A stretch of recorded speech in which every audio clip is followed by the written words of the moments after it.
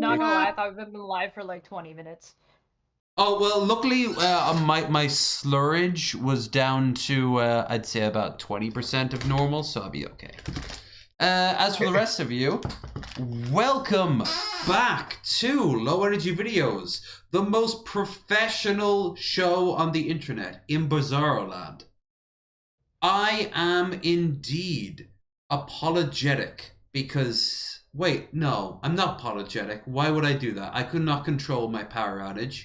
My power outage was Ireland reminding us that outside of Dublin, the Irish government does not give a single fuck about Ireland. Yeah, our power grids are prone to, especially this time of year, many shenanigans. But so you're basically Texas, is what I'm hearing. without the actually, I was about to say without the frost that kills thousands of people, not thousands, but about a dozen elderly people who freeze to death in their own lawns. Yeah. They can't get back into their houses because their hands freeze up and they can't get the key in the lock, and they just freeze to death and they're found in the morning. And they have nowhere to go. Like no neighbor will let that. What does that even mean? It means exactly what it says. More people. It's a very English thing, and the Irish, unfortunately, are more English than we want to admit.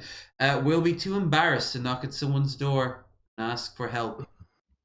That's okay. Yeah. If you do that, I don't think there's anybody can help you at that point.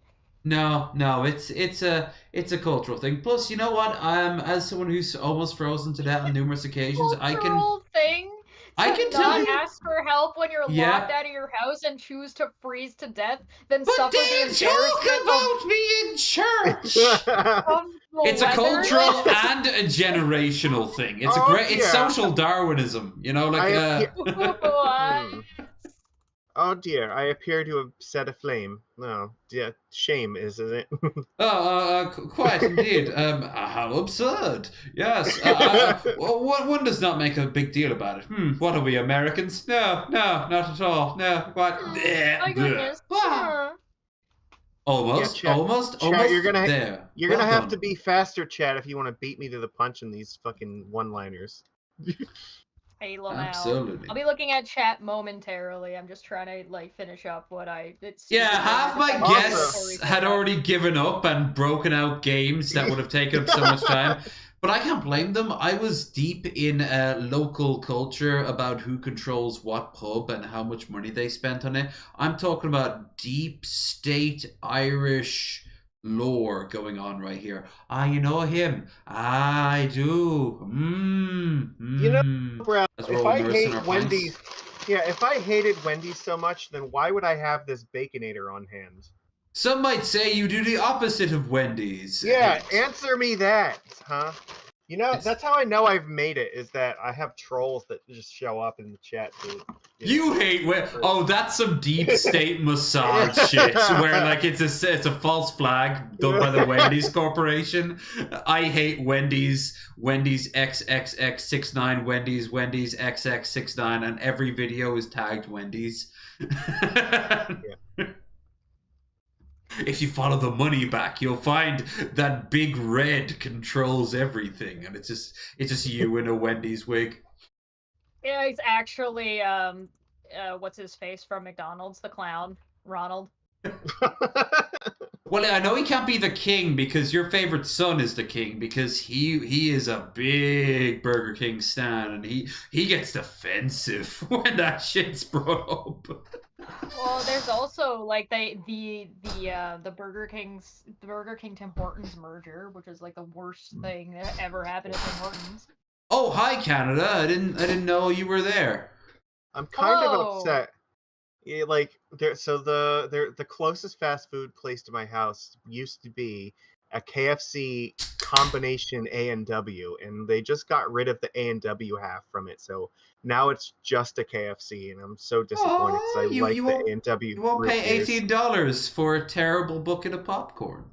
I wanted to now 69,000 damage, Kappa. Highest damage on my team and the enemy team, and I was the support. Nice. That's Get nice bonked. damage. Get me out. Get me out. All right, I'm free. now. Control Alt Del it. Oh, there we go. Hello. Are you living in the dark now, huh? Is the power out there too? You think the lights on?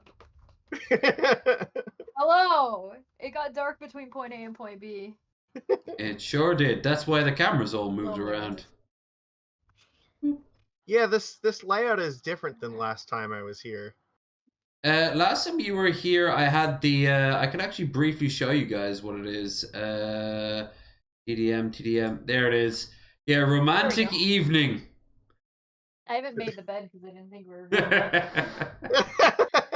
See, I can hide my mess behind me because the green screen sits in front of the bed. So what I do is I pull the green screen forward, but it Yeah. doesn't work as well in Discord because it's too wide. Yeah, I gotcha. It is what it is. That's why you got to use OBS's virtual camera so that you can make the camera not as wide. Ooh, Size it. Majicus. Yeah. Mhm. Why is there two Majicus? Two Majicus. The fun has been doubled. There only needs to be one Magicus because he is magic, and otherwise it would dilute it like some sort of cobra mead of some kind. Ugh.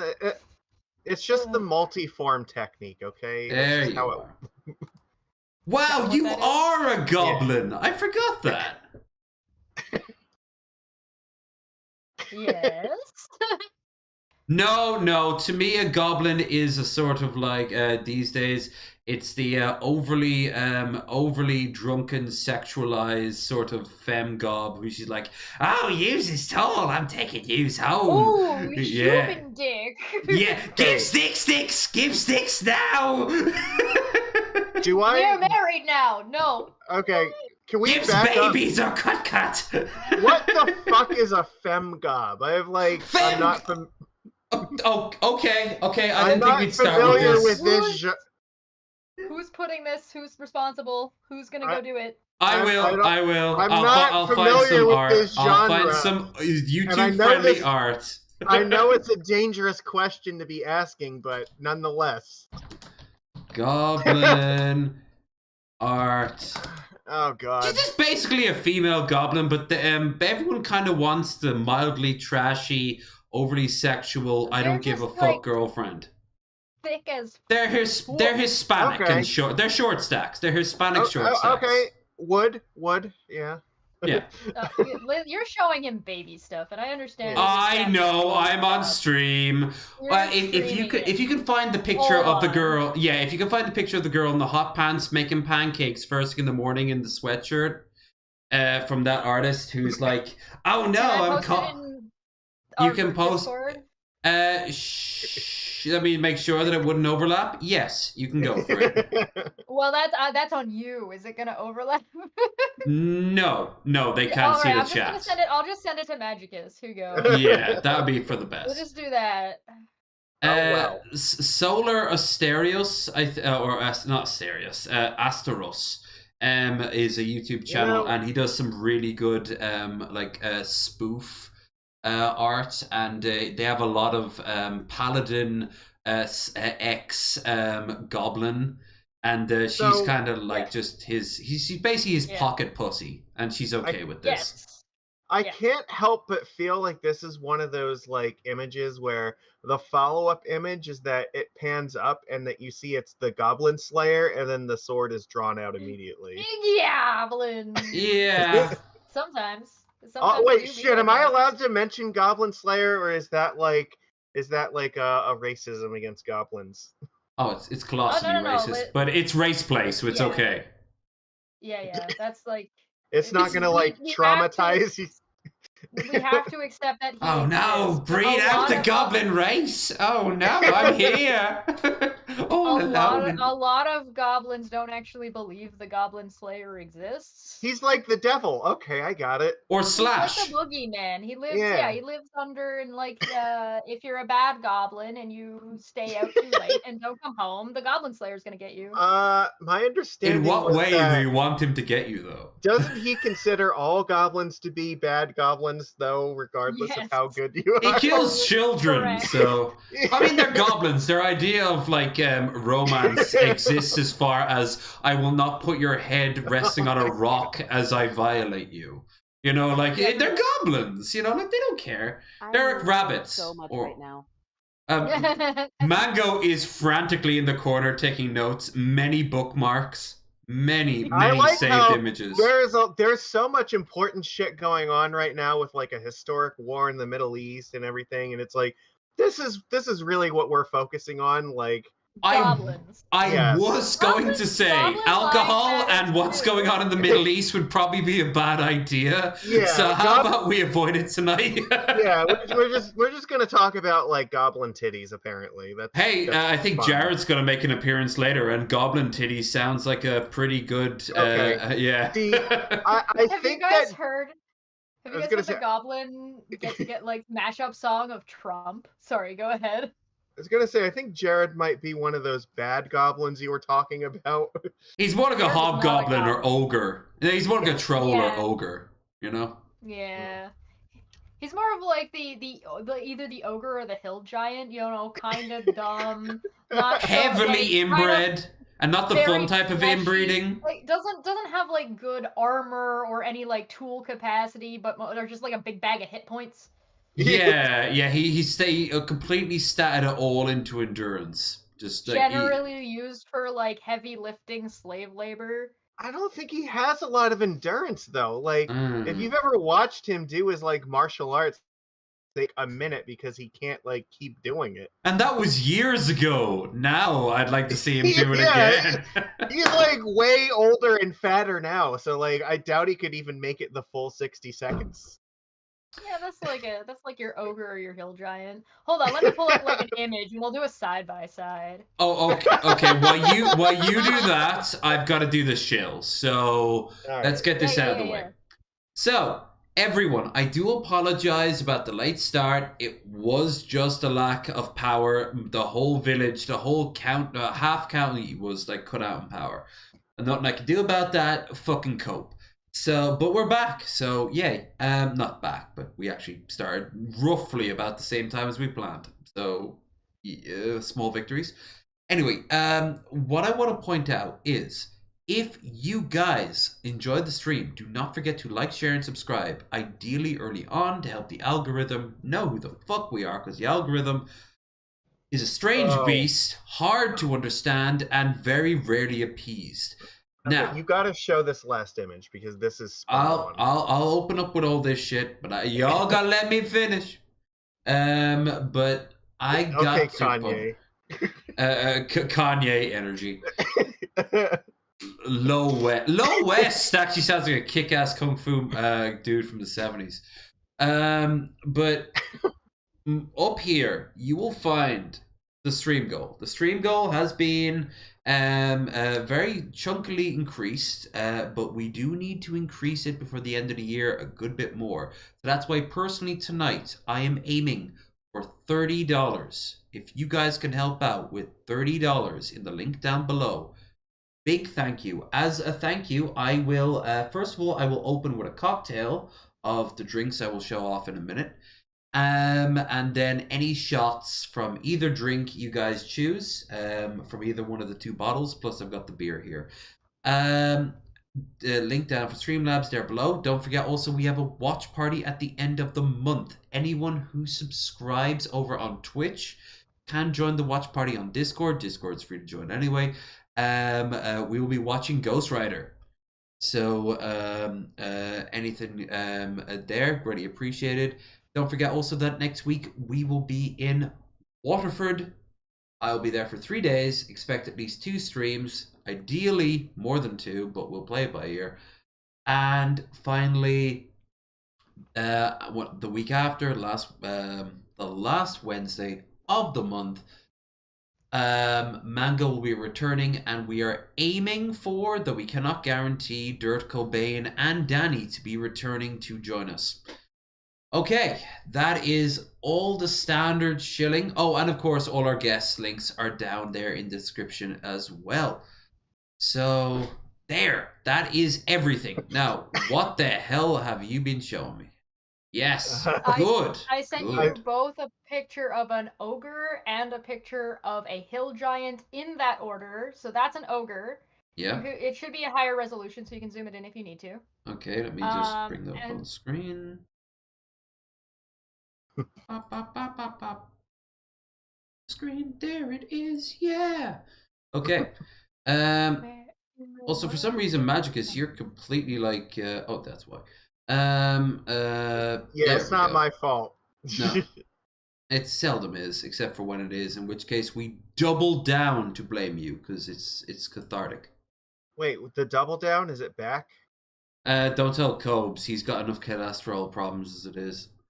Can't believe KFC took away the double down.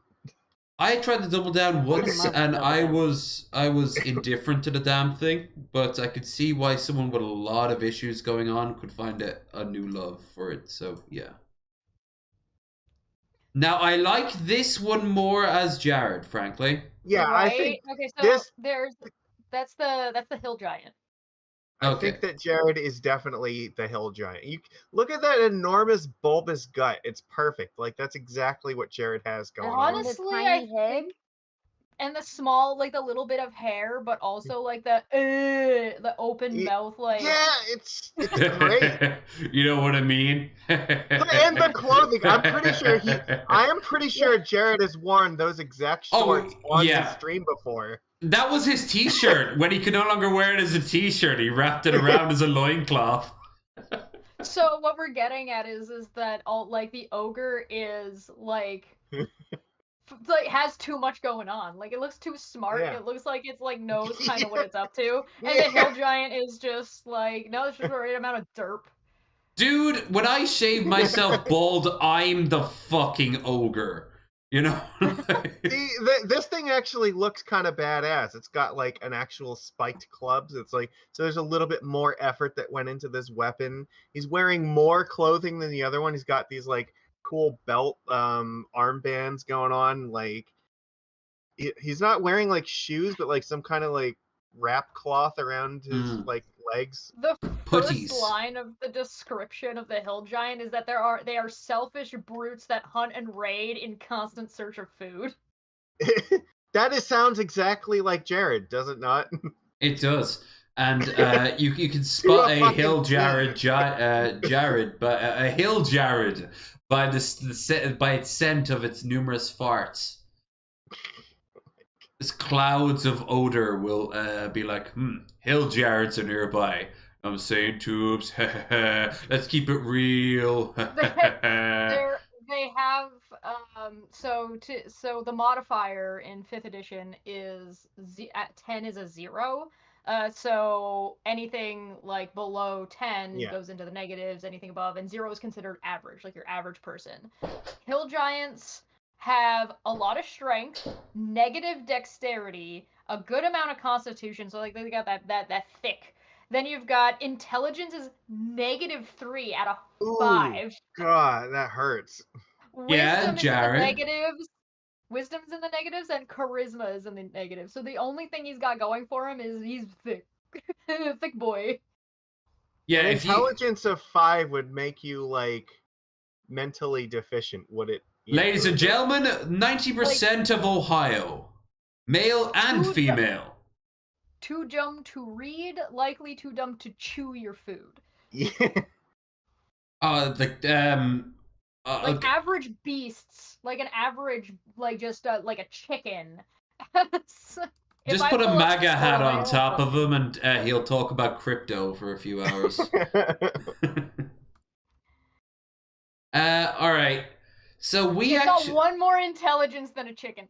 Do I? You know what? When I think ogre, I think more of the ogre kingdoms from Warhammer Fantasy, but they're fucking fun. They got drinking songs and eat all day. Like, when I think of Jared's intelligence, I think of like he has just the amount of ability to set up OBS slightly better than a chicken. So. Well, what about a random number generator chicken? You know, like a 1,000 chickens and 1,000 computers will make it OBS. I'm just saying, if you found a really exceptionally smart chicken, I think it would set up OBS better than Jared. I bet you could train an OBS to run it better than Jared could, as long as like you could train it to press the right buttons in the right order. Yeah. Jared, you can't.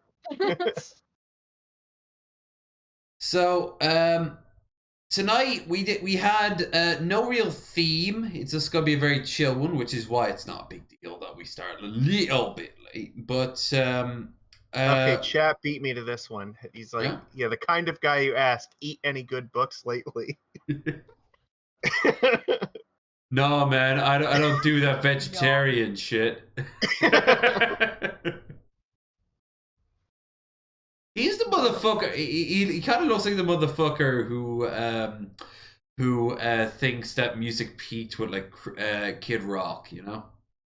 Like eating alphabet soup counts as reading. Yeah.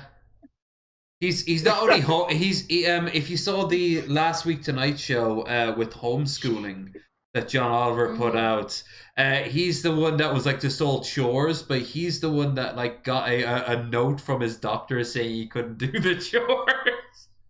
Guys, there's a message in my alphabets. It says "ooh." Classic. All right, let's get into damn. Oh, if I do find the actual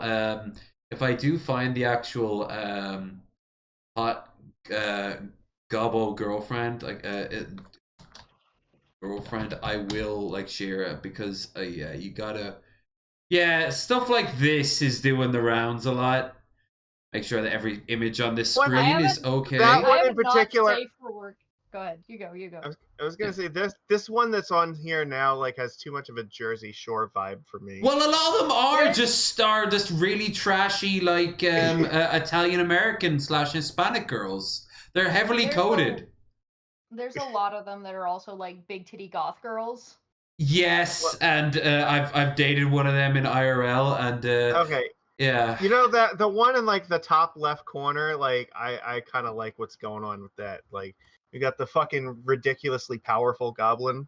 Yeah. Yeah, she's there's the goth girl. I dated her. I've got pictures to prove this. And Magicus one that has a picture of a goblin holding up like a certificate, and it says before any insertions, check if short stack is diagnosed with porn logic. Oh.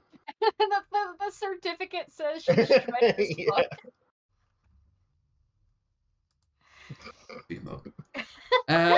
Like I like it because it is both an embrace of femininity, but it's also a rejection of traditional femininity. You know, like it is like we're rejecting traditional feminism, going for like short, thick girls that have like the capacity of like they basically just have cum brain. They have cum brain. They spend all day drinking beer, farting, looking at porn, not even for sex. They're just bored and look at it and go like, "Hey, do you want me to suck your dick?" Like they're just bored. They'll just fucking say it. It's like we took goblin brain and applied it to sex and porn. That's what it is. It's like you know how you can get like goblin turned brain, it basically things or just breaking shit like. They turned it into every. This sounds like a personal attack because I collect lots of things, especially shiny things. Yeah. Well, that might just sound like a personal attack because of my life. I was going to say it's every white person in the East Coast sister. Basically. I literally have a pile of fucking bottle caps on my desk because I haven't put them in the box yet with the rest of them because I just collect them because of Fallout. So I'm just glad to know what people mean by goblin brain now. Yeah, that's goblin brain. Goblin brain is like if you're going around your house, you have to collect your laundry, and for no other reason than it's kind of fun, you're kind of crouched over and waddling a little bit as you scoop everything up, and that's goblin brain. Yeah, you're like living in the same. You're basically a coomer before a girl. Like you're just like a 20-something teenage guy, but a girl. Like all right, give it to me straight, Doc. How long do I have to live? Well, you might not be goblin brain. You might be magpie brain, because magpie brain is just like I need to touch things that are shiny and textured, and I collect them and grab them and keep them in places, and I nest them around. That does sound like me. Yes. Okay, this is This is a good place to start then for tonight from our good friend Professor Lando. The difference between submissive and breedable. Oh, yes, I know this guy. He's hilarious. Which the important thing is, as a dom and an enjoyer of many things, both submissible and breedable, can I just say there is a fine distinction, and it has nothing to do with the recipient of numerous seeds, so to speak, ability to produce young. It's all about the vibe. I can't help but like I feel like I have this strong, overwhelming desire for pancakes right now. I wonder how that could have happened. Yay! You found the picture. I love how it's the one where she's on a little stool to do the pancakes. She found like a little bar stool to do it, and you know what? She's up there before early because you know why? Because you rocked her world. It was not. She wants it to be slightly more than a one night stand, but she wants to test the waters. Oh God! Like I said, there's a whole universe of not just lore. Yeah. Just like the Sundre Orc is also another one. Yeah, and I've seen a 40k version of that where she's literally like strangling a sister of battle, going like, "I'm not doing it because I like Zeret and Baka." With this fucking fat dumpy. Harder. Do it harder. Oh no, the space marine at her feet is kind of like giving her a sort of mommy look, sort of. But the sister is like, "I'm fucking suffocating here, help me." Because we asked the question, does a MILF have to be a mother? And I told your class that no. Of course not. I think the conclusion we drew was that a MILF doesn't literally have to be a mother. Marissa Tomei, the actress who plays Tom Holland Spider-Man's Aunt May. I thought it was clear. We did the readings, we went over it in class, but I guess some of the students were simply not paying attention. I had a lot of comments saying that Marissa Tomei, they said, "Professor, that's a cougar." And I appreciate the effort. Yeah. I appreciate that the cogs are turning, but there's just something they're not quite grasping. Very good. It's very similar to like, a square is a rectangle, but a rectangle isn't a square. Parallelogram? I don't know. It's something like that. A square is a parallelogram. Rectangle is a parallelogram. But a rectangle is not a square. Yeah. The internet is a series of tubes, as we all well know. Look, we're from really Urban Dictionary, a cougar is an... This is the science. All right, we're breaking this down. Oh, we are getting balls deep, right up to the hilt, right up to the entrance. You know, like shaft to MTR. You know, like we are going just all the way to all the tags. All the tags. Older, experienced woman who happens to find herself in a relationship, committed or not, with a younger man. I think is the most basic explanation. Going further, she's not necessarily desperate. She offers expertise and is open to new experiences. I will say, the second that you hit on a cougar and you're roughly the same age as her, she automatically becomes a barfly, but no one ever applies that to men. Have you noticed that? I've always known, as a perfumer of many a barfly in his glass, I can tell you that. Wait, you're telling us... The connotation is a lot different because, like, when younger men have sex with older women, it's considered a score, but when older men have sex with younger women, it's considered creepy. Yeah. The context. True, but how I've always noticed the people who flex over being with younger women tend to be like massively different in age. Like, haha, she's legal in. We were joking about JF earlier. She was legal. There's a difference between, like, part of the thing that makes it like more uncomfortable is more often we hear about men who are in their 40s going to bars and picking up women who are 18. Or right? 18 like is the earliest. Right. Well, yeah. That's what I'm. That they can be in the bar, even, let alone. I was drinking at 14. Come on, you know. Yeah, that's why I said legally allowed in the bar, not whether or not they are drinking or have been drinking before. It's just like we hear about that more often in a predatory sense than we do for women, for like a good number of sexist reasons. Yeah. but that's just a different kind of connotation. A lot of the times cougars, when they're going after younger men, are going after men who are like 25. Right, they're like Yeah. students. Oh, did Magicus, I suppose, and maybe Mango. Hell, Chesh, you've shown over the past few hours that you at least have a tangible understanding of my history.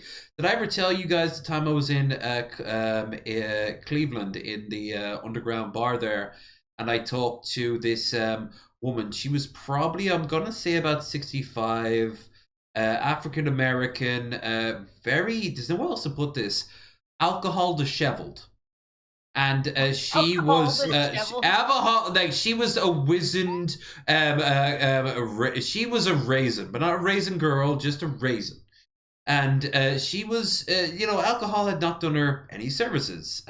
She could, for all I know, been in her 40s. That's how much she was hitting up. But I struggled with Woman. Yeah, she had been standing out on the salty sea breeze, so to speak. But she did want a lot of salty sea breeze because, as she said, as she was talking to me, she was aiming for those college boys with those fat, young dicks.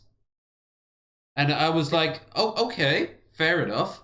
But I was looking at her like, she has no chance in hell. And there, another stereotype of like, oh, a guy will fuck anything.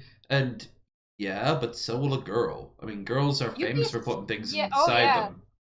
You would be surprised, right? Though, because like if you go to a frat party and this guy gets left alone because all of his friends have girlfriends, or all of his friends get picked up by some other women and they all leave and he's the only one. The vultures descend, yeah. The vultures descend and he's just drinking away. She buys him a drink or two. It's like, we should call those women. We shouldn't call those women cougars. He's a virgin, etc. Yeah, he needed to break it no matter what. There are cases of it, but I did think that was very predatory because she said all she would do was just like she said she actually told me her game plan. She would isolate him from his friends as they would all get shit-faced and go home with the young pretty girls, as she said, and she just ply him with drink all night and then take him home. Yeah, that's predatory. That's highly predatory.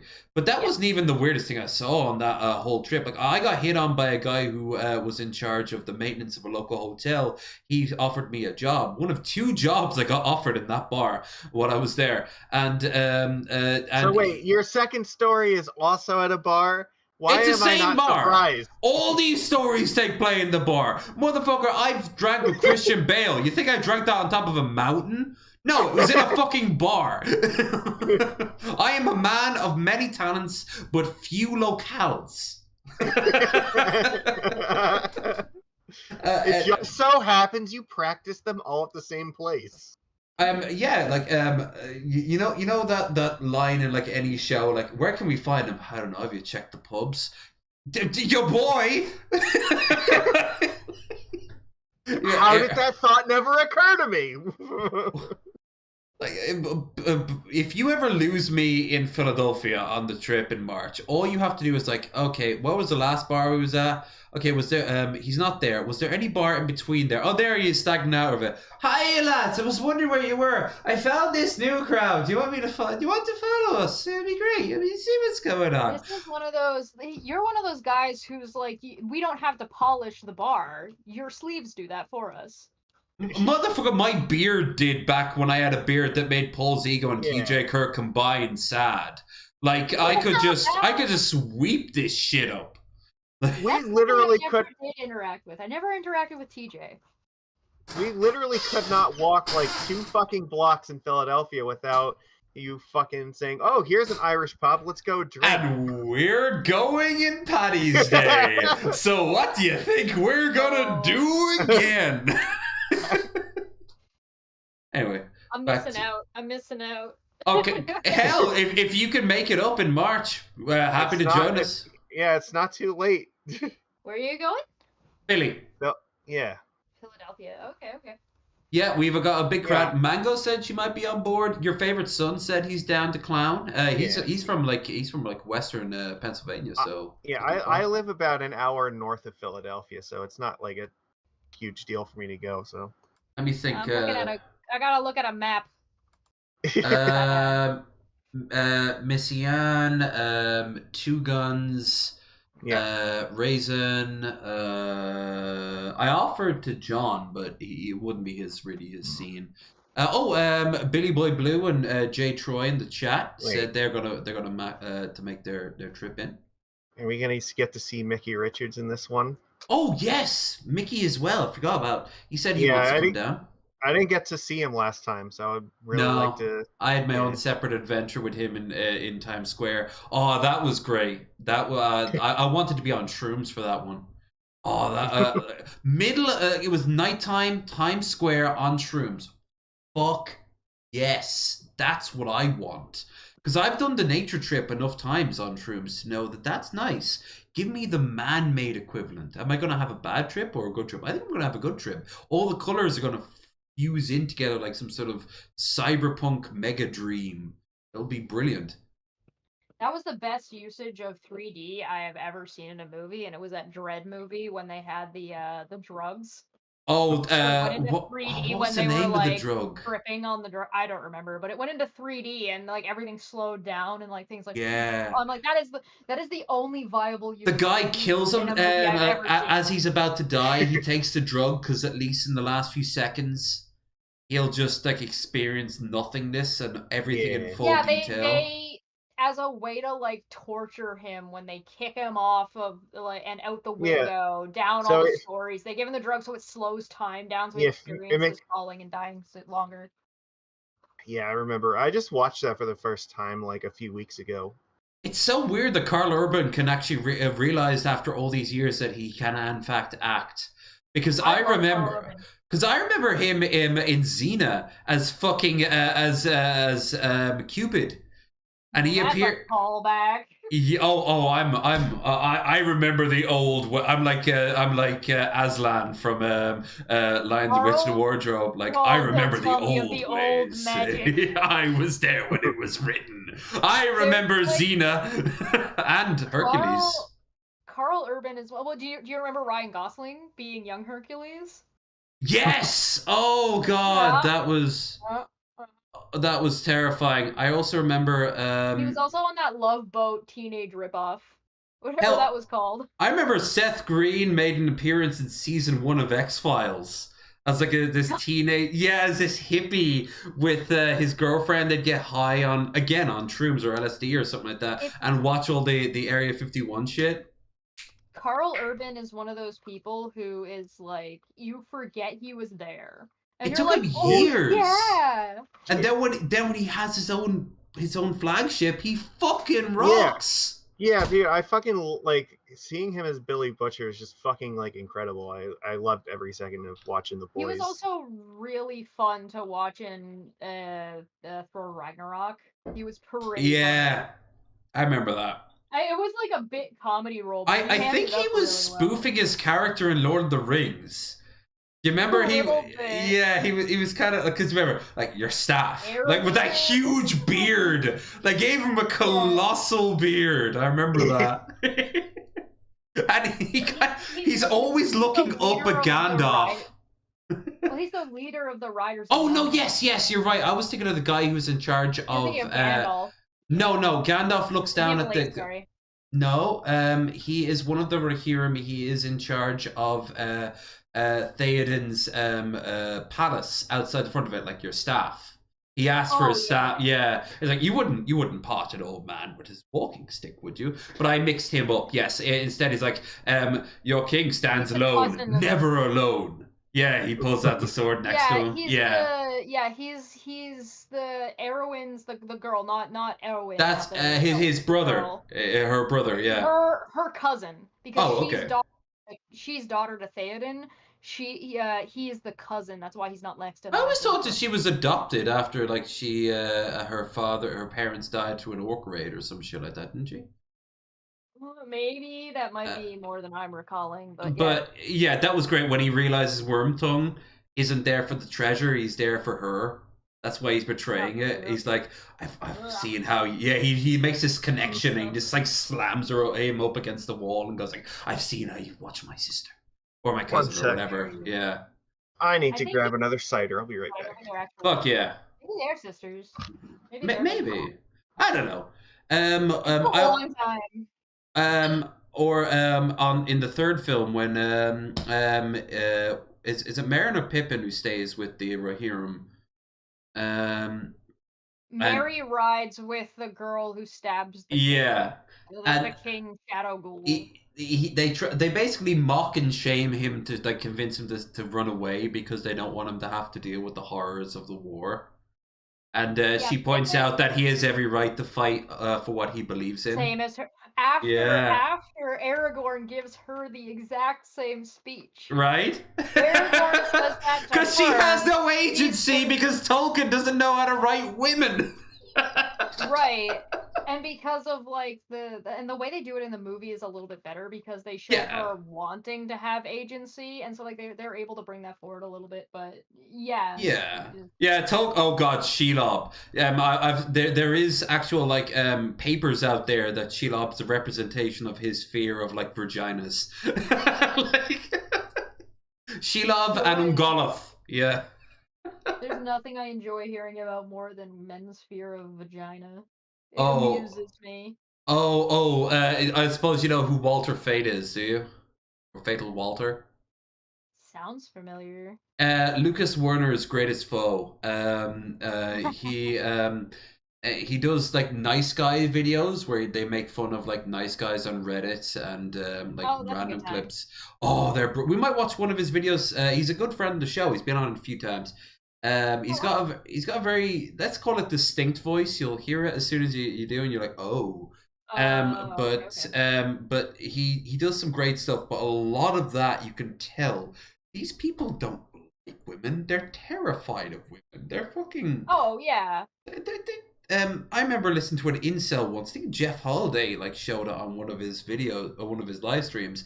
It was a guy who was like, hey, why should we even let women have orgasms? It's a way to control them.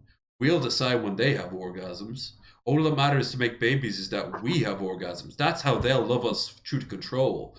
And you're like, what the fuck is wrong with you? Oh my god. Because women don't need you to orgasm, dude. Sorry. And guess what? Their orgasm doesn't cause babies, which makes it the safer option. It's just I don't. That's silly. All right, we've gotten far off the few seconds of Dr. Lando as we have. She simply wants to have fun. Though older, she may actually look younger. Attractive, confident. She's not interested in drama or games, as that would interfere with the pleasure she enjoys. From Urban Dictionary. A MILF. Technically true. Like just when you're drinking with a woman who's who's actually lived a life, you're like, hey, what do you want to do? I kind of want to fuck you, and they're like, yeah, okay, and then we fuck, and that's it. It's as simple as that. They have less of like the social awkwardness that younger women. No, because they've gone through it. They've gone through. Well, and this they don't is where we sort of get into the more abstract side of things. We talked about this idea of a MILF, summarized by, someone might say, just, she's MILFy. You know what I mean, class? And there's a difference between someone who's overtly attractive. She's got the extra large, slightly saggy boobs full of potential milk that will remind you of happier times. Like every time a anime is set in a fucking school. Because Japanese people are terrified of dealing with the hellscape of modern day Japanese society, so they retreat to their fucking. Interestingly enough, so there are a lot of anime that are based in high school, right? Yeah. However, as the audience has grown older, and as that has changed over time, there are now more and more and more like slice of life animes that are coming out that are more related to like adult relationships. What's the one from Netflix with the animals? Arascako. Stars? No, it's like a Grescu or whatever. She's like a red panda. Yeah, that's great. I like that one. Regrets is a hell of a lot of fun. There's one of them is Recovery of an MMO Junkie. There's one that's called Love is Hard for an Otaku. Those are some of the newer, more popular ones that have come out. I mean, Spice and Wolf was like a definitely like more adult reference. One of the more recent ones I watched was was it Gate, which was basically just an advertisement for the Japanese army. No. Yeah, there's like a handful of those too. But as people have gotten older, the things have kind of started to change. A lot of like the isekai animes, like you got your Kirito, right, who kind of like kicked it off, who was a high school kid. But as like more isekais came out, more and more of them started being like middle-aged or salary men that are getting to like getting hit by Truck-kun and off they go and to go be a kid again in an isekai. I was reincarnated as and then you just enter whatever the fuck you want, like or a truck hit me. Yeah. I love slime. I loved slime so much. It's such a good one. I heard. We just got $10 by the way. Hey. LEV's fake power outage fiasco was clearly a scam to get more money out of his audience. Fact. Lamau. Wow. I can safely say this person is definitely a tier above the rest of the chat. So definitely not BBB. So henceforth BBB, because paranoia has gripped my administration. LEV's fake power outage fiasco was clearly a scam to net more money out of his audience. Fact. It's true, because I took a lead out of Mussolini's playbook, where you make them wait and let it build up. I watched that episode of The Office. I know what the fuck is up. Anyway, Sun Tzu's The Art of War. I know how this goes. Thank you so much for that. Machiavelli, I understand. I need to grab my drink glass, because unlike a shot, I am actually opening with a combo inspired by Magicus up here of Malibu and I didn't actually show off the drinks. I got Malibu and I've got Mickey Finn's Irish apple moonshine in the UK, but they can't call it moonshine over here, so we just call it crackling Irish apple. You should know I can barely see you on the stream. So if you're... I'm not holding it up. I'm just describing it. I mean, if they don't know what the fuck a Malibu bottle is, they won't know who the fuck you are. It looks like you're holding the shadow of something on the stream. All right. Let me see if I can actually, because I have to grab I also have to grab the bottle, but there we go. There's a Malibu, and here is I've also got like a couple of cans of beer, and I've also downed. Stream is so chaotic. Yeah, pretty much. I'm low energy, but that means that there's no walls holding back from the immaterium. The chaos demons are pouring in. This seems like fake news to me. This is false advertising. This is definitely not low energy. This is like the shit show. Well, I guess you were paying attention then. I always I'll actually explain that one, because I've been told that at least like 5 times a year there will be someone going, "Oh wait, you're actually not that low energy." No, I'm fucking not. But you know what will be? My production quality. And I knew that from the very second I began. I would make some bog standard trash, subpar early internet shit, and I would never stop. So that's where we're at. Well, you think I'm ashamed of this shit? It's my fucking brand. No one else was taking it. I mean, to be fair, you've come a long way. Like, we can actually see the video on the Discord stream now. That wasn't always the case. Yeah, that's certainly something. Oh god, there used to be this LSD trippy shit. Oh, it was crazy. Ew. Interesting. Don't worry, don't mind me. I'm just assembling these lights that I got. It looks like you were building something. Yeah, thought maybe it was a green screen thing or something. Not even stream related, although I guess I could use it for streaming stuff. These are for, so have you guys, I don't know how much you guys follow my channel at all. I have plants that I've been kind of hobby propagating and getting and stuff, and it's wintertime now, so they can't live outside anymore. So I've been bringing them inside, and now I've got some lights so I can set them up in the closet. Oh. I'll show you one of the plants in a second. Give me one moment. What type of plants are they?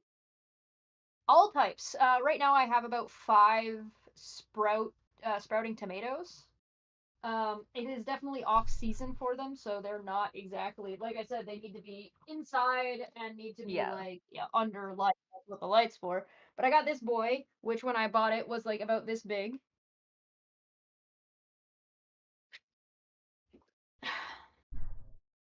It's a lavender plant.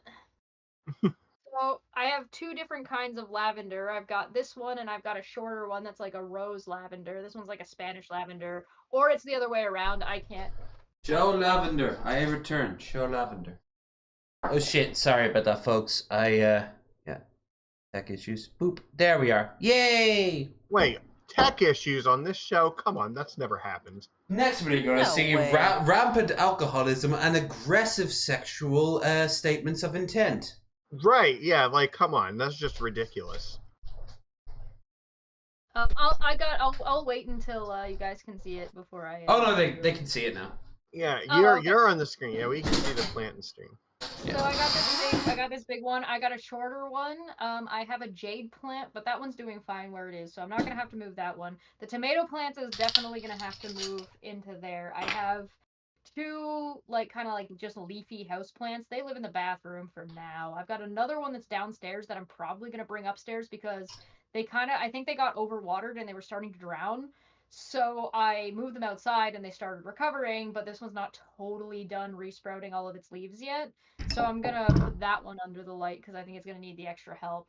I also have like a couple of like vines that are I'm just waiting for like the closer to like mid-October where my mom gave me like a big pot that had like a bunch of vines in it and flowers and stuff in it, and I'm gonna pull the pot apart. So you pull them all out of the dirt, you separate all the plants out, you see what's going on and what's gonna live and what's not gonna live, and then you just chuck whatever is not gonna live and then replant all of the vines. And one of the vines is sweet potato, because I guess it's a very popular decorative viney type thing. Turns out they're sweet potatoes. So I'm gonna see if I can save the sweet potato plant and see if it actually grows sweet potato in the future. That looks good. If you know who Red Eye is, yeah, he's been doing a project for about 1.5 years now of his own massive greenhouse out in his back garden. Oh, that's so cool. If you check out, I think if you check out photos on our Discord, you can actually see like his progress over the years. He built from scratch. He went through so much shit. There were gophers. He hit a water main, but now it's been chaos. But he's now in his second crop rotation now. He's really coming into his own. Speaking of, by the way, awesome. I just poured the Malibu in with the crackling Irish apple, and you know what? This stuff smells really nice. Oh wow! If this was a shampoo, this would be lovely. This would definitely get me to pay attention to whoever I'm sitting behind in a bus, and then I'm gonna lean over and sniff, and then everyone's gonna look at me and say that's weird, and then she'll go, "Oh no, it's the games that we play." And she pats me on the shoulder, and then everyone thinks that we're all a bunch of perverts, which we are, but we're consensual perverts. God damn it, we know who we are. Anyway, I mean that's fair. Yeah, there's I want to do a lemon tree if I can ever get my hands on like. I hear they are finicky as fuck. A lot of water, but not too much water. A lot of heat, not too much heat. Very prone to parasites. But the reward speaks for itself. And I intend on like keeping it small and inside as an indoor plant. My mom's got these really cool snake plants. I want to get a couple of those and a couple of the she's got like these like spider plants that I guess do really really well. I want to get a couple of those too. They keep telling me they're gonna give them to me and they still haven't. And I'm like, where are my plants? Give me more. This is really nice. Okay, I gotta ask. Be honest. Are you a supervillain? Are you like Poison Ivy? Is that what's happening now? Maybe. Hey, she's been retconned to be at least an anti-hero, okay? Which definitely do not go and find the Seabad show, which I did with Kent, with Bent and Dapper, where in one of the videos I may or may not have been confirmed to be a voodoo master. Where you... Nope. Okay. Okay, that's getting dangerously close to my territory as like Sorcerer Supreme. Oh, bitch! You know Cobes could cast a spell on you in 5 seconds. Is that gonna be the new rivalry? Who's more magic, you or me? So I actually beat Cobra in my first ever actual Mania match. It was Beck and me versus Cobra and the Puppet. That wasn't an officially sanctioned, Dumbledore approved magic duel. My wand is way cooler than Cobra's, and it even has like this cool like purple crystal on the end of it. Motherfucker, you got that from a factory. He used magical powers. Jeff's own magic wand could defeat yours any day of the week. Never. You poor little babies needing magic wands. I don't need the wand. It just makes me feel better. Well, some of us didn't bind ourselves to fucking demons. As for me, I'm a good old-fashioned space marine. I just open fire on all of you.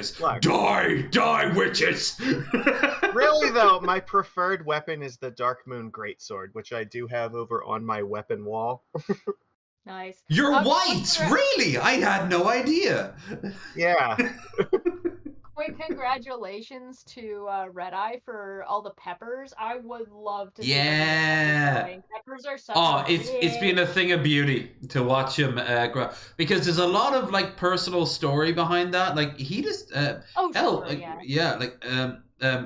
if you ever want to make a video when you think you've hit your like pinnacle of growing shit, which is probably a weed plant. Because I hear those are fucking nightmares. I already did a weed plant. Right. My weed is currently drying in the kitchen. Respect. Hung upside down and everything.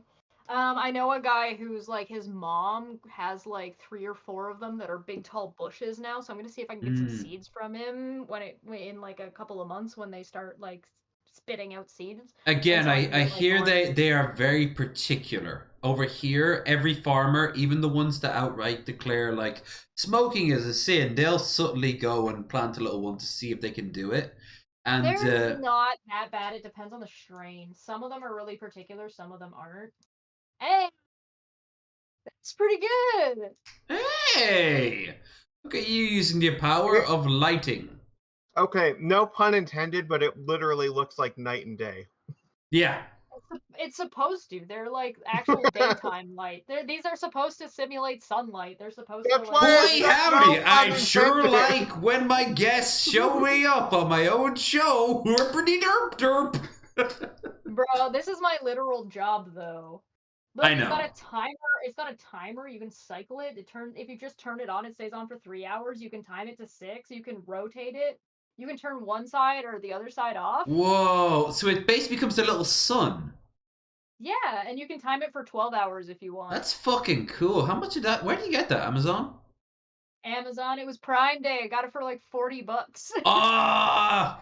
God damn it. I've had so many fires to put out. I'm very happy to say those fires are finally put out.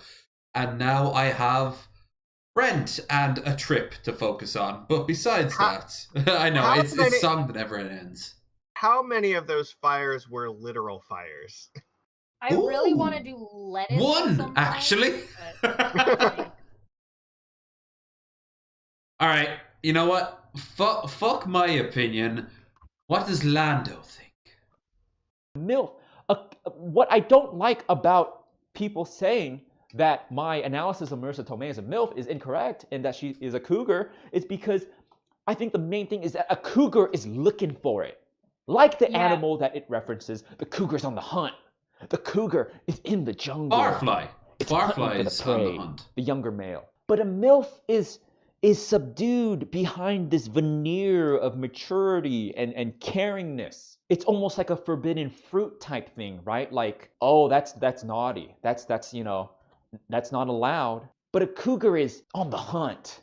That's a distinction, and not only a motherly figure, because it's very obvious that an aunt is definitely a proxy for a motherly figure. Yeah. But just motherly vibes. Just have the balls to say you don't want to have a fuck your aunt, you want to fuck your and mother. part of that motherliness is not like, oh, I'm gonna fuck you. Too aggressive. That's a cougar. MILF is different. I hope we cleared it up. I really don't want to see some misinterpretation. Are you shitting me? I have literally seen thumbnails. I tell my mom I want to fuck her. She is okay with it. Like, What did they okay. fuck? Yeah, although I guarantee you there's a sequel to that where afterwards the couple who fucked and then received like $300 for that video made another $300 making the exact same opposite video going like, she rejects my advances and calls up the police. Yeah, and then also ended up like slapped with a fine. And somehow then they're also taken down for the same thing. Of milfiness. But the policy So changes on the I was website. very shocked at the number of students that had this misconception. So let's just make it clear. Also, I'm glad people are finding the lectures, mostly thanks to my groundbreaking. Basically, the Professor Lando Venn diagram of submissive and breedableness. This is going to be a more in-depth look in my submissive and breedable theorem. Is this going to be on the test? The test is when you know those Japanese restaurants where the naked woman has like sushi on her. It's that's the test. You have to write on her. No, I don't know these restaurants, but I'm going to need you to send me some addresses of places to do homework. Sorry, buddy, you're on the East Coast. There, you're gonna have to go out and find some excuse to see Ben. It's the kind of place you can go for a cram session. Yeah. Oh, don't put cram on her, for God's sake. To a future lecture, which is the thembology lecture, ancillary to I'm gonna put chili on her. The Mexican version. Stand alone based on how is. This fucking pile of chili on top of her stomach, and this entire Mexican family show up to celebrate some like their kid getting out of prison or some shit like that. Make it put a little more effort into it. Make it a full chili con carne. Yeah. Oh, it needs to be what's the celebration where it's like the Day of the Dead? Oh God, it's basically a bunch of skulls and like they're all celebrating shit. Yeah, they're all celebrating, but they go to one of those restaurants, so the girls are all dressed up in they've all got like giant fucking sombreros on. Maybe they all Cinco de Mayo. Cinco de Mayo, thank you. Jesus fucking Christ. My brain's small. The submissive and breedable Venn diagram is my theorem, originally created when I worked in the thembology department. Smart. Okay, and some would say that I'm not proud, but some would say that our experiments on the femboys were maybe a little short of ethical. Some would say maybe a little unethical, and yes, but it was a different time, and yes, reflecting back, I can say that I do regret some of the things we did to those femboys. First time I ever heard of femboys was, no joke, the Newgrounds game Picos Saves the School, where as he's going through, you go into the janitor's closet and you literally see a sign that says "Chicks with dicks, twice the fun." There we go. That was the opening of all those feelings that I don't have because I'm not interested in that, but I was aware of it because every fourth person I knew was into it. And all of those people have come out as gay or trans or both, so... Who does not like femboys? Yo, boy! There's no reason not to like femboys. Genital preference. No, sir, you are misunderstanding. You can like a femboy without wanting to stick your dick in a femboy. Oh no, I like femboys in yes, that's fine. You can't not like femboys. They're great. We've had femboys on this chat. King is a great example of that. My favorite femboy is specifically Twink Link because he also embodies himbo energy. And I'm like, Twink Link, femboy himbo, oh my god, it's perfect. He's gender fluid! You know, after the right wingers lose the Civil War, we can send them to the re-education camps. They all think we're setting out. They're the ones that Hillary wants to set up, and we can show them endless footage of Link as a himbo and Link as a femboy, and then be like, you see, it's all it's all interchanged. No, I just I thought you were like, well, why didn't you want to fuck at once? Well, because they got a dick. I mean, I want to knock them up. You can't do both. You can't. I want to knock them up from behind. I want to knock them up. It's not you gay. want to impregnate the fanboy. Yeah, there is that. Oh, I know there is. I've gotten DMs. I'm not interested, but I appreciate the attraction given to me. It made me feel very pretty. Sorry, Magicus, please continue. To say there's nothing gay about it as long as the balls don't touch. All right, that's long been the rule, and it still holds true. Golden rule, Roman Empire. Three-way wasn't gay in a three-way. And I mean, yeah, it is also society was.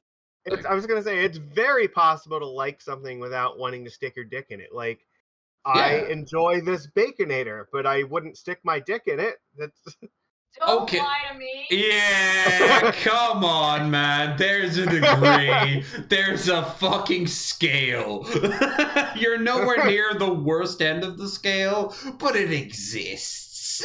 Baconator is like the least offensive thing that you could stick your dick in. I have seen, no joke, a picture of a video of a trans fucking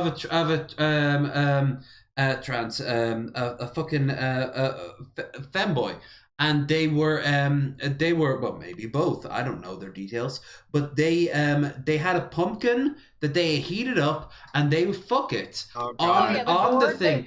And then it's not even just pumpkins, it's like gourd fucking. It's like any kind of gourd. Yeah. It was how they make their money, and no joke, they had put Vosh's face on the front of it and sent it to him. And Vosh is like, okay, well, I woke up to that this morning. You know, sometimes I say to myself, come on, Gord. Gord. I didn't even... Well, yeah, literally come or in gourd or on its face. If it's a jack-o'-lantern, then you was able to progress. Nature's pocket pussy. I think that's what's important. For the sake of humans, seeing their potential maximized. Either. Like gourds come in very. Yeah. I've been to Ethiopian restaurants. I know which way the wind can blow. I'm just saying that gourds are like an all-purpose. They're gender fluid, if you will. And they are mostly made up out of fluid. Have you guys watched Gen 5 at all? Gen 5? Or the Boys spin-off show that just came out like a few weeks ago. No, because I still haven't watched The Boys, and yet I've only ever watched the clips. I know I'm a fucking tool. I'm part of the problem. I know I'll love it the second I've seen it. Either. It's fun. No. Oh. There's a character that just has like this one power, and it's just really, really awesome because their power is like literally gender fluidity. And yeah, I heard about that one. I don't know. It's just I find it really like cool that every time that I hear gender fluid, it just makes me think of that character. That's pretty fucking hilarious. Having a character whose superpower is gender fluidity could be a lot of fun. You could do a lot of fun things with that, especially in an R-rated show like The Boys. Yeah. I know that. All right, can anyone tell me why there? I suppose, and you there, Magicus, tell me why there was a scene that was shown in the form of a cartoon where like. Homelander in the form of an eagle goes into like a gym and beats the living shit out of another person in front of everyone, but it's all done in cartoon style. Because I remember watching that and being like, I have no idea. This is like 5th level context required for this, and I'm thinking I don't even remember that scene, to be honest. Like, I've watched the entire. Are you thinking of somebody's Fanta is like memory. Are you talking about Omni-Man? No, that's Invincible, right?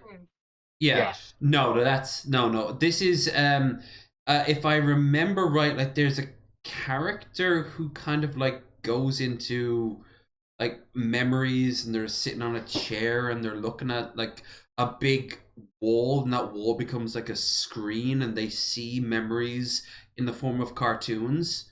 And those memories can be like really fucking graphic and like surreal and weird. And I remember watching that on YouTube and being like, I'm gonna have to watch like 4 seasons to know what the fuck is going on. Like, what the hell? I think I know which character that is that like has the memory power, but I still don't remember the actual like scene that you're talking about. Yeah, he comes into the room and they're like all training and shit, and he just fucking beats the living shit out of another character. It's like, no, stop! But no one could stop Homelander, because even I know Homelander's like big. He's strong. He's disturbingly strong. Yeah. He does many murders. He does many murders, and then, as YouTube points out, people make name schools after him. Are you thinking of Black Noirs? Because he has a lot of those like kind of scenes. Okay, I don't know. I'm asking. Like, probably those are actually really interesting. Because the whole entire point of them being animated was like he's the only one that can see them animated. Right. No one else sees the fight scenes animated, like just him. It's supposed to be shown from like his perspective. Yeah. So I'm guessing. I got my tomatoes. Oh. Ooh. My little buddies. How far along are they? A couple of weeks. And so I just moved them into a bigger pot. So all 5 of them can get a little bit bigger. I don't plan on like getting anything from them until like next spring, where hopefully I'll be able to separate them out again and put them into like individual pots and let them go. What's the routine with them? Like to spray them down with water, make sure there's no bugs in them or anything like that? Pretty much. Since I repotted them again, this was the pot that had the weed plant in it. So I just pulled it out, sifted it a little bit, added some fresh potting soil, and put them in. And then I left them outside for a couple of weeks because it was still nice enough for them to be outside, and they got rained on and all that good shit. And now this pot is like really heavy, like it's still very damp in there. So I'm not gonna have to water them again for probably like 4 more days. You know, we're soon approaching the point where you may not have to bring them in for the winter at all, because it's just going to stay warm all year round. Yeah. Right? Yeah. Hope you're nowhere near Florida. No. All right, I'm moving on to Lando to move into the person I wanted to show tonight, because this shit got fucking bizarre, and it's a channel we all know very well, Channel 5. That's right, they made a new video. And it is... This is a great start to this video. We're just fucking waving a gun around. Sign that says freedom's not free. Is that the Liberty Bell in the background? I think it's like a representation of the Liberty Bell. Like, something tells me this is like fucking South Carolina or some shit like that. The only thing that would make this better is if this guy had a swastika tattooed on the inside of his wrist. Oh no, he'd need to have something more obscure, like a fucking a Nordic symbol or some shit like that. See, I like to imagine that he does have this tattoo, it's just on the other wrist, that's all. Oh, yeah. No, 1488, but it's done in like Roman numerals. I'm really hoping you're not giving me another person that I have to add to like my shit show stream. Let's roll the dice and who do we get? So, let's go. I don't think we need to ask about it. Quick thing for anyone who doesn't know. Obviously, QAnon Shaman, if you don't know, what the fuck you doing here? Like, go, wiki, 5 seconds, Jesus Christ. January 6th was a hell of a time. But Channel 5 produced a lot of great shit that I really liked. And Channel 5 is... came out, the guy who did it, a lot of girls accused him of being a sex pest, and he actually acknowledged it and said he's got to back off from the internet a bit and focus on not being a piece of shit. Which I thought, yeah, it was very oddly, a moment of like clarity. And some of the shit that was coming out about him was like fucking pathetic. Like he literally begged them on his knees for sex. Like there's nothing more attractive in a man than being absolutely fucking pathetic. Right? That's true.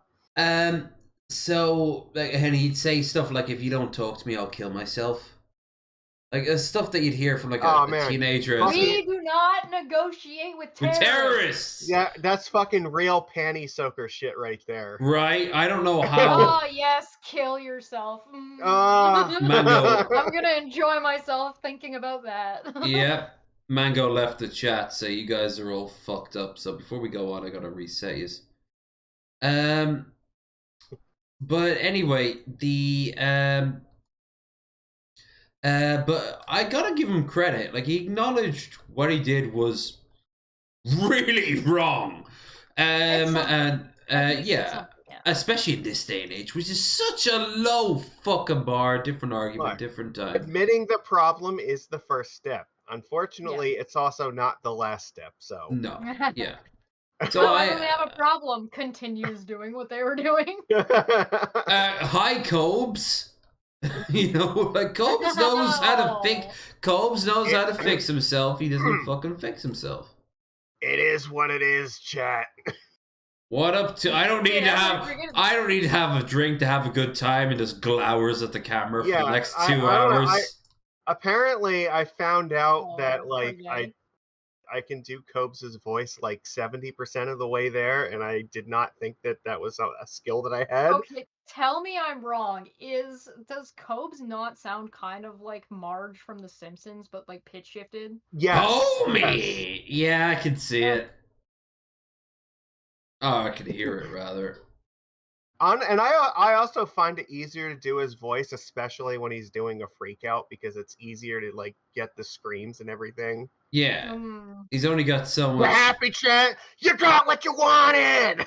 Yes, that sounds on fucking point. All right, let's get into this guy. Yeah, let's get into it. Let's go. Not free. Remember the Constitution and remember our rights. Kelly J. Patriot, Channel 5 Live. What's this? Oh, I think this one's. Oh my God! I know this guy. He was the one from Strutting That Ass.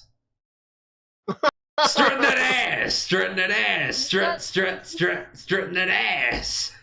He's got them skinny jeans on though. I know, like with the holes in the knees and everything. 57 hollow point. And now we're gonna talk a little gun safety here. So first of all, make sure the gun is empty. Bullets are out. We got 6 right here. Don't point it at somebody unless you're gonna fire. Oh my God! And don't shoot unless you intend to kill or protect somebody that you pointed it at the fucking camera guy like 2 seconds ago. If Two Guns is watching this, we need his expertise to go and go like, this guy is fucking whack dog, and then leave. Is that the Under Armour logo?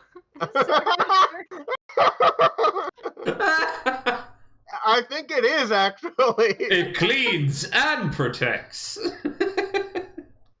This is not how you hold a fucking weapon. Like he's holding it like he would a fucking like a fucking bagel. No, a fucking like croissant. Grasp it by the handle and aim it at the ground. All right, like this is not hard shit. Put it in your holster. Yes, even better.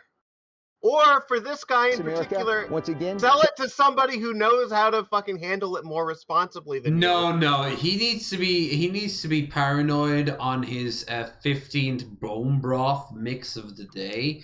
Look out the windows, see a 17-year-old black kid mowing the lawn and thinking that he's trying to rape a white woman with blonde hair, rushing out screaming, "Trump won the election," and then fire. Stop trying to take those guns away.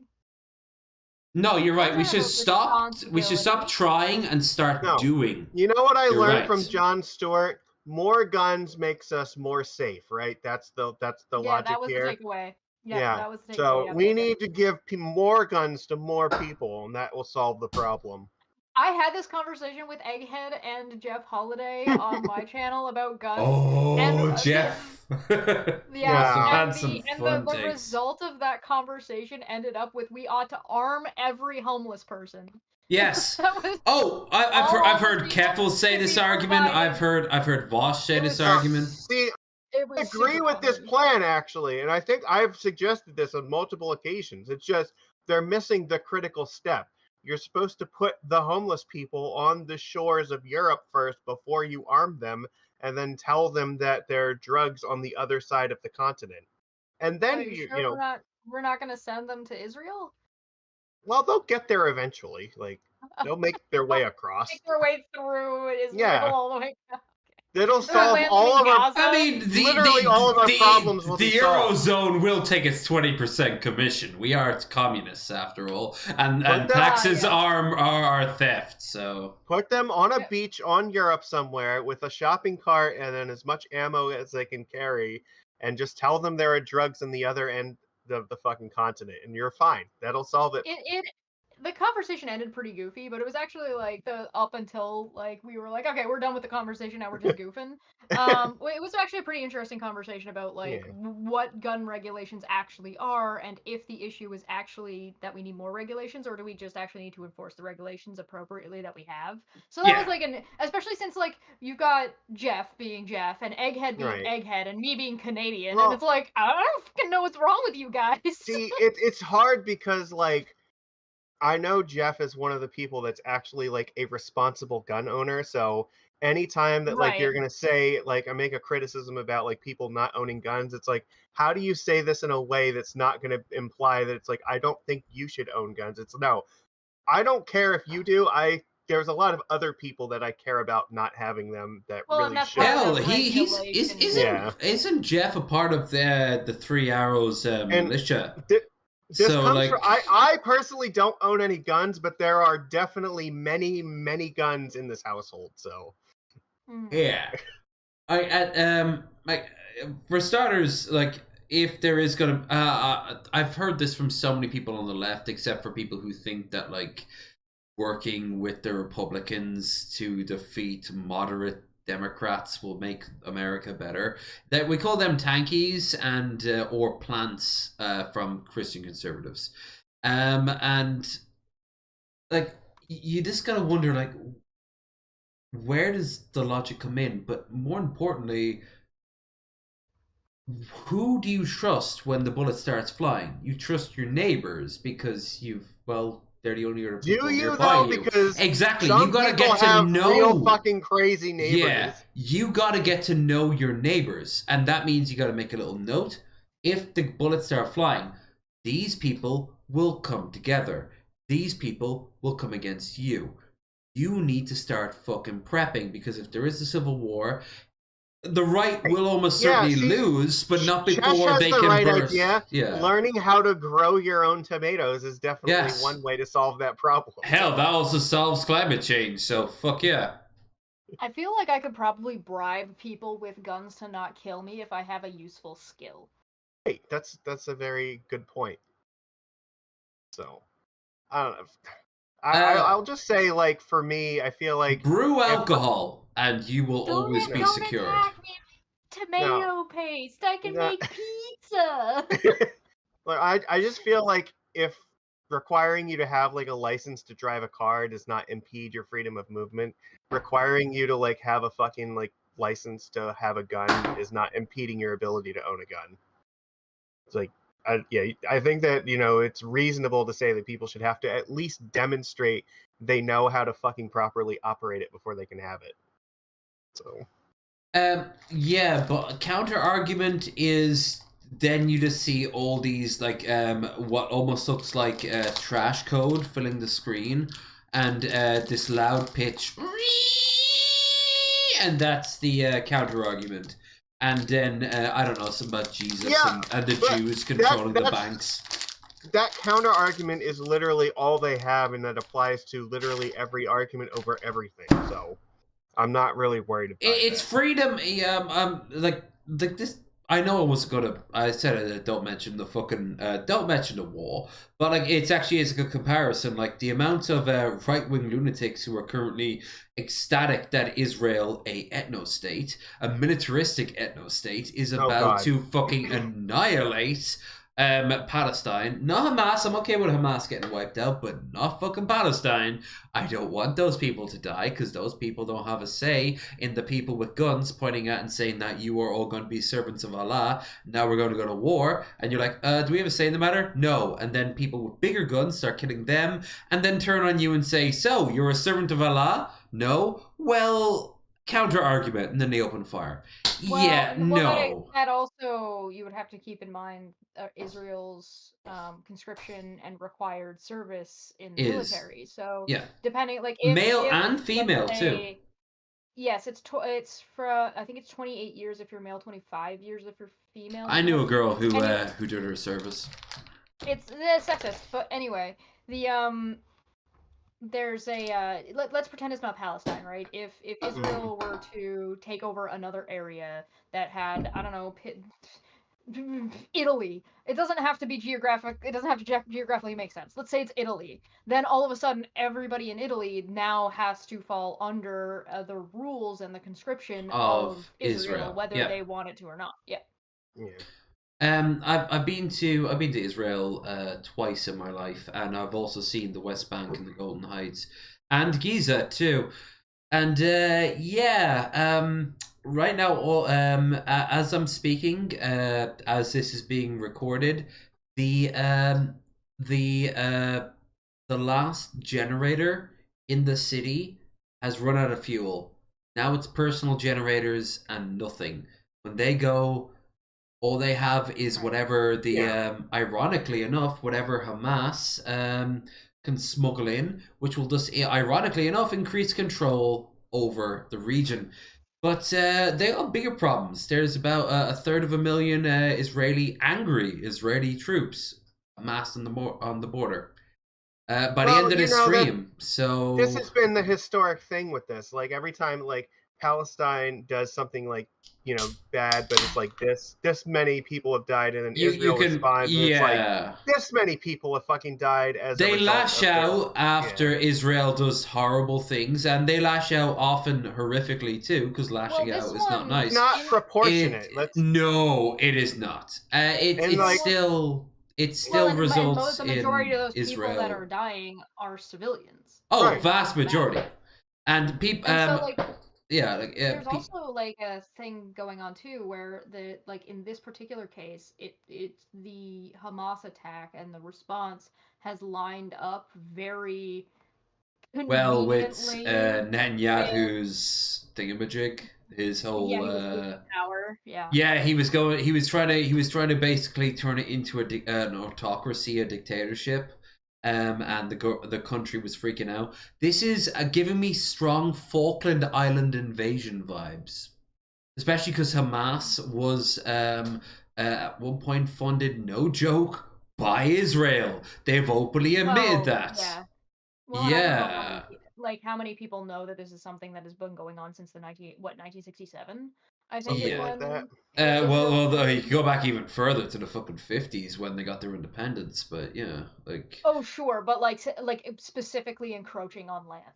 Oh yeah. But this is way past the purview of the little droplet I want to put in. So and a lot of it you can think of it even in terms of okay, well, you're like a kid at school and you're getting bullied every fucking day, and then after 6 months of this you finally fight back, and then it's like, oh well, I guess that's an excuse for me to now hit you with a steel chair. It's like, okay. I had this conversation. I brought this up when it came to trans people and black people, when people were talking about Black Lives Matter, and I was just like, how long do you think you get to punch somebody before they're going to eventually hit you back? I will say this though. Then you cry foul. No, I mean it doesn't make anyone on any particular side in the right, but it's like, what the fuck did you think was going to happen? No, there is one right group of people in this: the Palestinian people, not Hamas. Never support Hamas. Always support the Palestinian people. whether or not you, like, on principle believe one thing or another, the reality and the practical effect of if you keep hitting somebody over they're and over gonna and hit over again, back.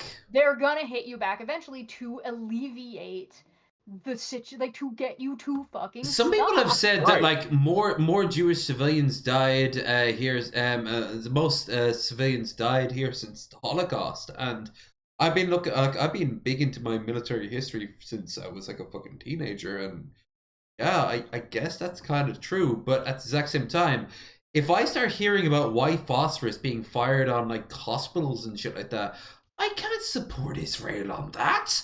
Like, I kind of find it a little bit suspicious that the targeted bombing is a, like, Hamas just happens to be hiding in, like, the Golan Heights. news. The Oh no, news that's separate. Oh no, Yeah. they're taking advantage of that. Probably to save face because Mossad probably feels like a fucking jackass. I think that they wanted a big event like this, but they didn't. I think Netanyahu didn't want it to become this big. Actually, you know what? No, I'm putting a fucking veto on all this shit. I did not want to talk about it this much. All right. We're gonna watch the video. I just want to say your final pieces. With, say your final pieces. Like, I think the entire conflict is also kind of fucking like meaningless and stupid because in like what 3 to 4 decades that area of the world is probably not going to be habitable anymore because the temperature is going to be fucking over 100 degrees on average. Yeah, but as long as there's still oil or something, like there's a lot of steel out there too. Don't forget the iron ore and iron. It's like it doesn't really matter whose holy land it's gonna be when like literally it's so hot that you won't be able to fucking live there. They will if they can find some excuse to kind of like pay for it to build like a sort of dome. I picture almost like this sort of like stalk dome where the giant cube, the Kabbalah, is lifted up off the ground and put into like this more habitable climate.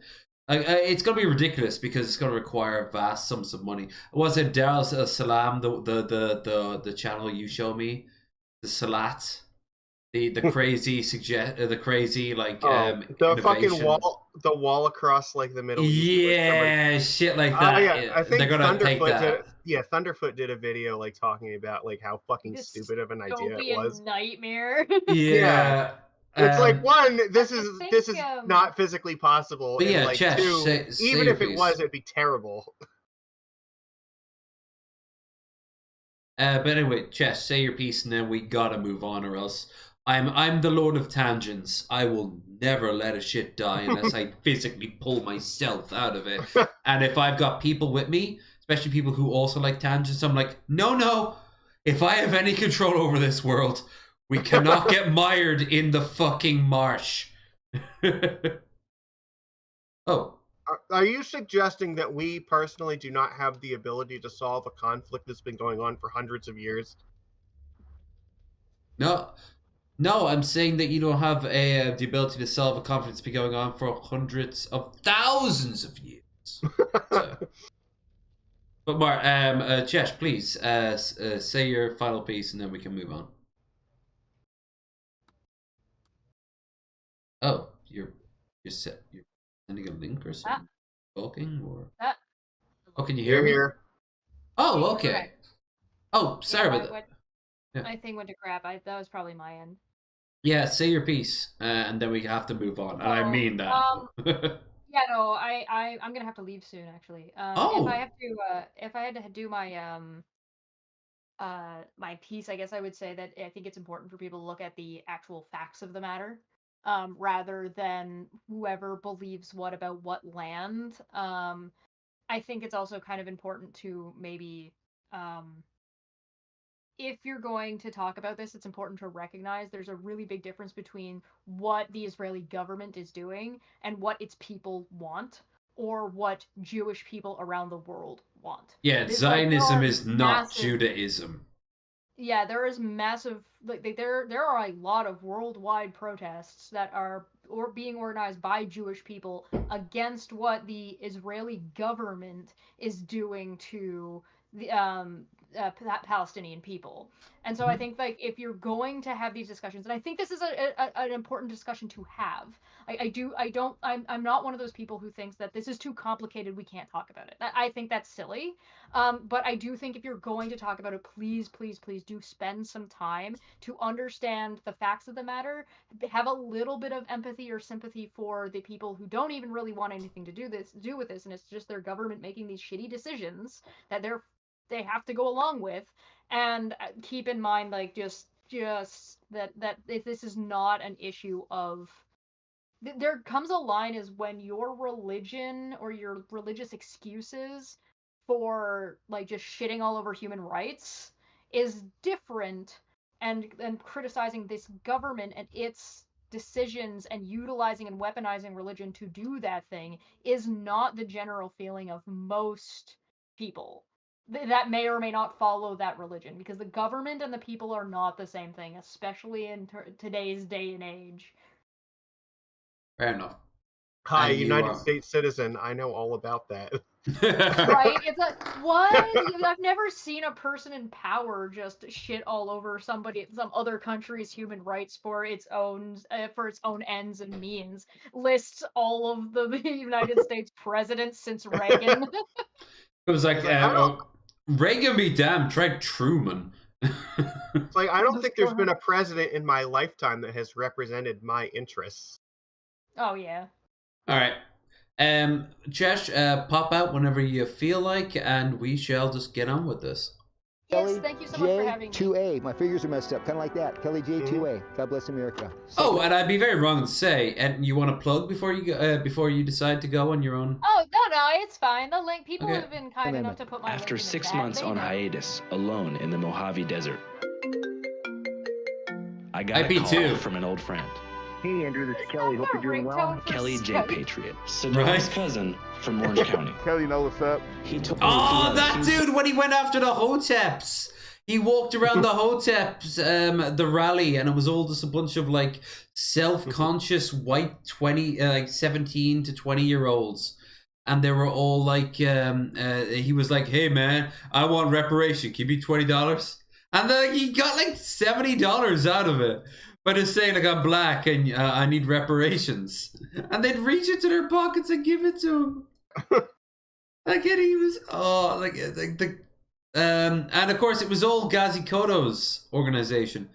Chesh was awesome. Isn't he, like, in jail now? He is. He's not just facing murder charges, which is bad enough. He's facing treason charges. Because he might have actually been a Russian agent. Yeah, they had like a pile of illegal weapons or some shit, didn't they? Yep, and they were receiving money out of a known Russian agent cell.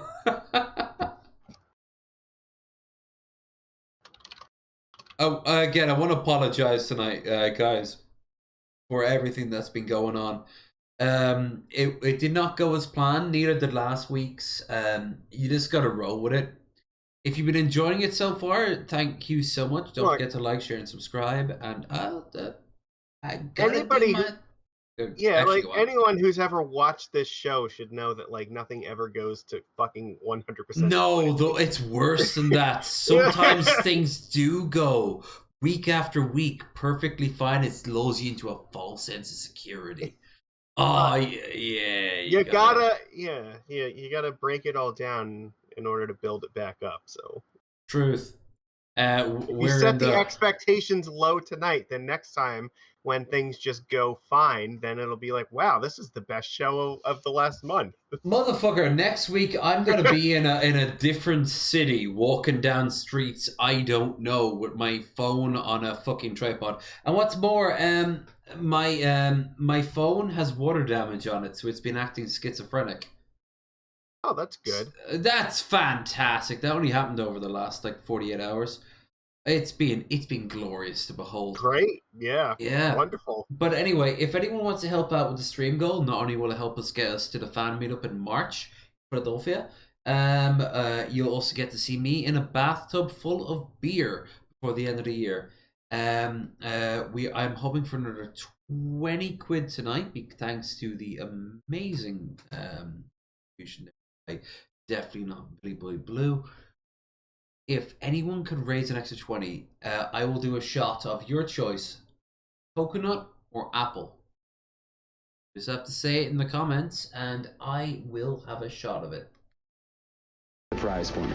but wouldn't tell me what. That was All a he good said mixer. was get to the Arizona State Capitol immediately. Pull around, go under the 2 big flags. I met him at the Freedom Isn't Free gazebo, and he told me that I must start by getting a zoom-in shot of the American flag.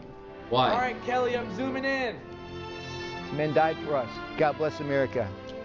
Those men died for us. Observe as as my feet pick. As I just shoot this fucking gun in the middle of this monument. He went to an endless mimosa brunch before coming here, didn't he? Like, he is like, I was talking to my ex-wife, fucking whore. How dare she leave me for my I want to see if he rampant- actually fucking pulls the trigger in this gun, because he just whipped it out real quick. At first, I was a bit disappointed. I Why thought is he'd there break a my shell on the isolation ground? just to show me his gun. But then I heard What a the bellowing fuck? screech about 50 yards away. Screech? Oh yeah! Fuck yes! I could Fuck hardly believe yes! it. Chesh, you don't know what you're missing. There he was, Jacob Chansley, aka the QAnon shaman. Jacob Chansley, known as the QAnon shaman, has been released from prison. Fresh out Ladies the and federal... gentlemen, boys and girls, the future third host of the Drunken Peasants. Slammer. After spending 41 months Give it in 5 solitary years, confinement I will- for his role I'm in the fucking January calling it 6th now. Capitol riot. Well, I'll say it's oh my god, yeah, that's loud. It was very loud. But yeah, it's good to see that he hasn't learned anything in the past, like, what, 2 years? Oh no! Did you not see the interview he had with Channel 5 like last year or the year before? Like, he was so fucking like butthurt. There was a he explained graphically a moment where one of his weekly nurses who came in to check on that he wasn't cutting himself or whatever was like checking his blood pressure and all that shit, and he's like, this is an outrage. I'm an American hero. And he said, with this hardcore Jamaican black accent, she said, oh, well, maybe you shouldn't have been a monster then. You know how much that offends me? I think hero might be pushing it just a little bit. Yeah. Just ever so slightly. Yeah, like he just had this fucking insane idea of how this thing went, and it didn't. And how did he described? How he described it was also hilarious, because he described himself as, well, like you said, a hero, but also a patriot, and best of all, liberal. The true liberal, aka whatever the fuck Sargon thinks he is today. You mean extremely right wing? Yeah, and I'm literally talking to a man who's had a drink with the man. Twice actually. Did you notice any difference between the first and the second one on his demeanor? Yeah, the first time it was earlier on. I want to say it was like maybe 2016. It was around the time he was getting sued by Christy Winters, I think.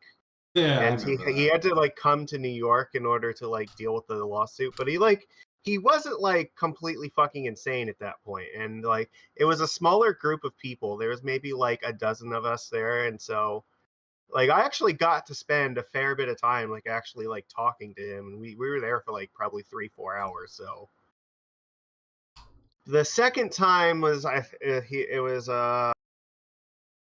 he was with Tim Pool and fuck, what's his name? The jazz musician guy that like deconverts the KKK people. Oh God, he's like Daryl something, I think. Is he a cop? Is he a former cop or something? No, he was like a jazz musician, and he just hold on. Fuck, what? Oh, I can find this in a second. Daryl Davis, that's the guy. Yeah. Yes. Daryl Davis is like a really cool guy, and like I will say, like I fucking love that dude and everything that he does. But yeah, that was the second time that like I met Sargon and we were drinking because there was like a little after party to their talk they were doing. So But that was, yeah, he was like with Tim Pool, and like you can kind of see the direction where that was going at that point. And it's just he got more into like when you ask him about climate change at this point, he's like, well, I haven't looked into it. And I haven't looked at the statistics. And it's like, come on, dude. I know that you're fucking smart enough to like know that the shit is a problem, and it's only gotten worse since then. You know, if his enemies, giant quotations, captured him and tortured him, he'd buckle in like 10 minutes. Oh, easily. I mean, I think this was also around the time that he then like destroyed his fucking like political career with UKIP and destroyed like their entire party, by being the worst candidate they've ever had. I remember he promoted some fucking crazy. There was a guy from like Bristol he supported who was literally like the son of a guy who was like one of the last members of the National Front. And that tracks. I believe that. Oh, you know who the National Front were, yeah. Because the BNP was bad enough, and then the National Front were like, "Oh no, you can't be filthy enough," and they went off and be filthy enough. Yeah. Which is weird because they also ran for office. They ran for office while being literally monsters. How did they think that was going to pan out? Well, like Vosh often says, fascists are stupid, so... Oh yeah, they destroyed themselves. I mean, Sargon destroyed himself. Yeah. I mean, by the time you're fighting with, like, Medicare, who up to that point had been fighting with whom? Like, fucking... Like, Channel Awesome didn't respond to his shit. Hell, Wings didn't respond to his shit. Mm-mm. Sargon, yes, I was like, why don't we have a debate? Oh yeah, sure. So let's talk about the fact that you were a fucking piece of shit.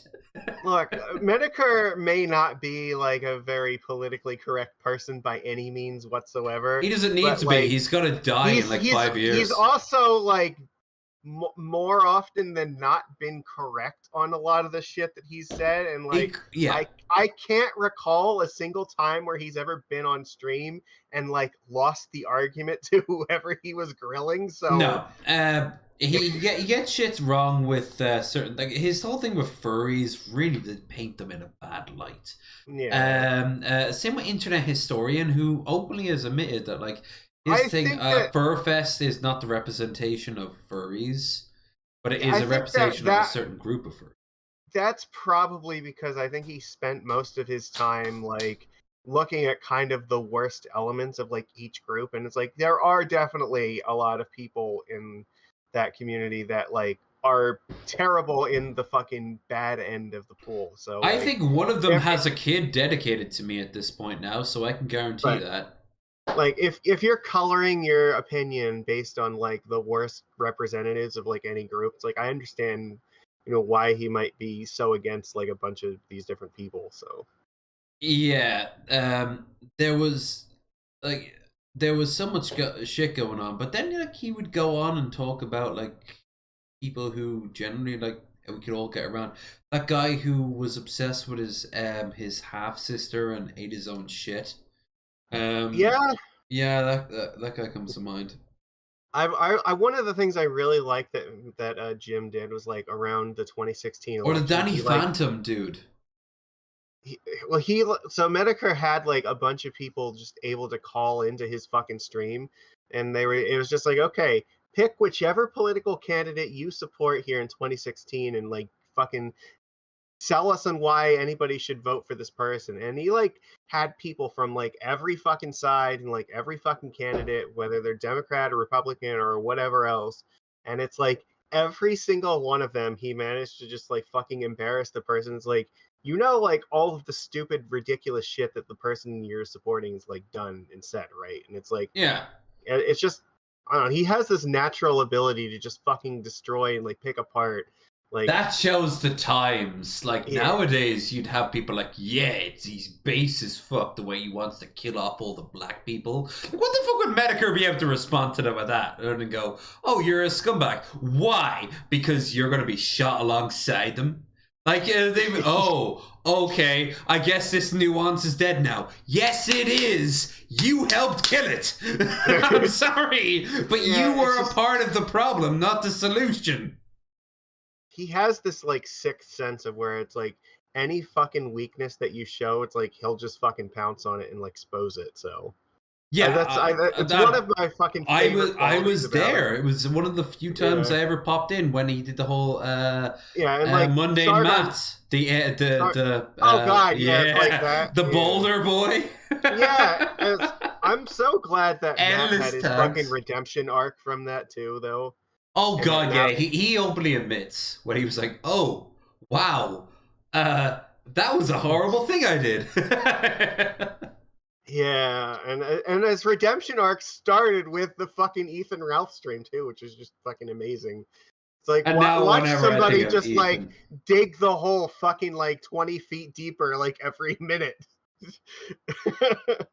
I love how it always contains an extra person you can then think of, and they went through their own arc, normally in the negative, but then they'll include another person. Like, oh, Ethan Ralph. Oh, yeah, I remember when he got his face caved in fucking Portugal. You know, like... Didn't that happen like twice?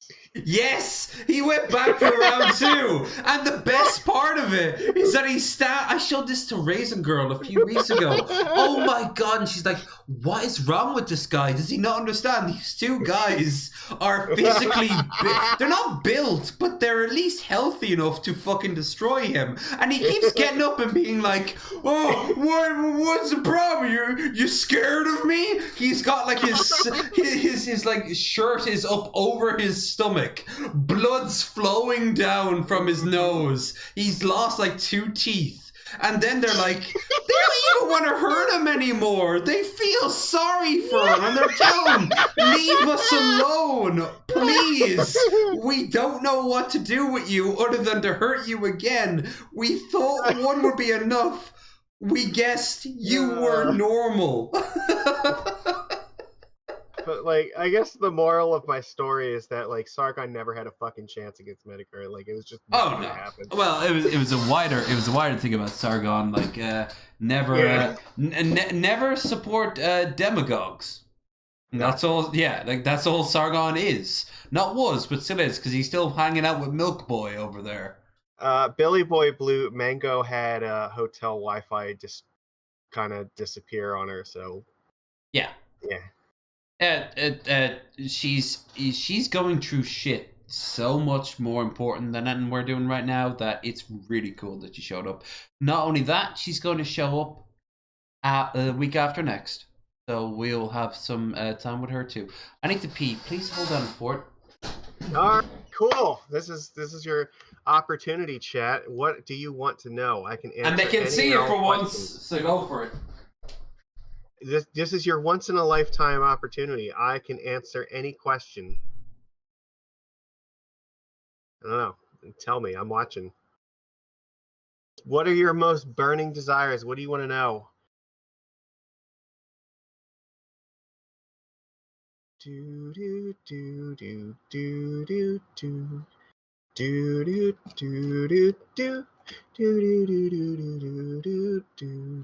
do do do. Okay, I got one if no one else does. Why is poop brown? Well, what other color would it be? Green.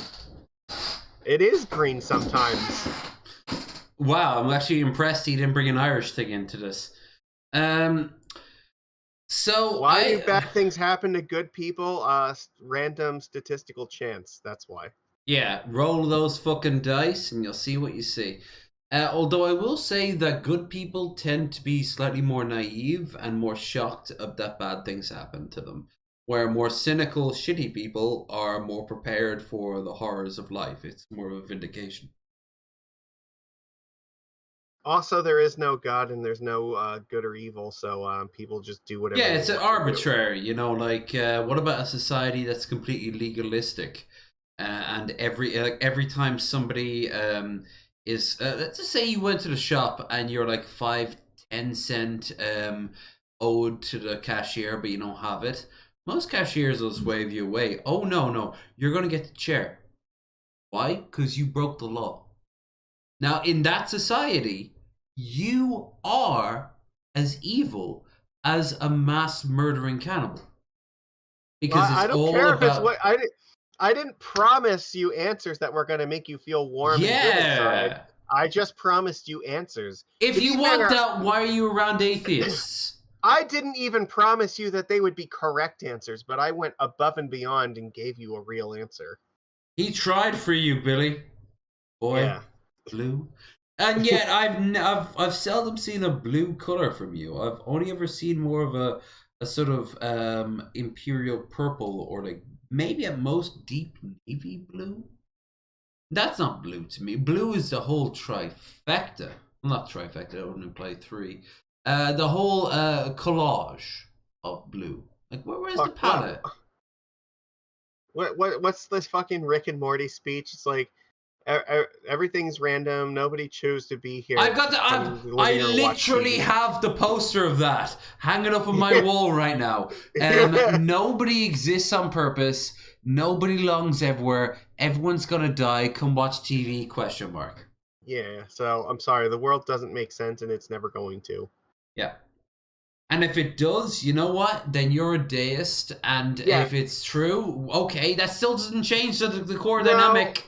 No, if the world does make sense to you, that means you're probably redonkulously high, and you probably need to seek medical attention. Are you shitting me? Even mid-tier I remember when Ryby Jenkins got high on shrooms for the first time, and she saw the earth moving. But she was very focused on the fact that the buildings and the earth moved all together, because the buildings came from concrete and granite that came from the earth. And it all just kind of like... And I'm like, yeah, of course, because it all comes from the same place. It's all the same things. She eventually told us all to look out the window and point at the moon.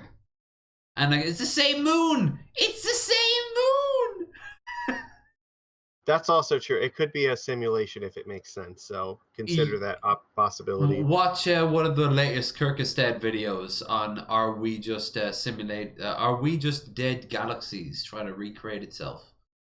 That's some deep shit, because you know what? It makes a decent argument for it, but it does counter a very obvious flaw in the argument, which is very important.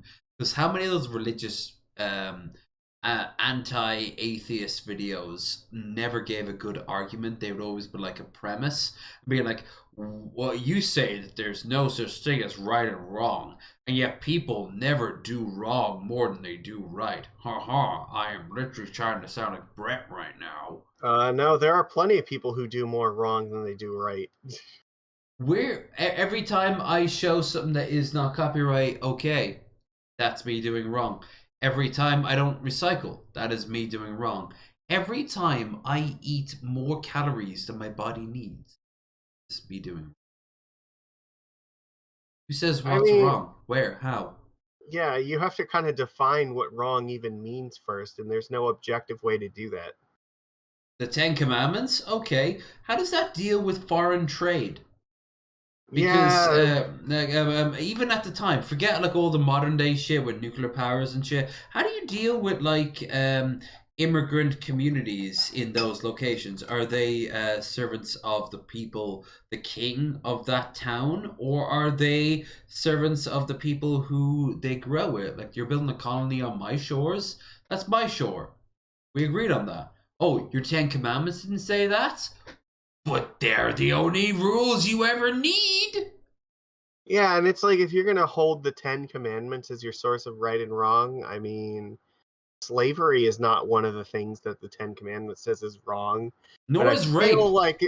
I feel like those two things are probably wrong, so...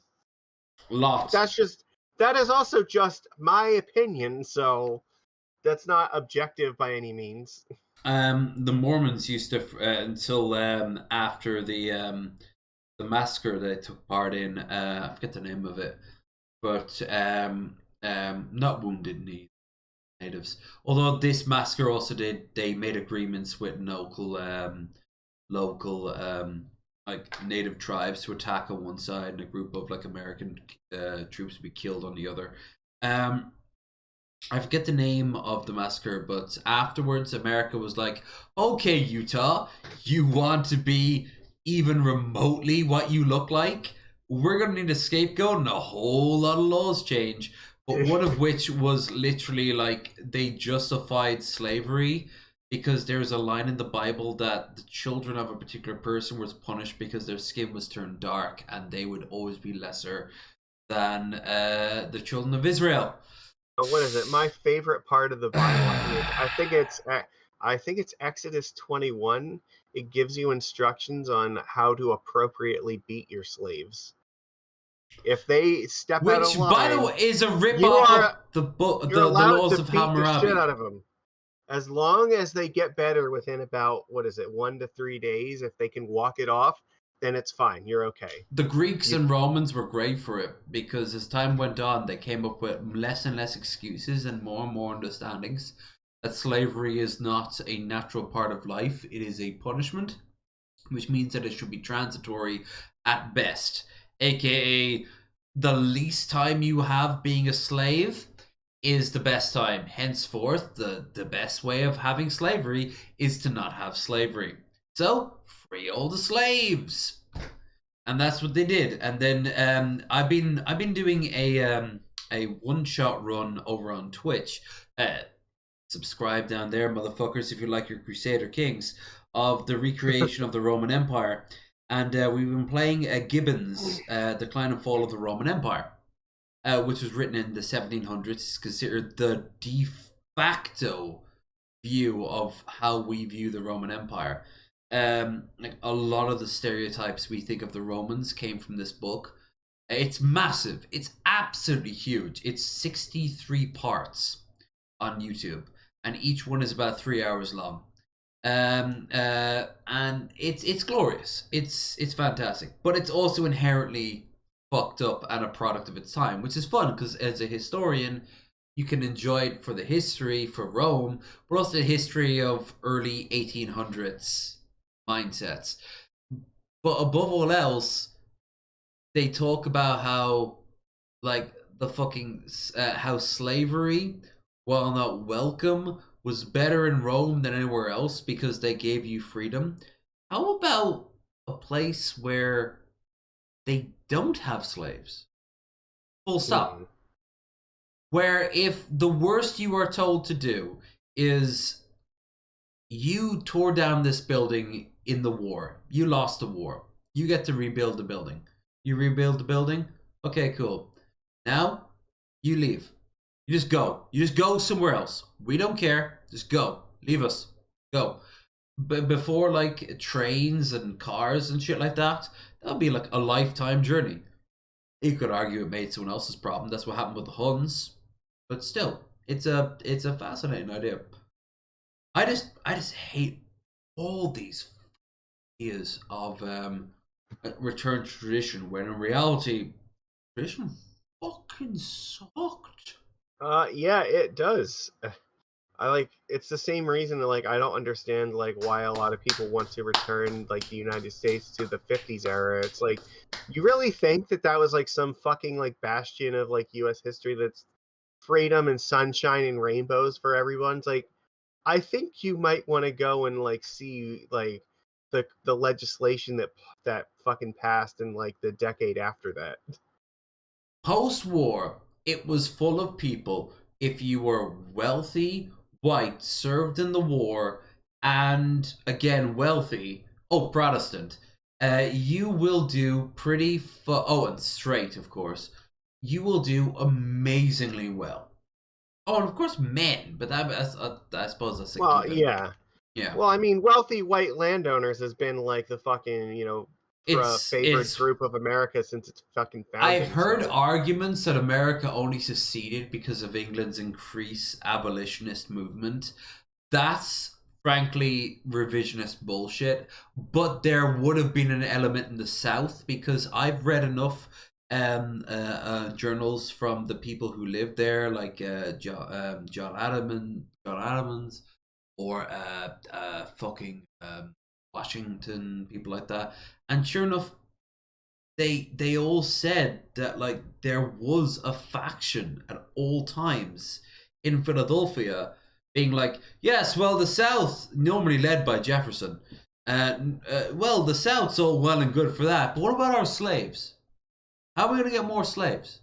We need slaves because we are run by plantations, and plantations need slaves. And the North is like, how about no slaves? No, we're not going to be separating from the... We'll side with the English before we'll give up our slaves. They eventually compromised, and that's why we have prisoners today. I thought you were going to go with the compromise of 1832 or some shit like that, but yeah, that worked too. Yeah, the reason a lot of the borders in America for the states look the way they do, they were literally following the slave line. You know, like on the north side, A, on the south side, a very different B. Well, yeah, that's why they granted statehood, usually one north and one south state at a time. So, which was such... Everyone didn't want to have to deal with it, and all they did was just give more ammunition to either side until eventually it broke. Good thing that you guys in the north outnumbered the south so much. You know what a good chunk of that was? You guys let immigration happen. You guys let so many Irish and Germans and Jewish and fucking Russian people flood in that they would look at all these like black people and they would be like, why? I've never even met a black person. Why are they enslaved? I heard of black people in school books if they're rich enough to have gone to school beforehand. Like they just, it was a different culture.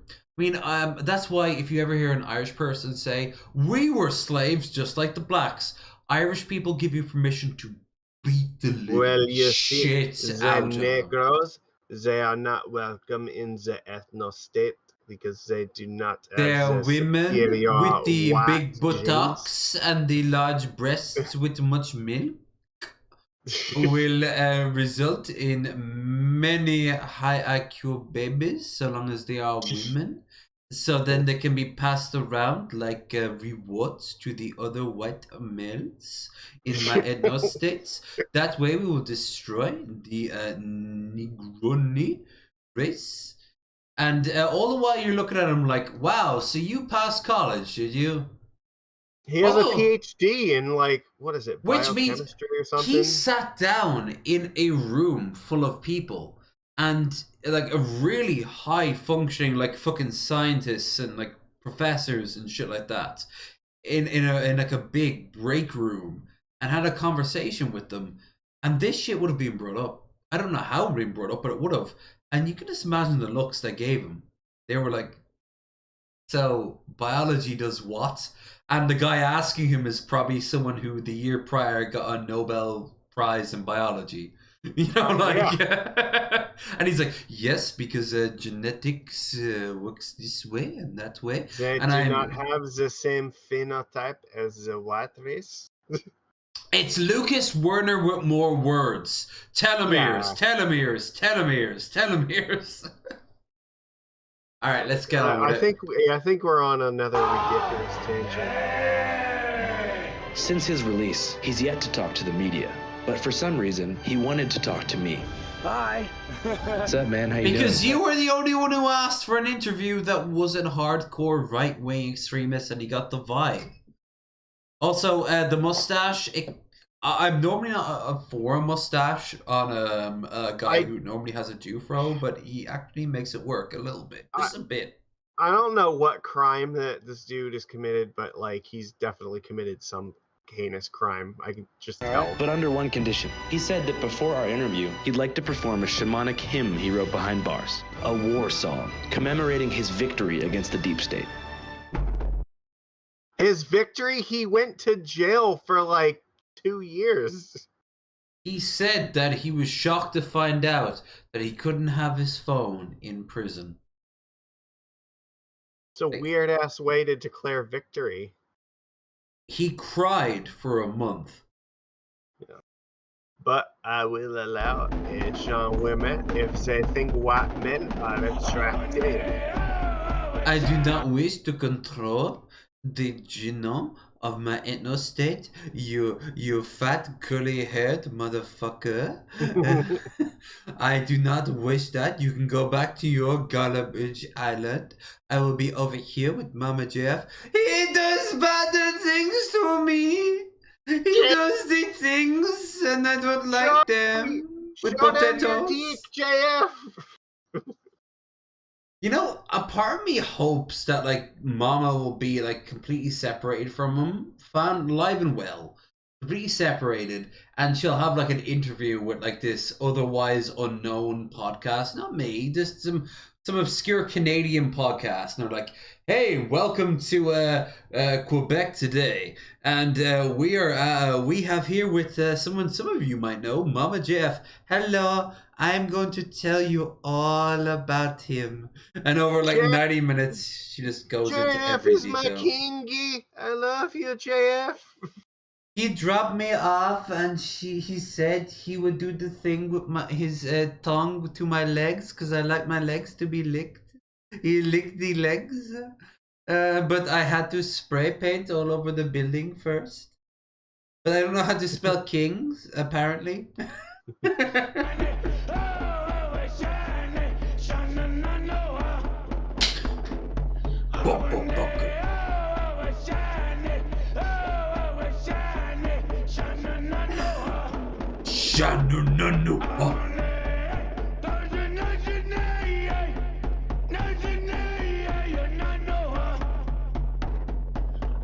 Oh my god! I just realized this is the guy from Night Vale who shows up one day speaking Russian with the offensive Native American bonnet on him. Oh my god! No! He has no idea what the fuck he's talking about. Like, I guarantee you, every tribe who understands the words he's saying is like, what the fuck is this cracker talking about? Like...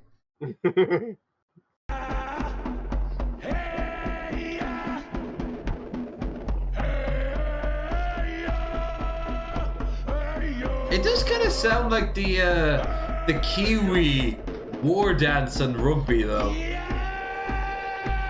Jack. How's it going? My grandmother just told me, on my father's side, my grandmother told me that we have Cheyenne blood running through our veins, and she said one of my ancestors was actually one of the few survivors of the Trail of Tears. How does that make? Wow.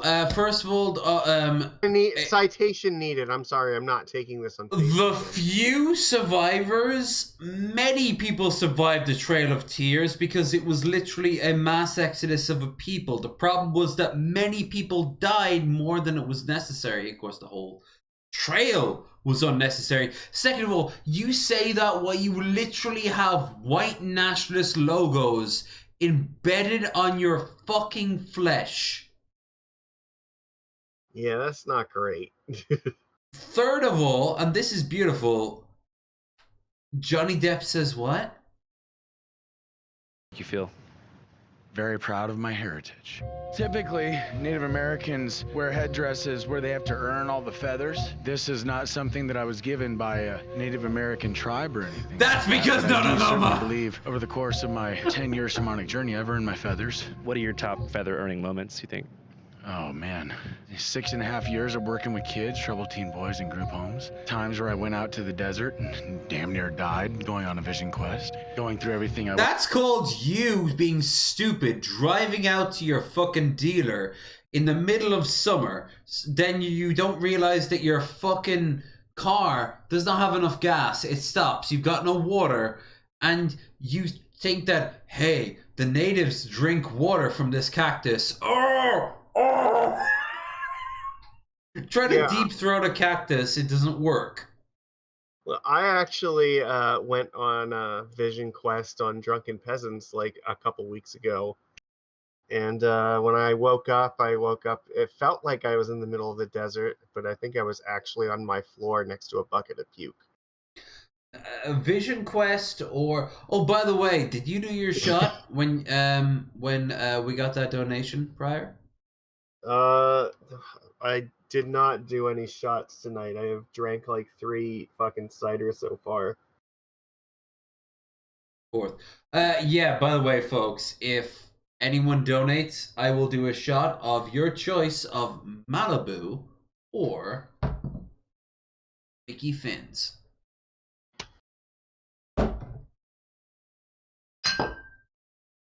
And given, greatly appreciate it. Went through over the last 2.5 years, solitary confinement and all that stuff. All the You spiritual didn't get battles I've solitary won in confinement. You got the astral realm against. You got restricted confinement, which means you still got to interact with people on the daily. Solitary confinement does not apply to you. Instead, he was pissed off that he thought that solitary confinement meant that he could not spread his shamanistic bullshit to other people in the Actually, if I remember right, he said that he tried to do this to a guard, and the guard was like, "Dude, no, just stop that before I call you up for harassing a guard." He's like, "Oh, well, you're infringing on my freedom of religion," and I'm like, if I remember, the guard said like, am I actually stopping you from expressing your faith to yourself? He said, no, but I want to express it onto you. And then he said, well, by that logic, you're imposing your faith onto me. And then apparently what he said was, come on, man, I'm not Jewish. Yeah, those are probably not words that should like ever leave your mouth in that order. Demonic forces and not yielding, not giving in to fear. Freedom!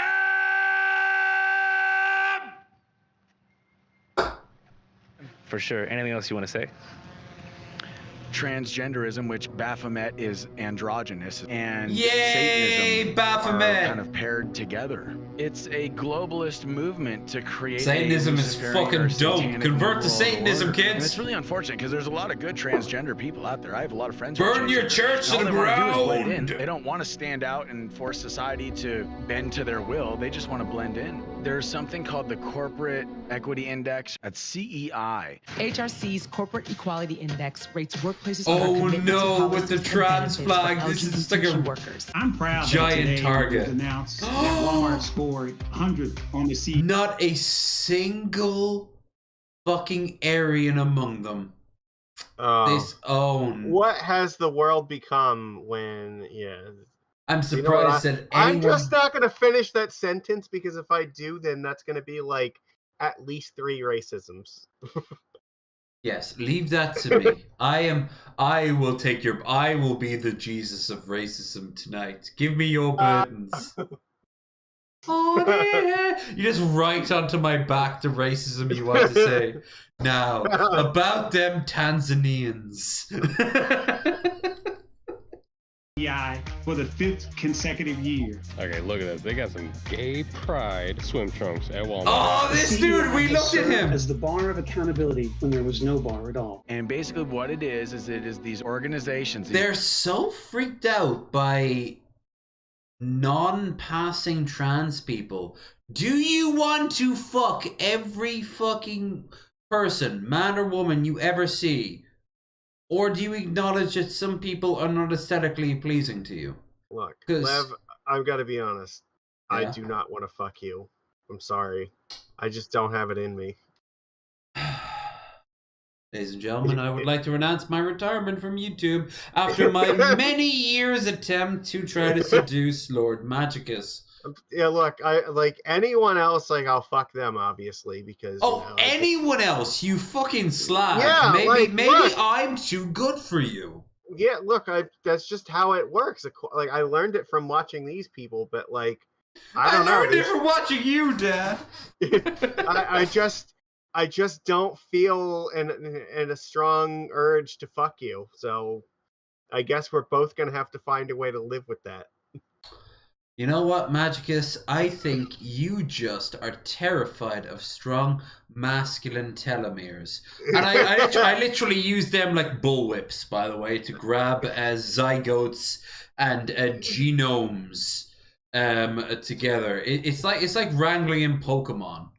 What are they called? The unknown Pokemons that all spell Yeah. out the alphabets. Mhm. Yeah, that's what I'm doing. But it's basically incest. That's what they're implying. So that's what I'm Right. doing. I'm basically just doing incest. So here's a cousin. Here's a Oh, mother. I like this. you know. Red Eye says, "Would you intercept me? I'd intercept me." Yeah. Look, all I'm gonna say is that 80% of the crimes are committed by 300% of the people. Yeah, those numbers track. You know what? I saw them online, and that's why we need a voice that matters in Congress. That makes them extra full of truthiness. Yeah, well, here's the thing, like, what do you mean that you gotta listen to the TV? How about you just look out the window? And, like, they look out the window, it's, like, pure, like, climate change nightmare. And it's like, yeah, it's just casual summer. You just see, like, fucking, like, tornadoes and volcanoes and, like, typhoons and shit in the distance. Like, no, it's fine. There's nothing to worry about. Yeah, trans people cause that. Yep. Fucking LGBT tornadoes. Organizations target withholding investment. This is, oh my god, it would look like a 90s advertisement for an ice cream. Nobody better quote me on that fucking LGBT tornado thing, alright? Fuck that. Don't do that. That's hey, 157.5% of my chat is aggressively gay. So they're gonna, if anything, own it. They will be the gay tornado. Be my gay tornado. Attack my minions. Fly, my extra pretties. Fly. We can meet halfway with a bisexual tornado, okay? How about a pansexual? No, a pansexual tornado would just be dispersed and it would just become overcast all day. A gay overcast. Oh, it's a pan tornado. Everyone's getting companies equally. That don't have basically the woke credit score. If they don't have their woke credit score up high enough, or if they don't have one at all, then they'll. That is literally a Chinese when I log thing. into Credit Karma, next to my number, there's like a little star next to it, and it tells me how woke my credit score is.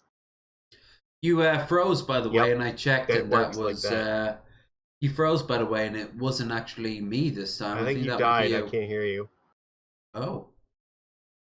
Uh-oh. Oh, there you are. There you are. Remember what I said about the stream being a disaster? There we like go. We found it. I found you. You hear me now? Oh no, chat. What's happening? How can this be? I think we did a die. No, we didn't do a die. I cannot hear you. Give me a sec, and I will sort this shit out. Wait, I heard a sound. Oh. For a second. Do you hear me now? La. There's a...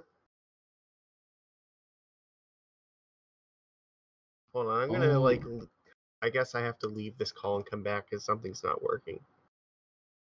Yeah. Yeah. So, work away. Well, tonight has been an absolute disaster. Don't forget to like, share, and subscribe, folks. Seriously, like, this is twice in a row now. And now we can't get a signal from him. This is either on my end or his, but I picked him up, so...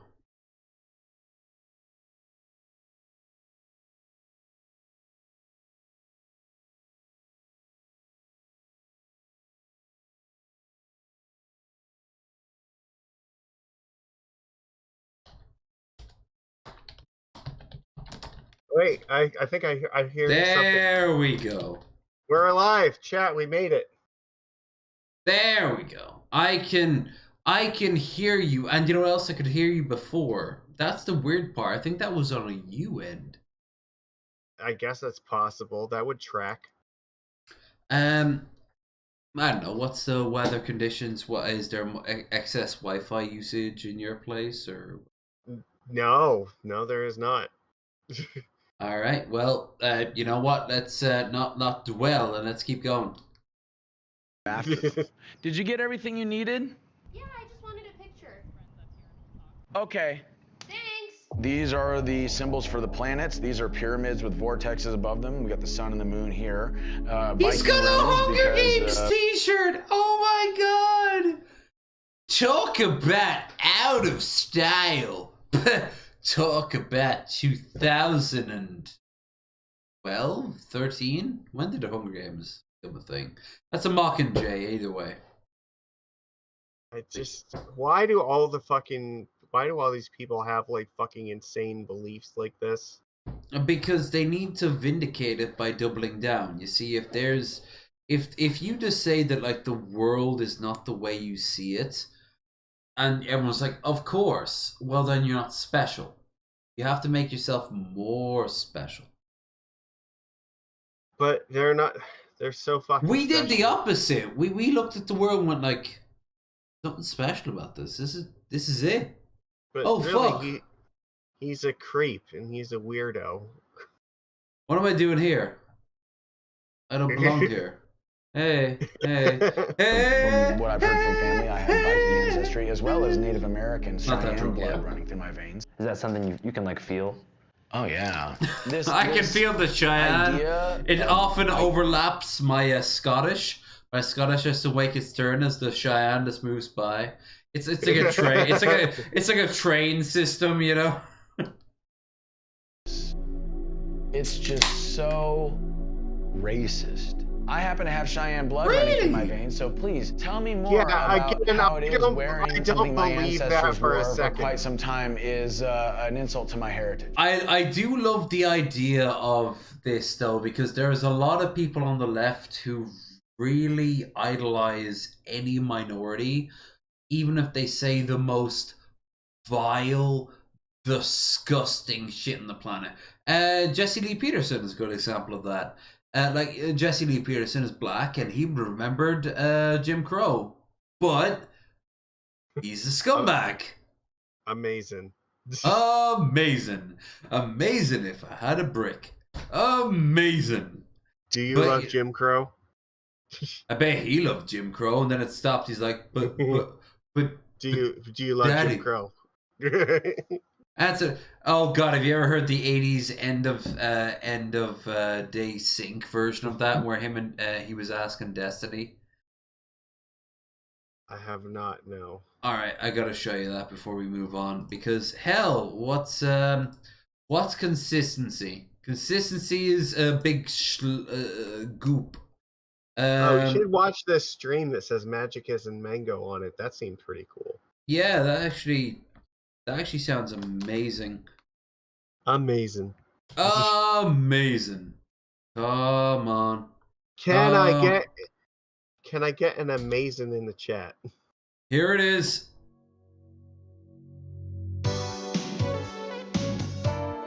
Thank you for watching Jesse Lee Peterson X2545. The show will return at 7 a.m. tomorrow.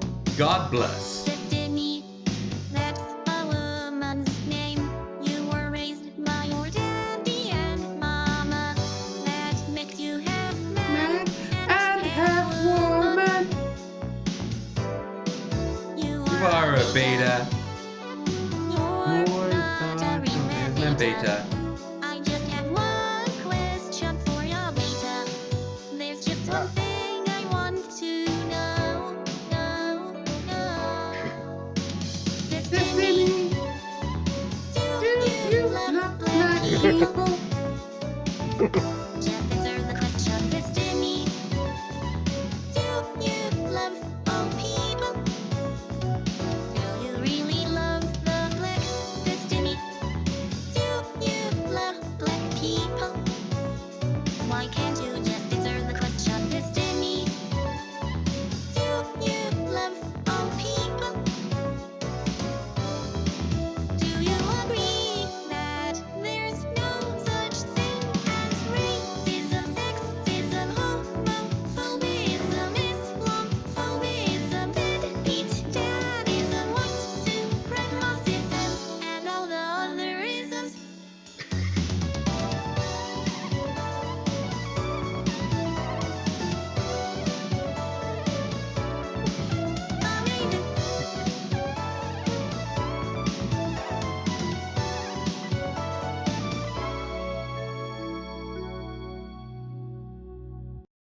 The most amazing gift I've ever given to you. Yes. Please tell me more about that. What's up with the wrist tattoos? I got these here after a heartless wretch broke my heart and cheated on me, and so I got these as a means of reminding myself to never allow a woman to treat me that way, and also to deal with the emotional, mental pain of that. So a lot of my tattoos are done, they're earned. These I got after my dad committed suicide. Once again, it took 36 hours for these to be done, so it was a dealing with mental and emotional pain. I thought he got those when he mastered Super Mario Maker. Yeah, well, Seems seems like like physical that's pain, not the case. coming through it and healing. Do you still support That Trump? was the greatest cut of It's all not time. Trump's fault that I or anybody else went into that. I've business. dealt with my pain. I Why got should he these bail us out? tattoos and my Why dad should he committed get suicide for healing. blamed for the Just so fucking great. I like the part where he could solve himself with like $80 worth of therapy over like 6 months. But he's gonna focus more on him being, him. actions of free citizens. And we fight. We fight like hell. John and if you don't 6. fight like hell, you're not going to have a country anymore.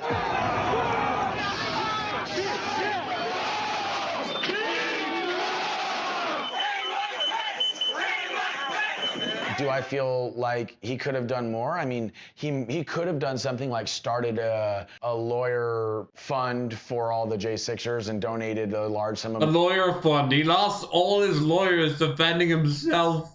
He could have also just fucking pardoned them all, but he just chose not to do that, so... Yeah, you can pardon someone as the president until after the last few seconds. Yes, you can.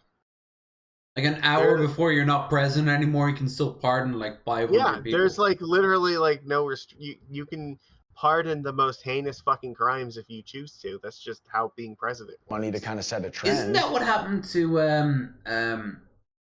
is it Gannon? And then he got himself brought up on new charges anyway. The guy who would go into like the 4chan alt-right spaces and like recruit. I'm not familiar with that. As far as like pardons, as funny as it may sound, there's only so much power that the president has. In the final hours of his presidency, President Trump granted clemency to more than 140 people. Pompano Beach rapper Kodak Black, whose real name is Will Capri, his sentence was commuted. This is a great fucking cut here. They cut from him saying, "Oh, the president, he only has so much power to pardon people," to like, well, the president just fucking like, granted clemency to all these people, so a fucking rapper when he was on the toilet taking an extra large dump because he knows he's not going to be sitting on that thing anytime soon. He's like, "Oh, I'll let this guy go." Yeah, I wonder if he's got his own app that has like the president pardon. You guys don't have healthcare because of that app, by the way. Yeah, probably not. Regarding politics? Yeah. No. If anything, it just reinforced the notion that the government has corruption at some of the highest levels, and that needs to change. Hey guys, it's Andrew Callahan. We're here now in Scottsdale, Arizona. Hey, it's the most pathetic man that we never knew, even though he looked kind of like it, considering he looked like every 90s idea of a dweeb. He reminds me of the fucking main character from Birdemic. And oh my god, he kind of does. Except, I want to sell you solar panels. You've seen that fucking you've seen that abortion of a movie. Your solar pals. You want me to sell you solar pals? I can sell you solar pals. The birds killed Becky. Quick, let's get coat hangers to fight them. They have like fucking acid, like piss or something, and they like explode when they hit a fucking gas station. And it's like Nickelodeon ooze. That's so you can even see a hand at one point flinging the sequel is fucking amazing because every actor who was in the first one knew what the fucking shit they were in and just played it. Like, for example, the blonde sex object of the film, she was told to ad-lib her very first line as she walks in, and in the sequel, as they're walking in with the guy who he respires it off, she just looks at him and goes like, you haven't got down on me in a while. That's it. Yeah, she knows the fucking train wreck she's in. She's doing the Greg Sestero thing and playing up to the fucking rafters. Full gathering. Scottsdale, baby! Get a baby! Hail Satan! Right now, we're here for quite the opposite. I'm standing in front of a church here, where inside, Jacob Chansley, aka QAnon Shaman, is having his first ever welcome home party. So let's go inside and figure out what's going on. Come on, guys.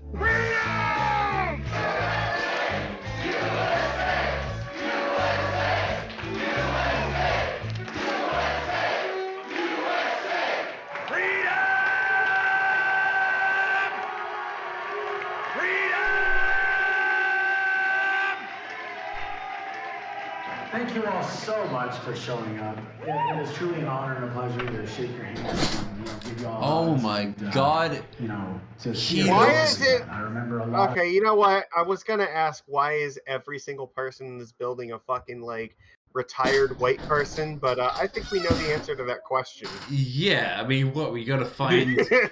What we gotta find fucking Hannibal and Monty there in the corner showing fucking support from the ghetto community?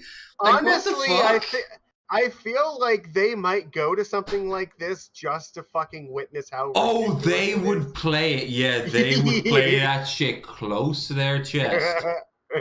Like the dude that he hired, like what he's doing there. Jeff did the same thing. Do you remember when they went to the anti-vaxxer thing with the fake hair? Yep. That was like, I don't have that. I would just grab a near blunt object and start swinging until I was shot. Like I'd be like, nope, this is all wrong. Time to make wrong go away now. I would just start being like, yeah, go into a berserk mode. I wouldn't last long. It would be glorious. We can't make God do all the work. Right? Well, someone has to fucking point out where these people live and where they think their car is safely parked. All I'm saying is, at the end of the day, these people are flesh and blood, the same as all of us. Oh, no.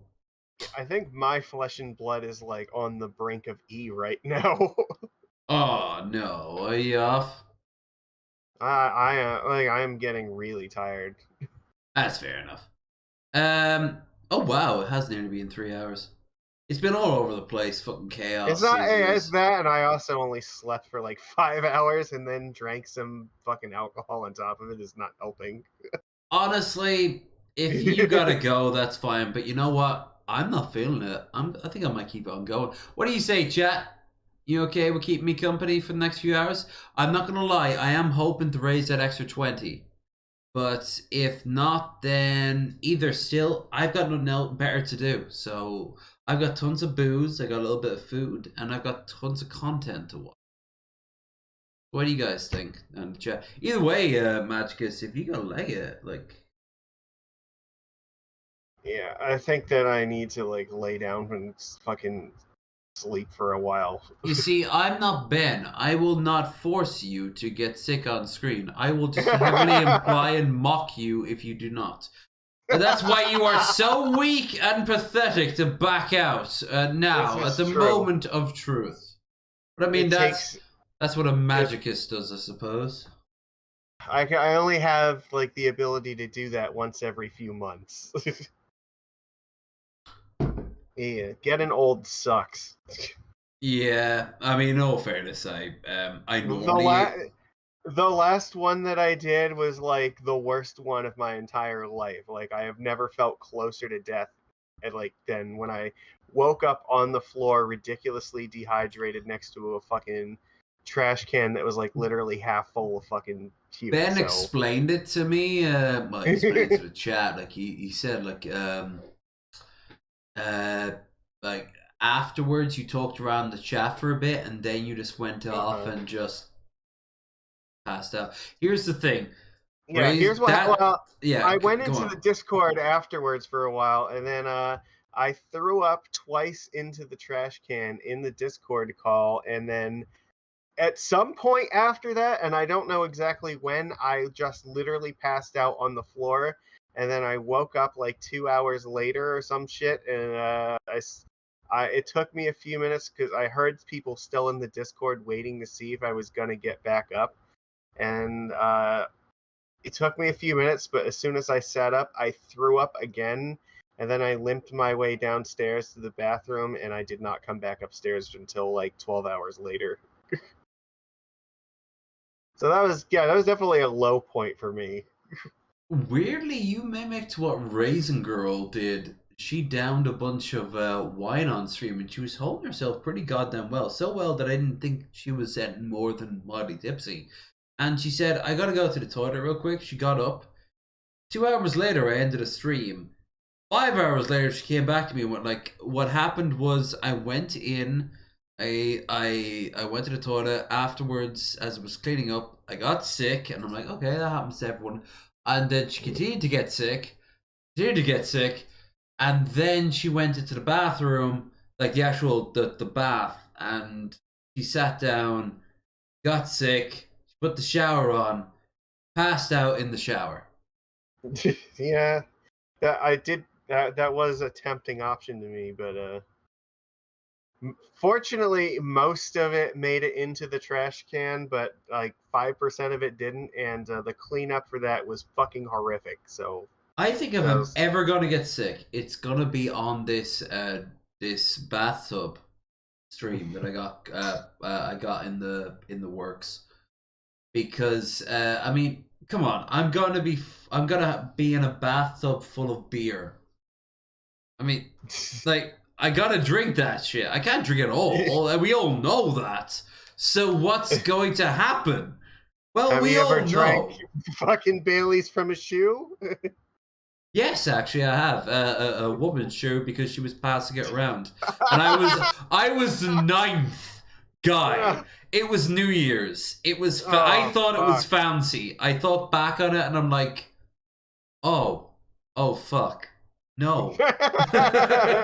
Oh god, my lips. If I've got cold sores tomorrow, I know why I've got cold sores tomorrow. Yeah. I didn't, oddly enough, so she must have kept her feet in pretty good nick. She was also the woman who shot a super soaker full of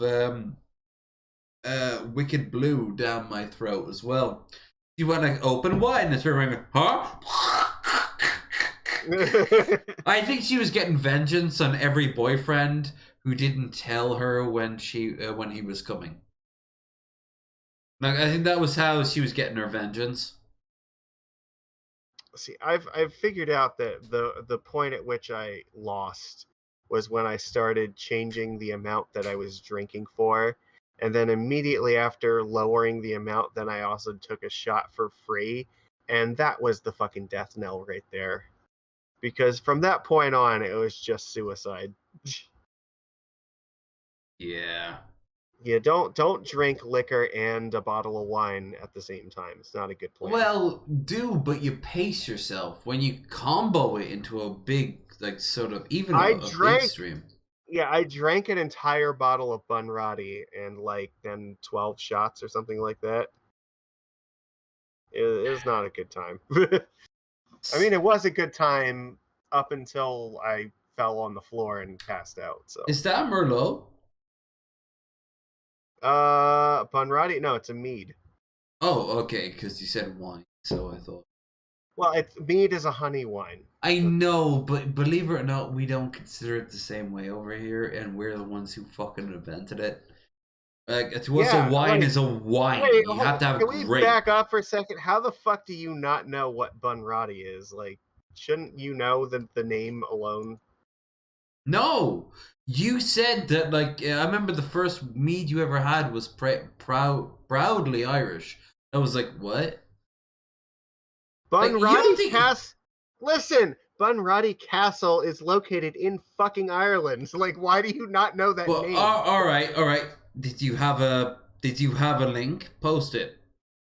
To the castle? Yes, Bunratty Castle. Okay, sure. And They this have a is where. website. Yeah. Bunratty Castle. I mean, the mead is made somewhere in this town. Bunratty Castle and Folk Park. Okay, so this place, first of all, is a tourist trap. Not for Irish people. Irish people don't come here.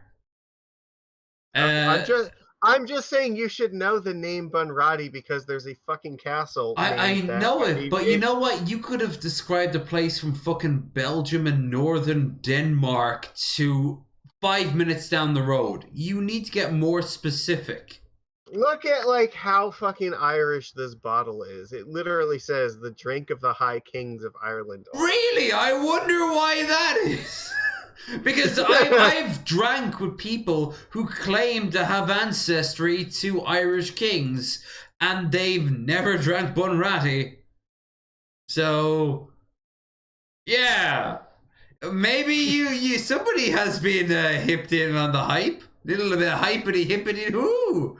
A little bit of the Irish tourism board working overtime on this motherfucker over here. Yeah, well, you know what? I'm doing my best, okay? No, because this is the second time I've had to clarify. If you've been told this is the something of Ireland, chances are it isn't. Are you telling me that this castle is not in Ireland? Maybe, but we have many castles. Many castles. Well, you know what? We have like 0 castles. Right? So you guys all put of them are cool to me. I literally have one, what's left of one, a wall of one down there, by a little while by down on my Chinese restaurant. No joke. By the side of it has an old Irish castle restaurant. There's a little plaque next to it. You know what's next to that? Fucking recycling bins. Yeah, that's how little we think of this shit. It's a part of who we are. That's kind of funny, to be honest. I filmed out of there. And like there's a whole plaque of it and shit. I'm not saying that we don't have the history or Bunratty isn't a fucking place. Like I'll bring up the fucking wiki of this place. I'm just like, saying it's an Irish mead that literally says like Irish on it. That's fair, but it does not represent us. Just like I can show you cookies, real American cookies that claim to be made in America using American recipes and their chocolate chip and all that shit. And they even have like the Statue of Liberty on the front of it, and they're made in a place in Dublin. Like it's just a brand. Like we sell this shit. Right, you sell this shit. That's why you should know it. And Americans know every single thing that you sell. I mean, I know a lot of things. I know Wendy's. That's a thing that we sell. And I hear they're having a fantastic deal on their breakfasts as of late. Yeah, actually. Maybe tell our good people at home about that.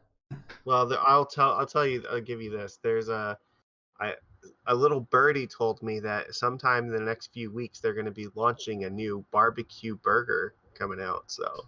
Okay, that does interest me, especially if they keep it up until March. It should be soon. My contacts that I definitely just made them up and they're not real at all, told me that they already have it programmed in the register and that it should be coming out like really soon. So it's around fucking here, by the way. That little box you can see where down there in between right down there at the bottom. Like what the do you have any idea how fucking countrified that is? This is AKA where Americans go to say, wow, I saw my culture before we fleece you fucking raw. That's where that part of Ireland is. Out of curiosity, if you're curious, well, if you are curious, I am just within shot. I am up here. This is Leitrim. That's Loch Allen right there. I'm always impressed to see Loch Allen on the map until I realize just how tiny Ireland is. But although Ireland is tiny, Ireland is not this homogeneous lump. My state is like twice the size of Ireland. Yes. That's why when Favorite Son was talking about being from Philly, he said he was in not Philly, Pennsylvania. He's from West Pennsylvania, and immediately Raisin went into like, oh, you guys could go to like the places in Ohio because it's so much closer. Of course, it's closer. It's like I am hours? I am like on the eastern edge of PA about as much as you possibly can be, like 10 minutes away from the fucking state line. And it takes me like 6 hours to drive to the other side of Pennsylvania. Pennsylvania, right? I'm gonna I had the right thing. Ireland, right? Ireland. I'm gonna put this here, right? Google Maps, and I'm gonna pick the highest point in Ireland, the lowest point in Ireland. I'll show you how long, on average, by car, it is to get from. I am guessing like 4 hours max. I'm guessing 4 to 6 myself, but we have to count in traffic. Okay, so let's say practically wise, Malden Head, you'd have to drive up here. Yeah, okay, so let's say Lion Signal, right? Malden Head. Directions from here all the way down to, say, Baltimore here. Yeah, I think that's the wrong Baltimore. Baltimore exists in America across an ocean, so it's almost like it was named after something. It's almost like that, isn't it? 19 hours, 7.5 hour drive. Fuck off. I could do that way sooner. Yeah, you're probably not speeding the whole time. Okay, so let's see how they're driving. Oh, they're going through the north for the lesser one, which makes sense. They always have to backtrack around Dublin. Yeah, all right. So, you know what? Ireland, top to bottom, is about as wide as Pennsylvania is, like, left to right. Yeah. So, by that logic, half that you've got out here where Ben Pye's family's from. Out here in, well, that's Mayo. So let's say Mayo here then. We're out here and then we go to Dublin, which is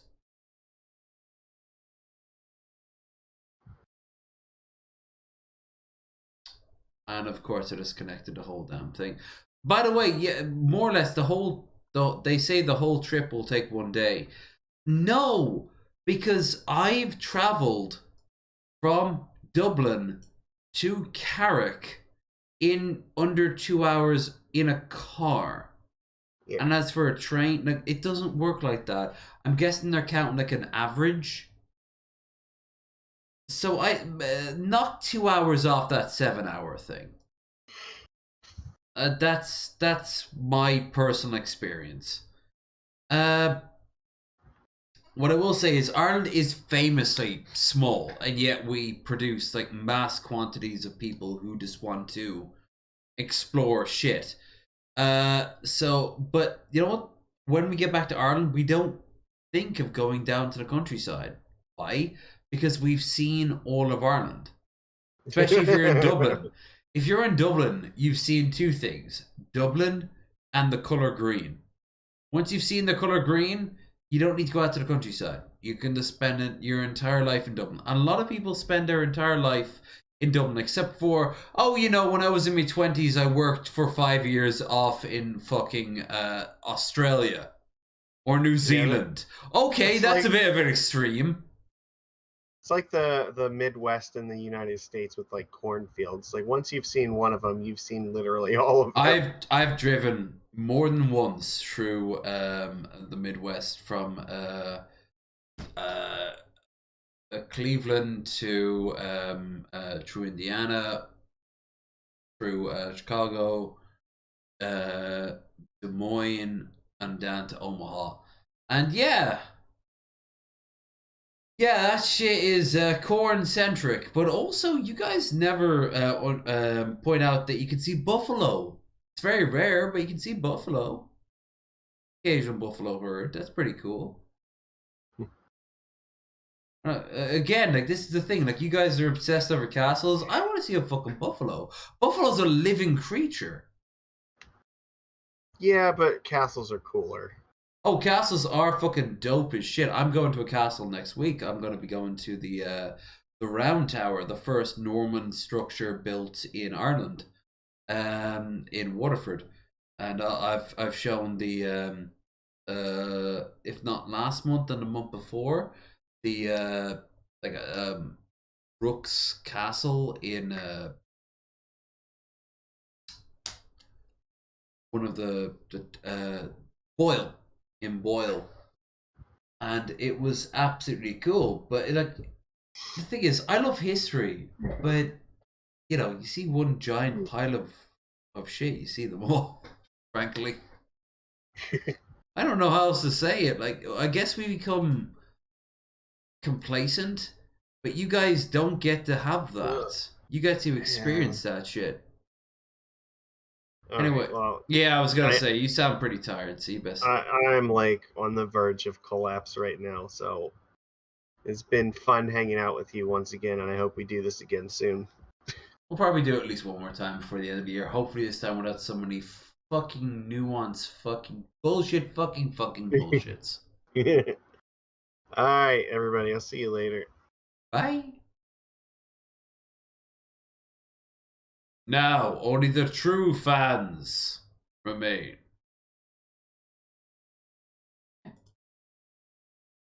Continue on with the video. Why the hell doesn't it? There it is. Weird. So, we'll continue on with the video. If anyone else wants to pop into the chat, we can chillax. We can talk. I'm going nowhere for now anyway, at least for another hour or so. If not, I don't know. But it was a good night so far. You guys enjoyed?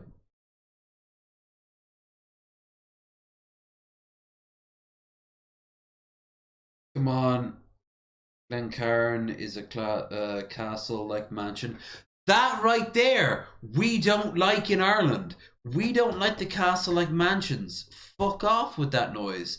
Malahide Castle, right by where I lived, was a literal, like, just opulent center of English wealth. We use it as a tourist trap now, but if you're gonna give us a castle, give us a castle. And most Irish castles were small in comparison. You want real English castles, you go to England. Sometimes to, actually exclusively to Wales. Yeah, if you want to go to see English castles, you go to Wales, because they really underline the fact that you can't fuck around with the English in Wales with the castles. The last time I saw many of you, I was waving goodbye and saying, see you in a couple days. Solitary confinement sucks. It was the hardest time in my life. I didn't want to be alive anymore, but I also didn't want to die. So I'd like to start this speech by thanking God for protection. Right now, this is Jacob Chansley, the shaman, America's shaman. This is his first public appearance since he's been released from prison and from the halfway house. What he's been through and what he went through, legally, it just, I mean, I did civil litigation, not criminal, but just what he went through for what he did, especially. You know, was completely legally okay. Completely legally okay. And if you got problems, then you have to be dragged out in front of a fucking jury and you have to fucking make your case. You have to be dragged in front of a judge. You have to make a case. And you have to drag out among your peers and make a case. If you don't, then you're going to lose your license because you're going to promote fucking bullshit. Oh, I'm sorry, that last one is just a fantasy. Wouldn't that be nice? Wouldn't that be nice if you promote bullshit? But then again, you're Americans, so you guys don't know what free speech is. Once they released that video of basically them inviting him into the Capitol, escorting him around, 8 or 9, cops at points in time, and he says a prayer in the Capitol. They ask him to leave, he leaves, and he thanks the blue, and he gets these crazy charges. So they made an example out of him, and he basically was forced to fall on the sword for all of us who were there on January 6th and all of us who support freedom and just simply wanted to know the truth about the election. Not deserved, not deserved. But he's really a symbol of political prisoners. He's a symbol for everyone else that's being abused by this government. His outfit made him stand out that day, and that's why. Ladies and gentlemen, every woman you have blocked on Facebook that you knew in your childhood. They wanted to make out like all Trump supporters, we got us wearing the horns, we're lunatics, we're crazy, but when you listen to him and see, he never struck anybody, he never threw anything down, never broke anything, and he was arrested for really no reason. Yes, he did. My son and I. This is a fucking mayor. I mean, he broke several laws that were exclusive to him. This guy is a fucking idiot and liar. Of course he is. And that's the thing, like, if Americans lived in a culture society like ours, there would literally be 2 cops. One guy to hold his hands, and the other guy to put a sort of like cage around his head with a long, like a pool cleaner. But it's a cage around his head, and then you drag him off, and you put him down in front of like a giant tribunal that was set up immediately. And then he would get to say his entire spiel. Every single fucking lie and bullshit. No matter how minutely insane. He'd say his piece. And every time he'd say something that would be objectable, something behind the judge would fill up a red note, and then he'd have a gag on his face. And then everything would be fucking countered in graphic detail, except for the stuff where he has to respond. And then it would go back and forth until he realized, oh shit, I can't just gibber my way out of this. They want facts and proof, and I don't have that because I am a Trump supporter. If you're a Trump supporter, you don't have facts. Facts don't care about your feelings. I don't care about Trump. That's my fact. My fact is that I don't care about Trump. And if you're a Trump supporter, I will shove you aside and actually grab you and force you to write Biden. Because you are not a person to me anymore. You are an obstacle. Like a dandelion growing up in your driveway. That's a Trump supporter. We're on January 6th. We were at the Columbus. But even a lot of the Trump supporters would call these fuckers absolutely insane. The Capitol that we got. He was given 4 months incarceration. Has anybody ever heard of a Black Lives Antifa actually being arrested and convicted? No, it's always been the. Yeah, actually, they have been. I mean, that's what the chap thing out in Seattle was, which also was blown up to high heavens. And stupid as fuck, don't get me wrong. That was... I'm lefty as shit, but... What the fuck? It was harmless, but it was... You know. It was also fucking stupid. What were they hoping to achieve? There was nothing to achieve there. They didn't know. And I should know, because I was a part of the Occupy movement. And the Occupy movement was a fucking disaster. Conservative. Jacob Chansley pled guilty in federal court this week for his role in the Capitol riot. He's an American hero. So are you. I'm not. I'm just doing what I can. Kobe Bryant was assassinated by the Quins. Don't tread on me. Don't even think about it. Freedom! Every person you're about to see can vote, most likely has kids, and is well armed and funded. Meanwhile, as we speak, children are being ground into meat in Ukraine, Yemen, in case you fucking forgot about that one, and in the Middle East. Freedom! Check you! Woo! This shit matters for reasons. Hunter Biden's dick. We were in prison together at the same time. Dude, if he's a terrorist... I watched streams. Yeah, plenty of murders, rapes, cops. Oh yeah. I mean, oh my god, like it was literally like they built a Thunderdome and they dragged the Washington governor in, and then they brought out they brought out Big Red to fight the governor, but because the governor was powered by the white Jesus, he defeated it, which demoralized him, so they just killed him, and now he is a new saint for Vatican 2.0. It's in the Quran. Check it out. I'm a terrorist too, and you know what?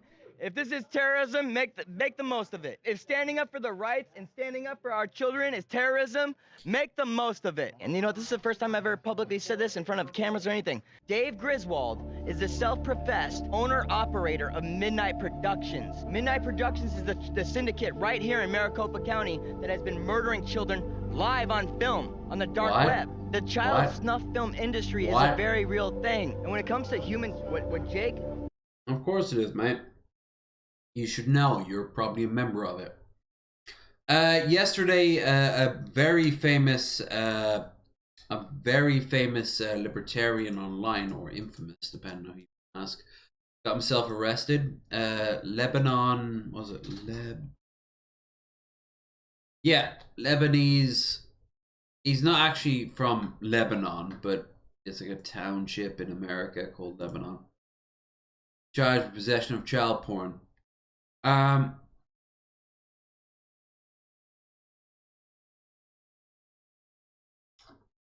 Phelps, yeah. Come on. Eldon W. Phelps, 25. He posts Darius. He posts pictures of like a magazine. It's like death to pedophiles on the side of it. And saying that like trans and gay people were pedophiles.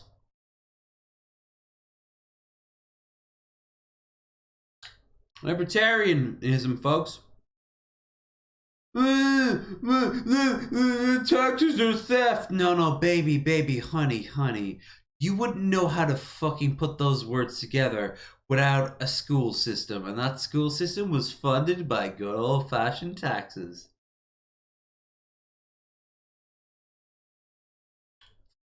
Fucking libertarians would literally...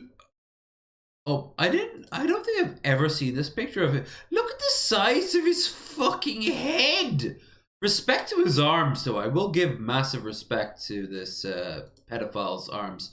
And according to the cops, they said when they were checking his computer, he outright just buckled and said, "You'll find more porn on it." You know, the first part of admitting that you have a problem is that you have a problem. That didn't. Alright. Fuck libertarians. They're sovereign citizens without the fucking balls. And speaking about with QAnon, these are people who are trying to use maybe exaggerations to tell the truth about evil people. Bro, I came here for the pulled pork. I don't know. Look at King! That. That's what's up, man. Yeah, no, it's crazy, but it's cool. It's hot. I never leave the house without a fully loaded quick day. Motherfucking local version of Billy the Fridge in the house. Hell yeah. Hey, man, out of SA, SK, HK. Foolish get the striking from my motherfucking AK. It's paid. Derek the Hall. I don't care what his actual name is. I'm calling him now Derek the Hall. He is this part of America's version of Billy the Fridge, and he is glorious. way. Don't have my money, get the fuck up out my way. Are you allowed to talk about January 6th at all? Well, I have a motion in the courts right now, and my attorney has advised me stay away from all things January 6th until this motion has worked its way through the court. While Jake isn't technically allowed to talk about January 6th, he gave his A1 Day 1 best friend Chadwick full permission to share each and every detail from that day. My name's Chadwick. I am close friends with Jake, you know. No, I wouldn't even start that sort of... This is what I said to Son. We will not play this game. You will do what I say when I want it. If not, we're not having this conversation. You want a voice? Someone else can come along. Won't be me. I can leave you or take you. I don't care how desperate I'd be for views. And in the case of Channel 5 here, they are desperate for fucking views. Oh, we went up there and back together to DC and back. Him and I made that decision if we were going to go there or not, you know, about a week or two prior. He also decided to give me access to a hard drive the FBI has been looking for 2.5 years. But then I immediately gave it over to the FBI, otherwise... Rioters raiding Nancy Pelosi's office. Okay, that's... Okay, then... First things first, you turn it into the police. Second of all, you point out that he has products, and then you help, you know, get the police. Also, lastly, they're raiding Nancy Pelosi's office. Of course they're raiding Nancy Pelosi's office. You do realize that right now AOC is having, like, flashbacks to when she was raped. And if she had a gun, she'd do a good thing and kill some of you fuckers. Like, these were all scumbags who need to be mowed down. I almost wish that the American industrial complex was extremely insane, as much as people think it is. Because what I always pictured was that when January 6th happened, like, the fuckers would be breaking through the lines and the police would break. And then suddenly, not into a line, like fucking turrets from Fallout would come down and just go. I'm okay with that. In this situation, sure. Is it ideal? None of this is ideal.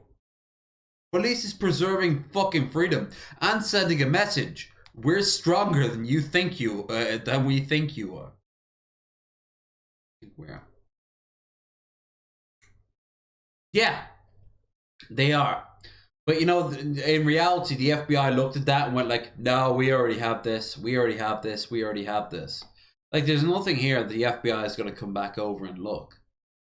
Instead, they think because they secretly hid it, in reality, the FBI looked over it and was like, nah. Oh, look, right here. When he says A, that implies B. Ah, we can get 20 years in this fucker. That's what they care about. Otherwise... FBI will be lining you fuckers up against a wall and shooting you. CIA would not make it look like an accident for the top brass. Maybe some of your lesser ones, but not for your top ones. Tried to save us, Russia or Belarus would have happened. Belarus, they could have actually... I think that could have been pulled off. Saudi Arabia, I actually don't know. Because... we all think about the police of, the officers of morals and virtue.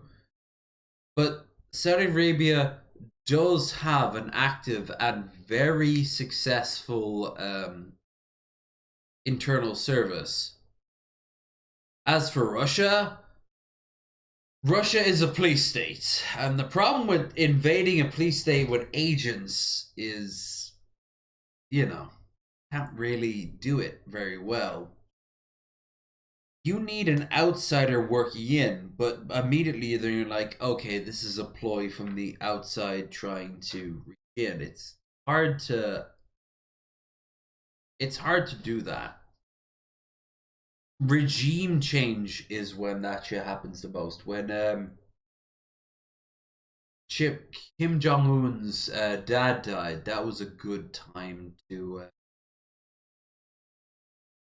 transfer agents from A to B. But of course, the best agents are the ones you never know about, right?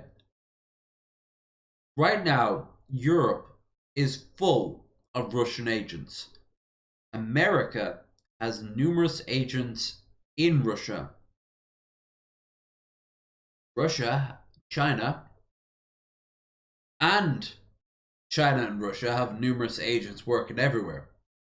Mossad almost certainly has agents here and there, but as the past month has shut, well, week and a half, but 2 weeks now actually. Mossad is not like the smart people in the room. Hell, 9/11 could have been avoided, maybe. But, you know, the CIA just didn't take it seriously.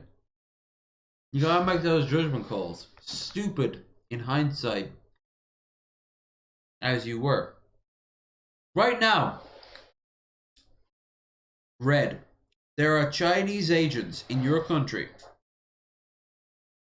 going through your government documents, influencing your government politics, and best of all, eating your government Vegemite.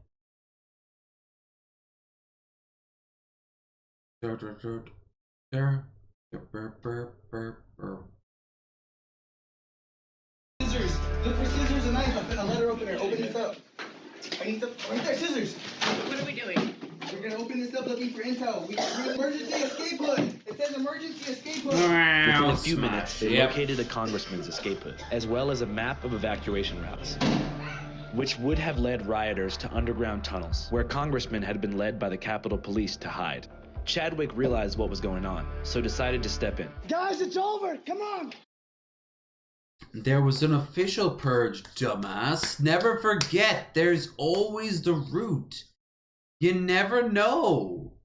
And that's where paranoia and vigilance lies. Always pick the vigilant and never the paranoia. But never think that some motherfuckers didn't survive the purge. Do you remember when those American agents, 500 American affiliated agents were killed in China publicly? They never said they got the ringleaders. CIA. Hell, you know what is actually kind of amazing? In China, China doesn't know who the official bishop of China is. They can't compete with the Vatican.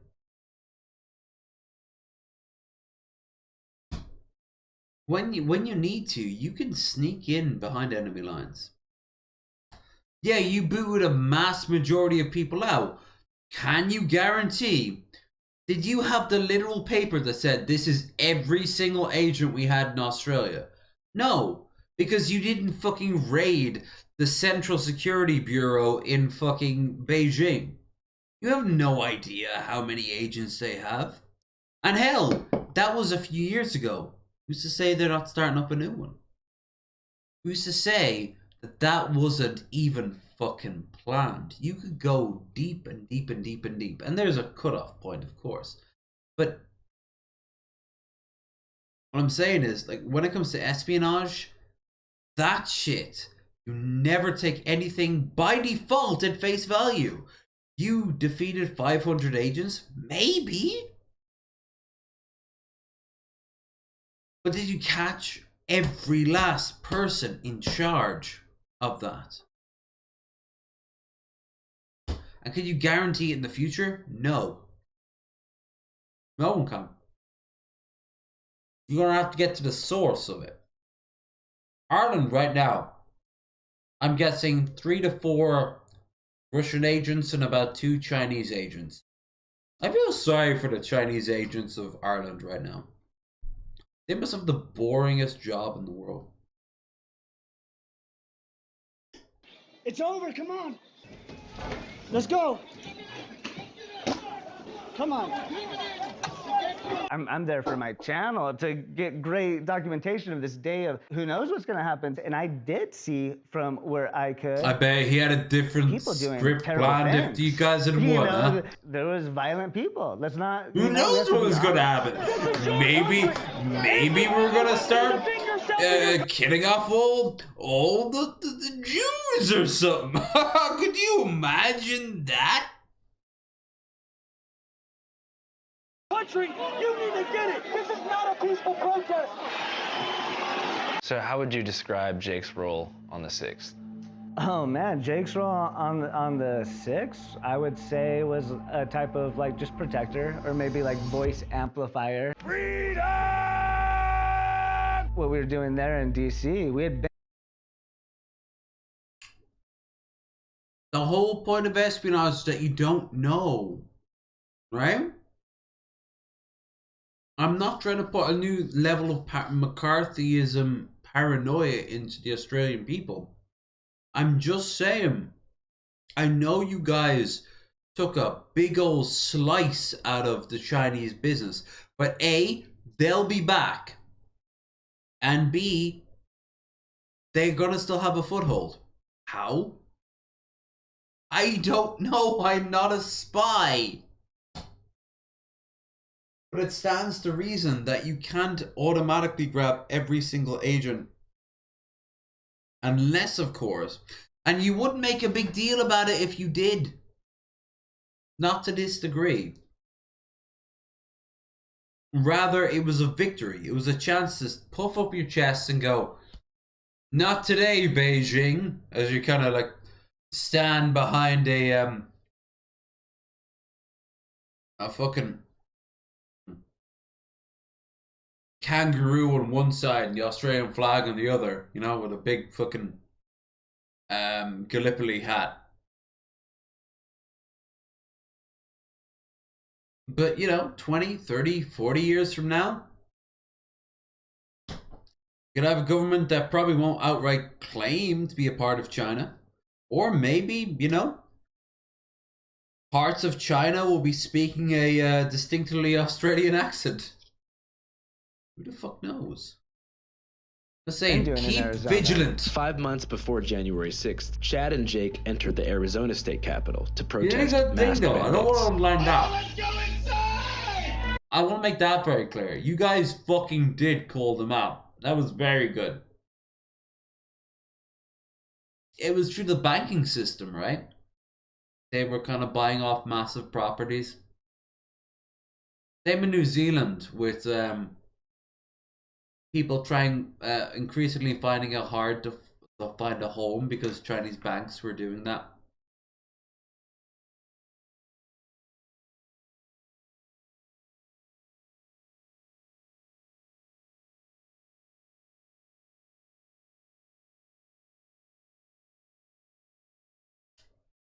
Legitimate Chinese government in Taiwan. Hell yeah, KMT. Hell yeah. Actually, hell no. Fuck that noise. KMT was meant to be a stopgap for Sun Yat-sen's greatest dream. These fuckers need goddamn social democracy. The communists need to regress. As if they're fucking communists. Jesus Christ. The best you can say in China is that, in theory, no one is allowed to be poor. What the fuck does that mean? It means you better get yourself to a fucking slave camp. No more masks! Masks! This is the end of the New World Order. They faced little to no consequences in Phoenix, so figured it'd be fine to do the same thing in DC. Eyes north, Seeing the Proud Boys gathering up right near Mongolia might have a good time to Monument. shine, by the way. If there's a good government in Mongolia, it could very well see a good time to expand its territory. I don't know. Where's the f***ing pisser at? Something broke It's all out, pisser, some you kind of dumbass. argument. You piss right there on the American flag. Let's not fucking You yell used to that, that. all right? They started marching. White boys. And he started observing, you know, going along with that. Washington, D.C. is our capital, not a capital full of communists, but American citizens. Free American citizens. At about noon, Jake arrived at the Capitol. Oh, there we go. He sees a tower, right, that goes up. If I had a time machine, the well-placed minds would make America 10 times better today. But do you be going to war with like Islamic fundamentalists, thinking that they're the ones supplanting the minds? So while you guys would be getting better healthcare, you also would be, you know, Operation Iranian Dawn or some shit like that. Climbs up the ladder to get a good view of the speech that was going to happen. Amongst that, he said he was in a crowd that just was like a you know, like a stream of water.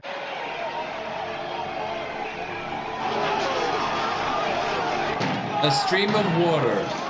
I pissed bigger streams than After that. entering the Capitol through a broken window, Jake, along with about 15 to 20 other patriots, Pull your chased gun Officer out, you motherfucker!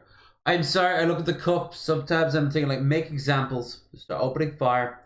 Fire, fire, fire, fire, fire, fire, fire, fire, fire, fire, fire, fire, reload. Fire, fire, fire, fire, fire, and so on and so forth.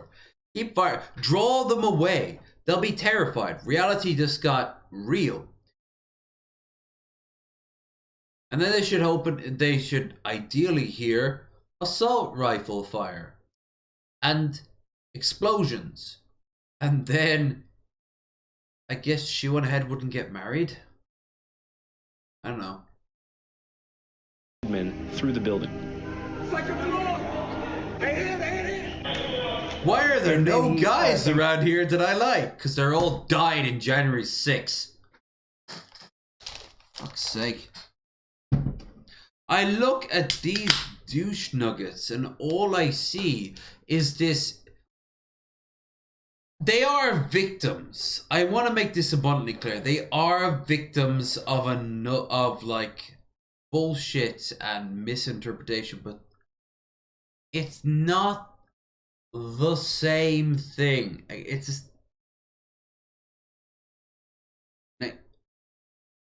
there's one thing to like respect and understand that someone's a victim from afar, but when they actively are starting to do the thing that is bad, you consider them the exact same thing that hurt them in the first place. An abuser. This guy is an abuser. QAnon shaman is an abuser. Every single person is an abuser. It's bad enough when it happens in a relationship, with children, with at your workplace, your roommate, family members. But when it gets into your fucking governmental system, open fire. Open fucking fire. A quick burst, a whiff of grape shots will solve these fuckers up real quick, because they realize that they tossed the glove down, you picked it up, you flung it back in their face, and then that person drops down dead, and you look at the rest of them. What the rest of you fuckers gonna do?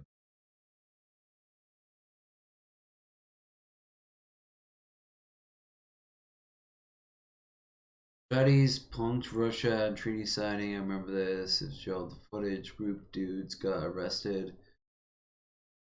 No, they made a choice. Yeah, they made a choice. Of course they made it. Made a fucking choice to choose to climb through. Yeah. Some of these people were bussed in as far as California, as Hawaii, as in Canada and fucking UK. Right there, perps. Insurrectionists. Yes. Aim for their young first. And when they're shocked, as they reach down to look at the corpses, you kill them too. Just keep shooting and shooting and shooting, reload the ammo, keep shooting, shooting, shooting. And then eventually, they'll drop their banners and pick up a little bloodied cloth and go like, we're sorry. And then you drag them up and you're like, so explain to us in your detail your lies. All the lies. All of it. All the lies. And like every time they talk about something, you know, no. You're describing what you call truths. Those are called lies. So let's start again. Let's start with the lie. And we keep going over the lie over and over again. The lie. And eventually, right-wingers will become what we could consider today moderates. You know? I think we should have a nice balance of the budget. Compared to, you know, a left-winger approach of how about legalized prostitution?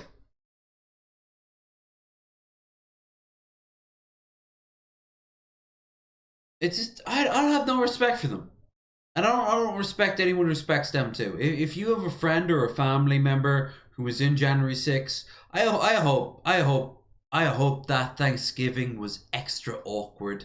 I hope they walked out of there with a bloody a black eye and a bloody nose, walking away going like they're all trans gay. They don't understand that the Illuminati controls the banks and it's all controlled by the Jews. I just want to be loved. Well, you're not gonna get loved by that. So you fuck off and die. Fuck off and die. I don't care. Come back as a new person, or don't come back at all. That's the thing. Every single person here doesn't have to die, but they do have to end their lives the way they lived it. Dare I say, take a new name. Filth. You're filth. I know it's the drink that's infusing me with this level of like, hi, right-winger, I want to break your fucking jaw. But it's still what I always feel like. At the end of the day, right-winger's bad. Even when I was a right-winger, I swear to fucking Christ, like, I felt like you fuckers pushed me to be a monster. And that's when I realized, oh shit, things didn't add up. Counted his first set of officers face to face, okay? Don't actually... And there's a lot of pictures. Hurt anyone, though. As always, I need to underline this extra hard. Don't actually, like, go out and attack people just because they're right wing or whatever. But I will say this. Find out who your friends are if there is going to be a civil war, especially in America. Because they might be the difference between your life and death. Because it's not going to be the left who's going to start this war. The right will claim that we started this war. Because they've never wanted to take culpability in anything. But it's... You know, it's gonna be the right. And they tried it in January 6th and they failed. And maybe that was the high watermark. We're gonna need a few years to figure this shit out. I don't think we've seen it yet. But maybe. I'd love to think it. I'd love to think that impotent rage hiss and moment is. But it doesn't matter if you don't learn from it and deal with it. You have to put these fuckers on trial. Marjorie Taylor Greene is not on trial.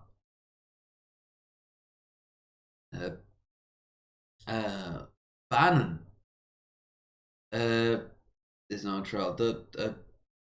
How many Republicans, as a rule, are just not on trial? Trump at least is. You know, so he says they start escorting him around, and lo and behold, they're on top of the chambers, and that's where you see some of the video that came out. Hey! Fucking hey, man. Glad to see you guys. Hey, buddy! Smack! Hold, break arm, put behind cuffs, drag off.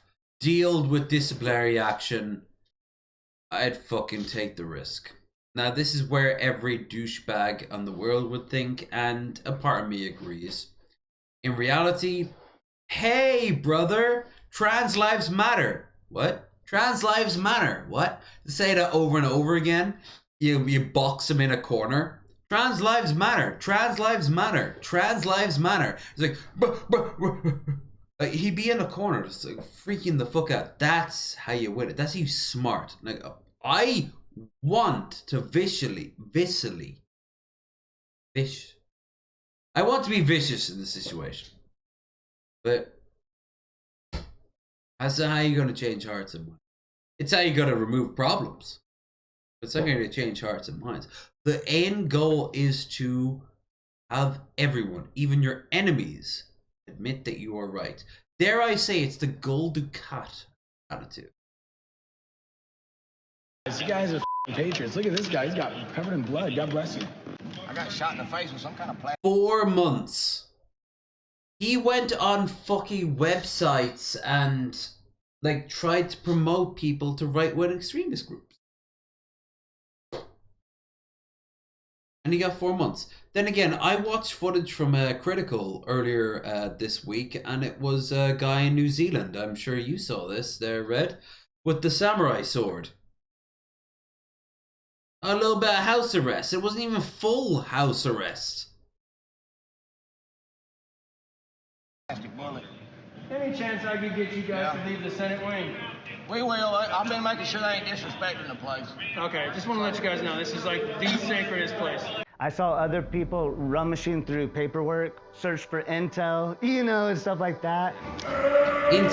You wouldn't understand what the fuck the papers said, because most of you are so high as fuck on bone broth and arsenic, because you think that even before COVID, injections caused autism.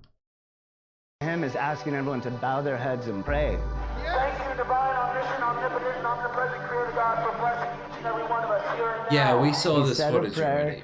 When he was asked to leave, he left. After being escorted out of the building, Jake went outside and told people to go home. You have to go home now. We have to have peace.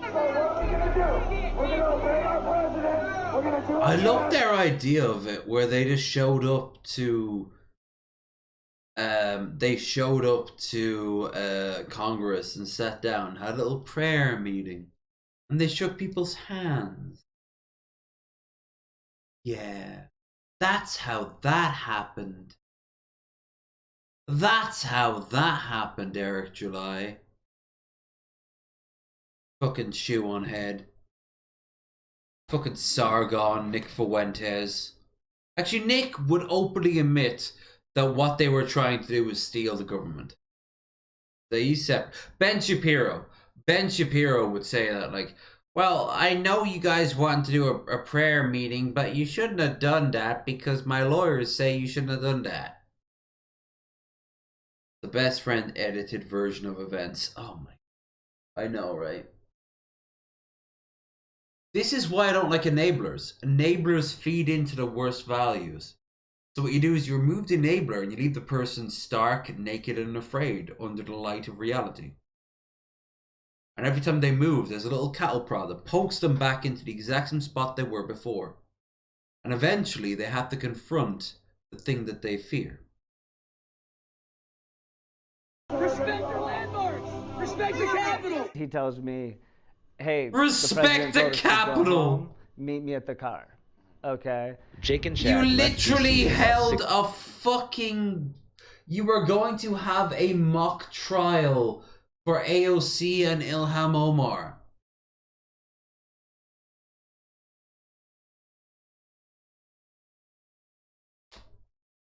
Why those two particularly?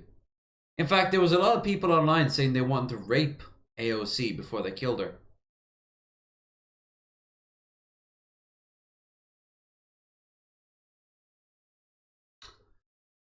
Republicans are evil.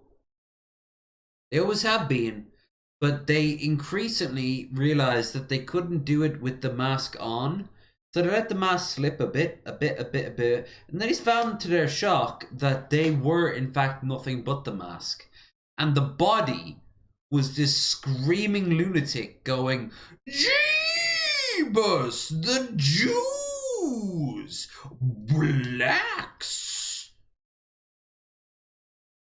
immigrants, gays. And that's all they have. It's why, actually, in all fairness, the voting bloc of Republicans are now fighting back, and it's kind of interesting to see, because they're like, hey, the only reason I support being a Republican is by you being small government. And you have no governmental policies, it's all culture war. But trans bathrooms! But how does that help my health issue? Bootstraps. They have no answer. And Josh, it's beautiful to see. But so long as there are Republicans in office, they're going to hurt people. And this upcoming election is the last hurrah of any potential thing of that. Because Biden has his problems too. The most obvious thing about Biden is that he's old. He's really fucking old. He's not the worst president that America's ever had. But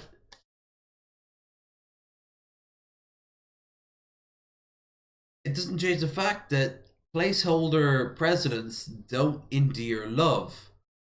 Trump has literal jihadists behind him. They won't call themselves that, but they are. People have killed themselves in Trump's name. And they will continue, and they've definitely killed in Trump's name. Exhibit A on screen. And all the court cases, like Trump said this himself, can literally murder someone in the middle of Times Square and people will praise him. It's a very Homelander-esque sort of moment. And he's right, too. Anyone who supported Trump a few years ago, who backed off, will not support Biden. They will still support some other third party. We are not in a position to get a third party. That is a long... Yeah, first responders got a lot of stuff. Oh god, they got so much death threats. Didn't one of them have to go into witness protection? Or their family?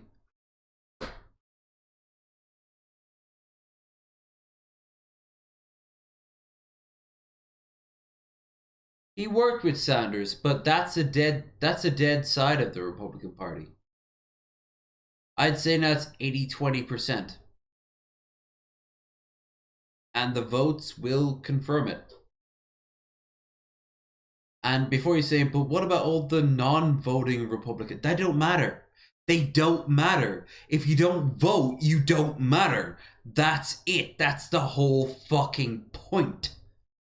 These psychopaths have taken over the Republican Party. If there was anything good about the Republican Party, they raped it to death. That's it. It's over. It's done. Old ideas of like normality is dead. And what's worse, they unleashed the monster themselves. It's like if the Imperium unleashed the fucking Tyranids, which they kind of did.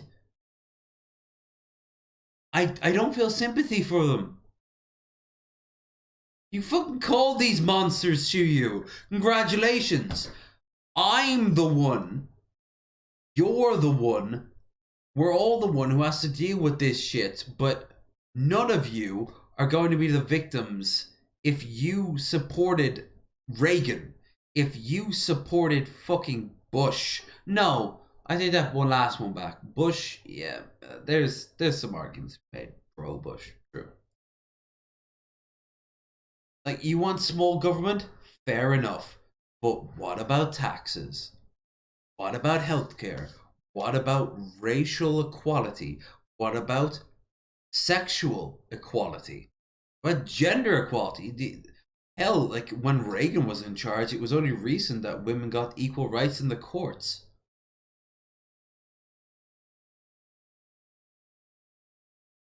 But from Reagan onwards, just at the end of the Cold War, shit got fucking wild. And it's gotten too wild for whoever was quote unquote in control of the Republican Party. I got a bunch of rich cheese over here. I've been nibbling them. Sick of them damn things. Stuck them in gums. Devil idiots and Democrats. Oh, 100%. Oh, you wanted me to talk about, let's talk about the ones who are at Mansion right now. What's the point? What's even the point of him being a Democrat? You know? He might as well be a Southern Democrat, you know? He might as well be a fucking Whig. The way they treated Bernie. How they picked Hillary. Hillary is another great example of an absolute scumbag Democrat. There's lots of Democrats. And hell, Democrats were famous the party of big corporate interest. It's true. That's the thing though. Republicans will never say that about their side. They'll never say, oh, big religious groups pay the Republican Party. Of course they won't. But we'll say that about the fucking Democrats. Because Democrats are a mean to an end. Fuck the Democrats. The Democrats are the only way America is ever going to have a third party. You have to get the Democrats to get the independents. And the independents who will eventually have to forge their own party. Hell, what's his name? I don't like him. I don't support him, but he's a great example of it.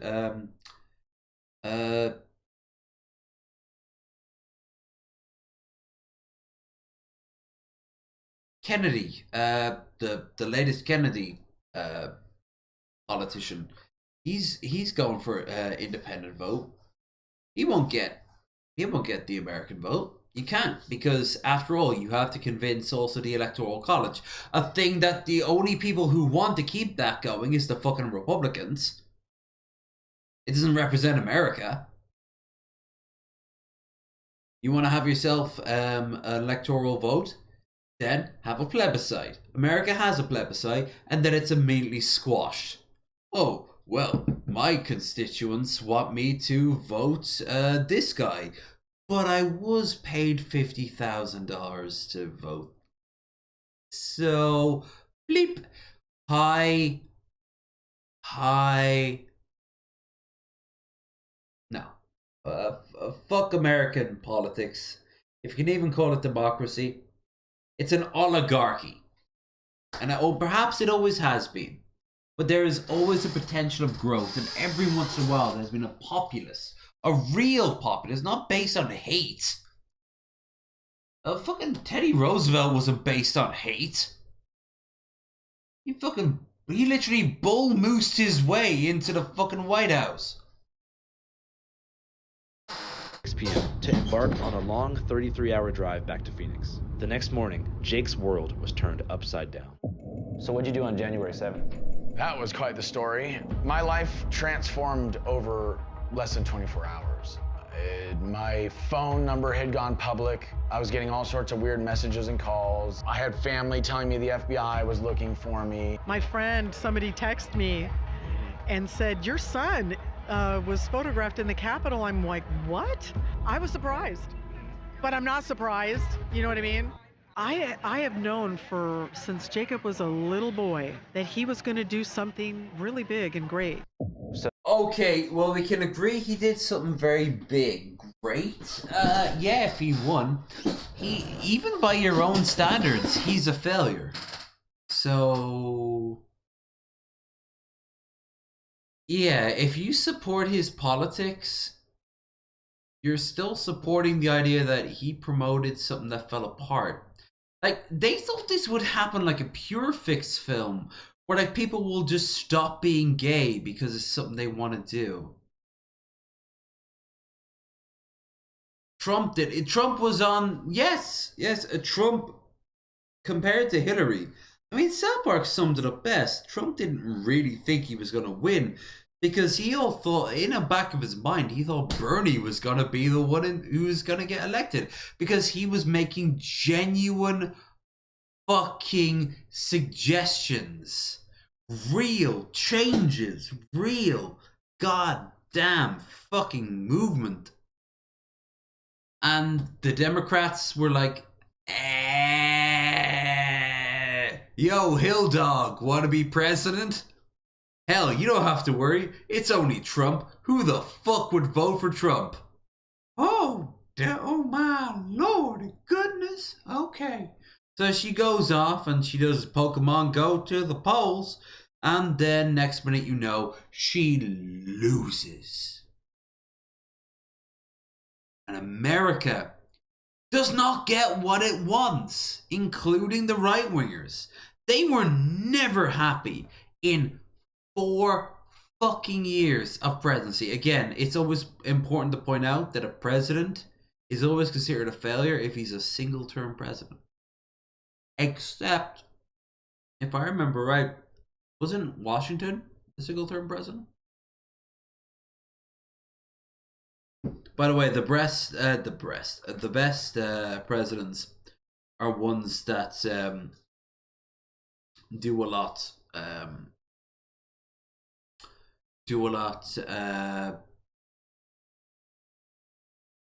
like economically, logistically wise, like little minutiae details.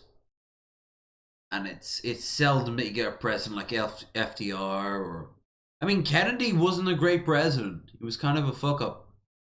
I mean, don't get me wrong, I'd prefer if he lived. But although Lyndon Johnson did a lot more for civil rights, he was adamant in getting civil rights done, while Kennedy was more sort of like a, well, yeah, but, you know, we can get this sorted out tomorrow.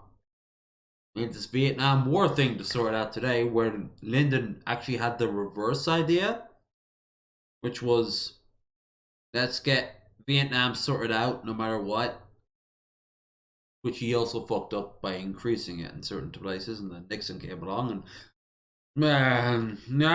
So what about January 8th? Just more of the same, you know. I think that was when I had my interview with Alex Jones, where he screamed at me and told me I was a liar. I love you, dude. I love you, but you gotta let me talk. Work with a wig. Yeah. Trump and Murdoch are great examples of modern day wigs. Hell, I don't need to tell an Australian about the awesome and terrible power of Rupert Murdoch. Oh, highest level military intelligence. Tell me more about it. Motherfucker went to jail too. Tell me about the highest level military intelligence. You keep interrupting me.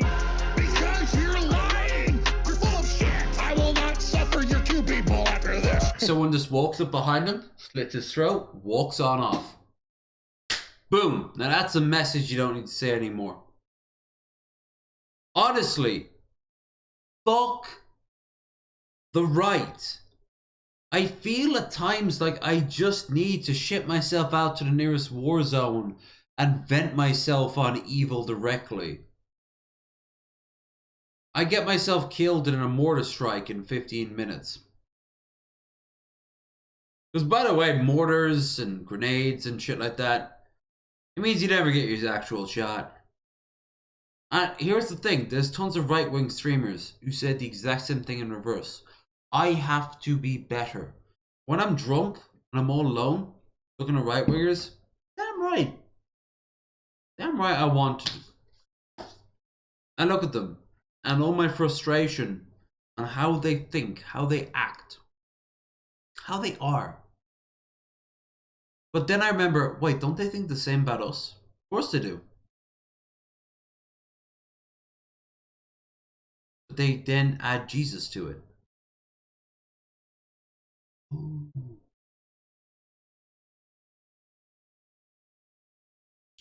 I feel like I'm grasping bubbles of air when I look at a lot of these videos. You know, it's tangible, but you can't do anything to it. There were people on that day that were violent. Let's see how he answers this. That's just all there is to it. People assaulted police officers. They broke windows, etc. The real knife's edge that we are talking about here is there were people that were violent on the outside, and then there were people that were not violent at all on the inside. No one gives a fuck. If you were violent on the outside, then they have to fucking flush the whole thing. What did I say? Bad apples spoil the bunch. Like, if I was in a peaceful protest in my mood right now, and a fucking right-winger came up and, I don't know, started to, like, harass someone next to me, I might have an urge to just grab him and start bitch slapping him. The whole parade shouldn't stop because of me. I need to be evicted from the parade. Because I'm not doing the parade any justice. Yes, it's called self-awareness. It's not very complicated. Like, I know that I look at this shit and I feel rage. Of course I feel fucking. These fuckers can vote. We made history, guys. People are smoking weed in here. I'm smoking weed. This is our house. How soon, like after the 6th, until you went to jail? I was detained on January 9th after I turned myself in at the FBI office, field office in Phoenix. What made you turn yourself in? Well, that's just the kind of guy I am. They told me they just wanted to talk. You know, I called them If when I you found didn't out. turn yourself in, you'd have been in a whole lot more worse situation. You talk to the last lawyer who would have a single line of dialogue with you, and he would just tell you that, like, dude, just go now. Just go now, because I will literally tell them, I will be obligated to tell them where you are. Just go there now, do it yourself, and then at the very least you can say that you turned yourself in. Because whatever the fuck you think happened, didn't happen. That they were looking for me and wanted information on me. Yes, are you there? Can I hear? Are you there? You know, I basically said, I heard y'all are looking for me. I heard through the grapevine that FBI was looking for me. Dressed as Sophane up top, but Jeff Holiday on Dr. Phil down below. You guys wanted information on me or my whereabouts? And then we proceeded to I'm not just an American in a gray red-pilled suit. The FBI agent that I was on the phone with. Operation Paperclip, look into it. That's exactly what the media's done. Operation Mockingbird, look into it. Oh my god, stop! Stop! You are making an argument for the secession of free flow of information because you're using it for evil instead of good. And none of this is fucking valid. What the fuck does Paperclip have to do with anything? Like, he's making these references to things that aren't related to this. Fucking Paperclip, what? Were you building fucking weapons of mass destruction for the Nazis? Were you testing gas out on Chinese citizens for the Japanese? No? Then shut the fuck up. That has nothing to do with it. As for Mockingbird, I know I've heard the term. I guarantee it's a real thing. I just don't know it nearly as much. Something tells me it doesn't apply to you. You're under arrest. Jacob Chansley, the self-proclaimed QAnon shaman, has just been sentenced to 41 months in prison for his role in the January 6th Capitol riots. He was seen entering the Senate chamber with a spear. What was it like having him in jail for the past couple years? It was very hard, very painful. When you're in solitary confinement, you don't have a window, you don't have view to a TV, you don't have a radio, you don't have books. Yeah, that's called solitary confinement. Interesting how a lot of you right-wingers want to do that to a bunch of illegal immigrants who come across the Mexican border. Assuming you don't just put fucking mines in the middle of the Rio Grande like they've been doing out in Texas. But that would be okay, because those people are ISIS extremists. Those Mexican and Guatemalan refugee children.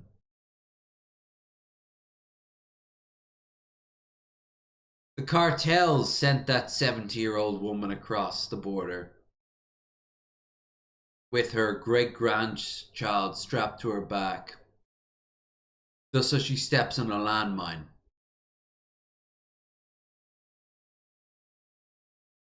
Isn't that right? Isn't that fucking right? I want to actually grab one of those fuckers and shove their face into the meat of one of those dead people. And go like, no, you should be proud of this. Take a good old whiff. You've earned this. This is your reward. And then afterwards, when they come out and they're coughing and gagging and vomiting and face covered in shit, where everyone just starts applauding them. Look at this, a proud American. A proud American. You're proud. I love America. I don't like what it is today. It's been drinking its own urine. It's been flinting its own Michigan, so to speak. Sometimes he didn't even get out, but every 2 days for 45 minutes. Well, it was a concrete slab with a foam pad about that thick laid on top of it, 2 sheets and a blanket, and a toilet and sink into one metal mold, buttons that you had to... It's called solitary confinement. Though, like I said, you didn't get solitary confinement because you still had people interacting with you. If you had solitary confinement, we would have never heard messages out of you, including the time the guy next to you, interviewed you. We watched that. You didn't spend the whole time in solitary confinement. The only reason they gave you solitary confinement is because A, they thought you were schizophrenic, and B, you started to harass fucking guards. You play stupid games, you win stupid prizes. You're in fucking prison. Press where the water would only come out for, 5 to 10 seconds at a time. It was hard. It was hard, because especially when you have like the threat of 25-year maximum sentence hanging over your head. I had my moments of breakdown, but I drew on God's strength. He's an instrument of God. You find it hard to believe in God? Wow, God's really weak as shit, isn't he? But sometimes when so many things go wrong. I don't. Sometimes when we're tested, you think, well, why are you punishing me? It's a building of your faith. And it wasn't a good day for conspiracy theorists. Jacob Chansley, the QAnon shaman, was sentenced to 41 months in prison for storming the Capitol on January 16th. How did you feel about the way that he was portrayed in the media? Well, they didn't portray him well at all. They portrayed him as a lunatic. She should have a big brand on her forehead that says enabler. And those kids should be getting paid to throw stones at her every time she makes her face in public. Eventually, she won't be in public anymore. And he'll have one less person promote his lies. Who am I? I'm just a fucking drunk. That wasn't very intelligent, Antifa, a terrorist, that kind of stuff. He was none of the above. There's a lot of talk on the internet that I'm CIA. Did you hear that, by the way? That is very interesting. He said she heard that he was a part of Antifa. That is fascinating because that is some right-wing fighting right there. Where pro and anti-Q people were fighting because it didn't make sense that the pro side lost. So instead that this was all a deep fake, thus making the QAnon shaman fucking Antifa. And I love that. I love how deep into it she is. Like I said, brander onto the forehead, nice even fucking thing that has capital E, enabler. And they'll get a bounty for every stone thrown. Only like 50 cents or whatever. A asset or a plant from the feds. The one with the bull horns, he's but it builds up. A Trump supporter. I don't care what his resume says. Yeah. Fucking twist the knife. Let that shit fucking fester. Hell yeah. None of those things are true. Schizophrenic, bipolar, depressed, delusional, You are. none of that's true. You either. are. It's But okay. It made for good cover for the media.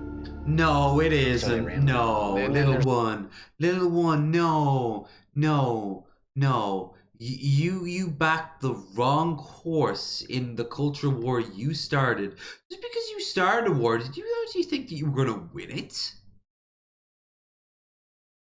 Why did you even start the war? Because you didn't like the fact that an interracial couple can walk down the street with impunity? That gay people can be people? It's okay. It's okay. Perhaps this nice beating will show you. And then the next 6 hours will just be like a video of him getting beaten. And this should be actually shown to every single church on Sunday with a reminder video. Even before like the first opening. I personally would like that for like 6 years. And if that doesn't put the fear of true God into them, then we just have to ump it up a little bit. And again, you see, this would not solve the issue, but it'd make you feel good, wouldn't it? Yeah. The whole thing with the We white need a better way. supremacy, Better way you than know, I can give. Racism crap. All I can give like is fucking when white supremacists public face humility. consequences. Now, Hell yeah. before being indicted, I have gay friends, I have straight friends, I have transsexual friends, I have black. You have gay friends. They're called TERFs. You have straight friends. They're called your friends. You have black friends. They are called Jesse Lee Peterson and Eric July. Although probably Eric July wouldn't stand by him on the simple grounds that he is a little too extreme. Like, he wants to be like the extra 20. Like I said, it's 80-20 now at this point now.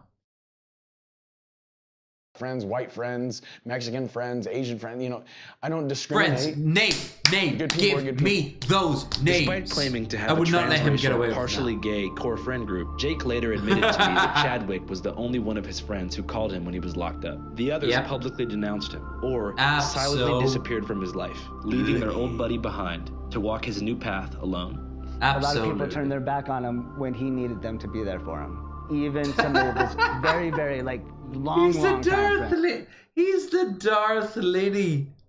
Oh my god, he's the Darth Liddy to the QAnon shaman. I love it. And like his own people. Except, no, are Darth trying is to save cool. these lives. He's a cool he person. Said you would be Warlord? surprised who you lose, who you would almost guarantee would be there for you when it matters. I think what it comes down to is that a lot of people are scared because they don't want the government or the woke mob coming after them. It's hard to stand. You don't need to against woke the mod. You just don't need me to recreate Snorri's nose biter from Warhammer Fantasy. Let's look at, if you're wondering what I look like, it wasn't too long ago I found my spirit animal.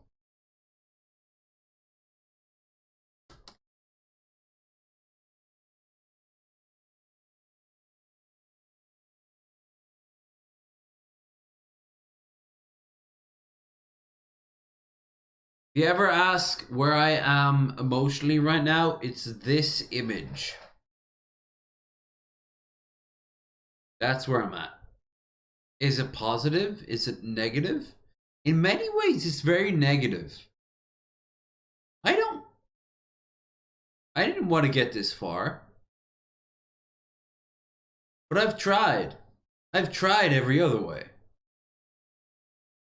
And yet, if you use your axe or your hammer, I don't know, then all these horrible opinions just seem to vanish. I don't know. Plus, he's a hardcore alcoholic. I also love how he should have a giant crest. You can see there, they have giant crests of red hair, but he couldn't grow one, so he jammed in a bunch of red spikes into his skull. Snorri thinks he should have another beer. I think Snorri is a very smart dwarf. Of what the narrative I love is, Snorri. because then you get put into that small little outcast. A lot of people can't get picked on. They can't deal with that, you know? I gave him a promise. I said, Jake, I don't care what I see in the news, what I hear about you, what they say about you. I know who you are, and I will not stop making sure the world knows. Another brand onto this motherfucker's forehead. You enable this shit. Unless, of course, you actually have to go to trial, in which case, forget the brand. You are complicit in this shit. You're not just enabling this shit. You are actively supporting it. Was that? I got a lot of hate. My channels Good. and stuff. I'm glad. Halted. It was a lonely Brilliant. battle. And so I don't blame him. I forgive him. I'm not worried about it. You know, where God closes one door, God opens another. You probably get a lot of God fan isn't mail, real. though, You're right? gonna die into Yeah, the I've void. gotten a lot of fan mail. Mostly Thanks to from ruining older everyone women, else's though. fun. You know, it's not like, you know, this is really funny. I was talking in prison. I was like, man, you know, I get a lot of fan mail, but I only got like 1 or 2 from like hot chicks, bro. And the guys in prison are like, Chansley, my grandma's into politics. Hot chicks aren't into politics, you know? And I don't know. I've seen some hot chicks at the Trump rallies, but, you know, yeah, I had to admit, though, You saw a lot of girls at the Trump rally. Number one, they were streamers bouncing off it. Number two, there was the small percentage of women who were both hot and into it. They were normally because they're boyfriends or because they were looking for a boyfriend. Or maybe they had some deep, or maybe and they had some deep-seated racism. Or number 3, Shu. Shu was there.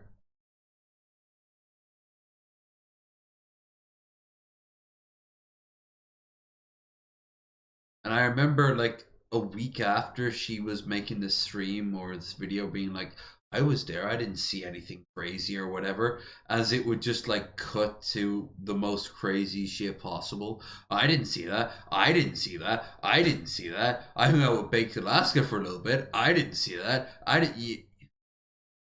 You fucking did. And to think, Sargon was freaking out that you had become a fucking communist. Aw, bless Sargon. Always proving to the world that he doesn't know jack shit.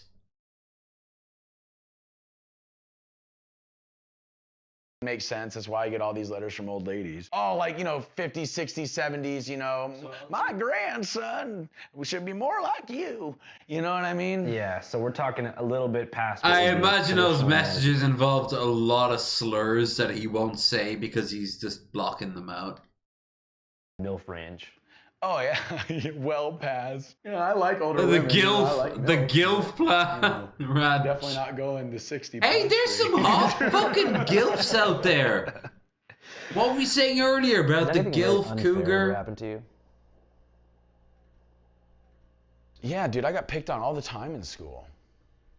My dad was an alcoholic and abusive on many occasions for no good reason, unfair. My dad was an alcoholic too. While he wasn't abusive, the one time he tried to take a swing at me, I fucking floored him. But it doesn't matter. That doesn't matter. You don't turn your hate into someone else's pain. You don't ever do that. It's why I always I pressed Your Favorite Son over Cobes so much, because he talked to third parties who lived around Cobes, and yeah, there's a lot of people who see him as a fucking menace. Those people matter too, and they have to be heard.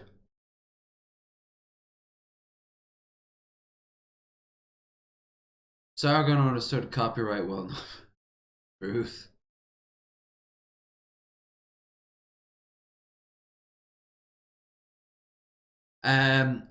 Just like Dankula won the whole thing with Sky News. I do. Sky News is turning. This whole thing with Israel and Hezbollah. Holy fuck, Kay Burley. She's just outright claiming that guys are saying shit that they never said before. Not the Hamas, but the Palestinian government's rep in the UK was brought off, and the first thing he's like, "So you lost family members in a raid a few hours ago," and he's like, "Yes, I did." And then they're like, "So you hate Hamas, yes? You don't like Hamas. Hamas is bad. Hamas is bad," over and over and over again. Well, obviously Hamas is bad. Anyone who supports Hamas is either stupid, misunderstood, or hateful all of themselves.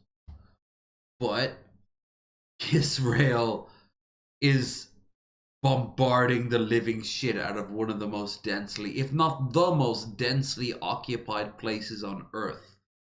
There's 1.5 million people there, 50% of which are children, and they are just fucking throwing down shit. So, what did I ask the guy who is not Hamas? He does not support Hamas.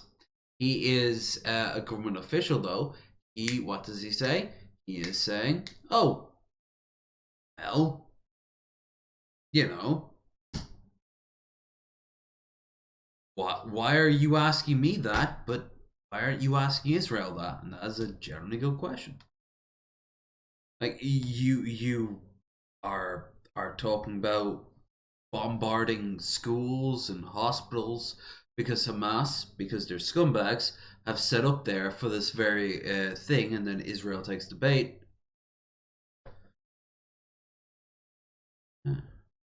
No. You know what I thought when I saw the Gaza Strip for the first time? It's so small. You can stand, I'll actually show you on Google Maps. Well, not Google Maps, but I'll show you on the live map for extra oomph.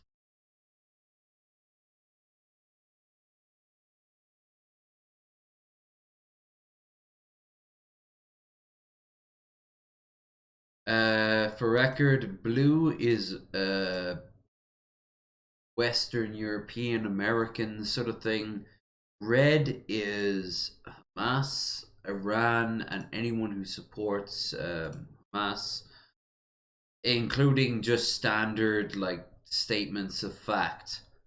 Like if they're gonna put out the 600 people died last night.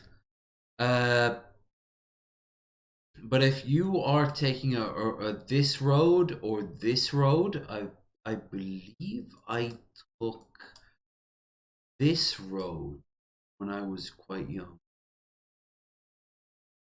You can see it. Okay. One plus of not having the guests on anymore. This didn't exist. A lot of this didn't exist. It was mostly just the sands. They've been expanding heavily, but you can see it. You can see it over here. And if not, then I would have had to taken this road too. And I thought you could actually see the whole thing on a good day on a high point. It is not very big, but it contains 1.5 million people, and like I said, most of them are under the age of 18.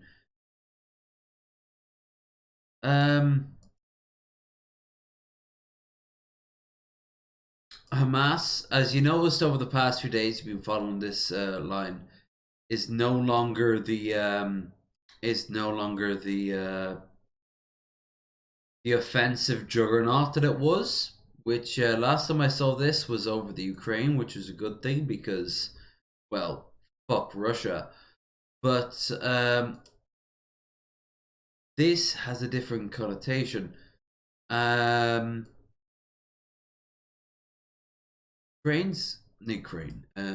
Israel is almost certainly going to just sweep it. Top to bottom. Are they going to occupy it? They don't have the manpower. They don't want the manpower. Could they occupy half of it? Maybe. Could they cause a lot of slaughter from this point here all the way down to this point here? Yes.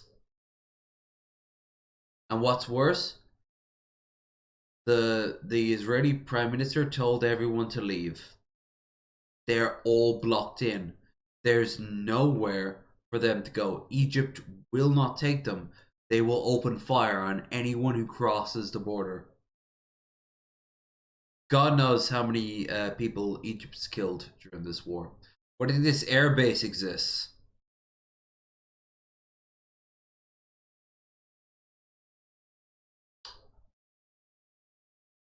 Hamas doomed the people of the Gaza Strip, and I will not support what they have. I do support Palestinian independence, but I don't support whatever the fuck nightmare plan Israel has. But the fact that Israel lost hundreds of people to attacks, their blood is high, and they are going to probably commit many acts of murder. Not as just and not just as much. Probably more if they have the time to do it than Hamas did. The only plus side I can see, Hamas may be wiped out after this. Hamas is vile and doomed the Gaza Strip the second it was voted in. But at the exact same time, I can see why they did what they did. There's nothing really else for people who have literally no power. As of tonight, at the time of recording, there is literally no more power in Hamas, in the Hamas-controlled territory. The Gaza Strip, their last generator has just run out. There's no more fuel, no more lights. Now Hamas has access to portable generators and shit, so they can charge phones and interact with the outside world, but what about the millions of people who aren't Hamas?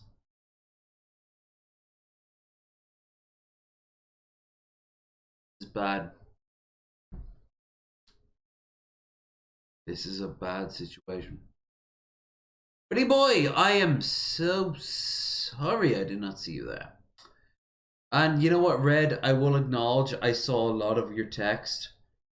I'm drinking too much, man. I couldn't engage with you in a proper sort of philosophical, both of us Greek philosophers going like, oh,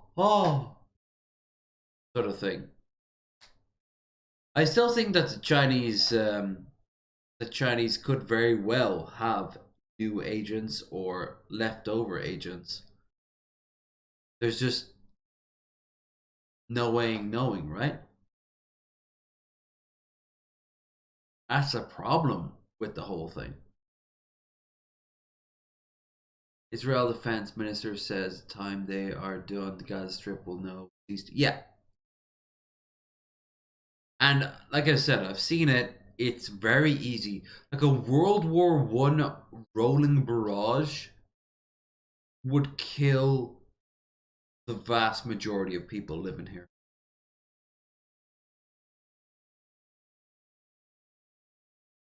So whatever was done to Israel will be overturned in a second. Now, will Israel just go into particular areas of it? Do a sort of Black Hawk Down, look for particular targets. I think Netanyahu was going through his own shit with the whole fucking. He was trying to become a dictator. There was this whole thing about it, but I think he will try to spin this, but whether or not he spins it to kill off the vast majority of Palestinians, or to be this sort of, you know, voice of reason, well, I hate to say it, but only he knows the answer to that. Palestinians are not Hamas and Israel people are not Israel. Actually, that second one is not as true as the other way around. A lot of young people really have genuine fucking disgusting viewpoints on the Palestinians. They simply call them the terrorists. Palestinians. Oh, you mean terrorists? And Israel is one of the more younger nations of the world. But I'm not going to say that the two are connected. No, you're right. There was massive anti-Netanyahu protests. I actually haven't heard from the hardcore right-wing Zionists on this whole thing, who held back Netanyahu. I'm sure they're like delightful because now they can point. They're like the Wojak of the two guys pointing, or like, ooh, you know. Anyway, listen, we were talking about scumbags, but it's important that we have to get back to scumbags. Okay. Dealing with kids in the group home where I was working. The manager was not giving me the backup that I needed. The kids were breaking the house rules, and when I would do things like take away their phone or their video games because they showed up 5 hours late from their pass, all they'd have to do is call the house group home owner and complain, and then he'd undercut my authority and give the kids back the stuff that I took away. My thing is I don't see myself as a victim in any of this, so I don't dwell on the things that are unfair in life. If you think that life is going to be fair, then you're deceiving yourself and believing the illusion that life should be easy. Okay, but then what's your problem in the first place? If life can't be fair, why can't it be good? If you're not willing to fight for it to be fair, then why can't it be a good life? You didn't fight for a good life. You fight for a bizarre Trumpite life, which Trump doesn't have a codified ideology. It's this almost like we'd see in some sort of, ironically enough, CIA-backed coup country in Africa, where it would just be a mixture of together, like the Green Book, whatever the fuck Gaddafi did, you know? That's not words. Easy. Is there any regret on your end about being there? Well, here's the thing about regret. They like to make noise, but when they have to produce evidence for, let's say, us fixating prices for wine.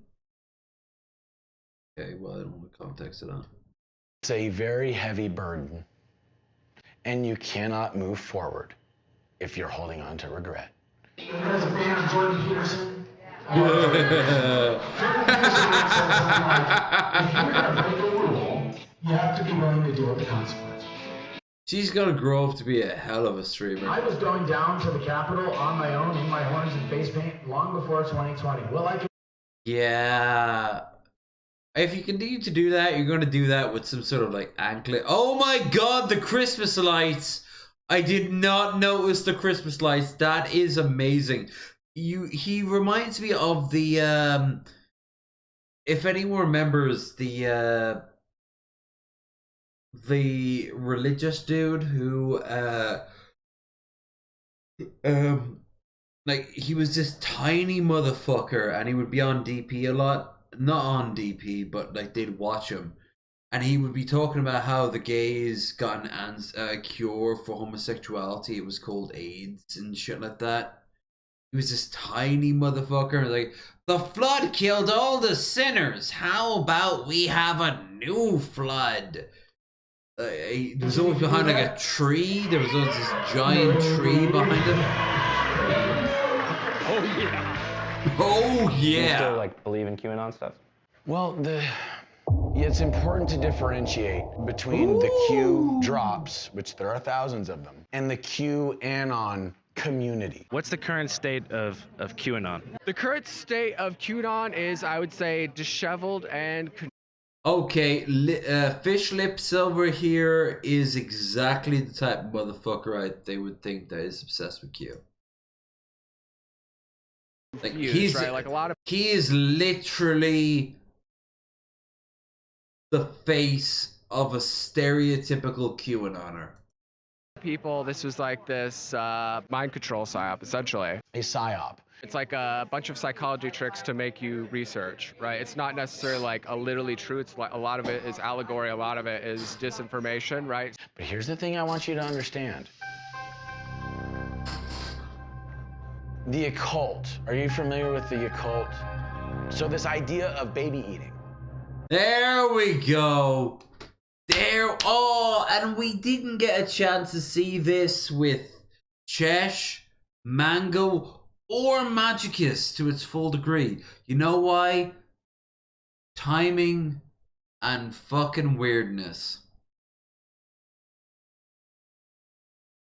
Baby eating, you say? Fascinating. Have you ever talked to our good friend here, Mr. Suicide Booth? You know, for 25 cents, America's fastest way of dealing with problems.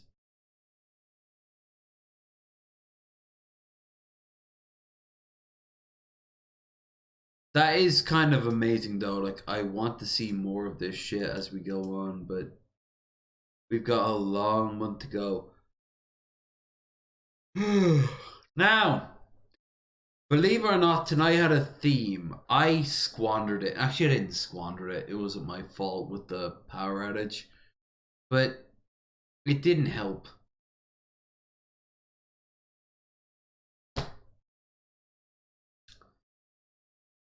Prepare yourselves, motherfucker. That is toxic. You're gonna eat that? I went to the doctor and he said it is more than likely that I have tapeworm. Update on the tapeworm situation with Nick. 7:30 this morning, Nick passed away at the Kaiser Hospital. Ladies and gentlemen, every day we reach a new low. It seems like with every day that passes, we invent a new level of desperation that people are somehow willing to stoop to in...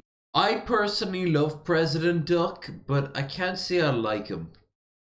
In order to get views on the internet. And today is no exception. Now, we've seen a lot of sad things that people have done with the sole intent of blowing up on some social media platform. I mean, just the other day we watched as a guy robbed a couple of convenience stores in order to get a few thousand views on YouTube, so this is nothing new. Yet for some reason, every single time we wind up in this situation when we're about to watch somebody do something insane for TikTok views, I'm still surprised. Because it's not every day that you find somebody on TikTok who is willing to eat parasites and what they believe to be the diseased meat of an animal just for some engagement. But that's exactly what you'll find on the TikTok account of Nick Kratkup, a TikTok fisherman who has recently gone kind of viral for purposefully eating the tapeworms out of a fish. A couple of weeks ago, he uploaded a video where he caught a bass, found tapeworms in it, and then proceeded to eat it anyways, purposefully exposing the meat that he was eating to the tapeworms. And since uploading that video and having it go viral, it's not the last time he's done it. He's posted like 5 videos since this where he eats something that he probably shouldn't, and then chronicles how sick he gets. So, earlier today, when I was up in the shop, I immediately went over to the reduced dial. This hopefully is the last week in a while where I'm gonna have to go on rations. So I rushed over and I found in the reduced style a block of sausages, about maybe a day, 2 at the most, out of date. 58 cents. Not bad. Took them home, cooked them up. The power outage happened mid thing, but they continued to cook in their own juices. I ate them. And about 90% of them, I was eating through the last of it. It's happened tonight, by the way. And I took a bite out of the last one. I stared at it. And I was like,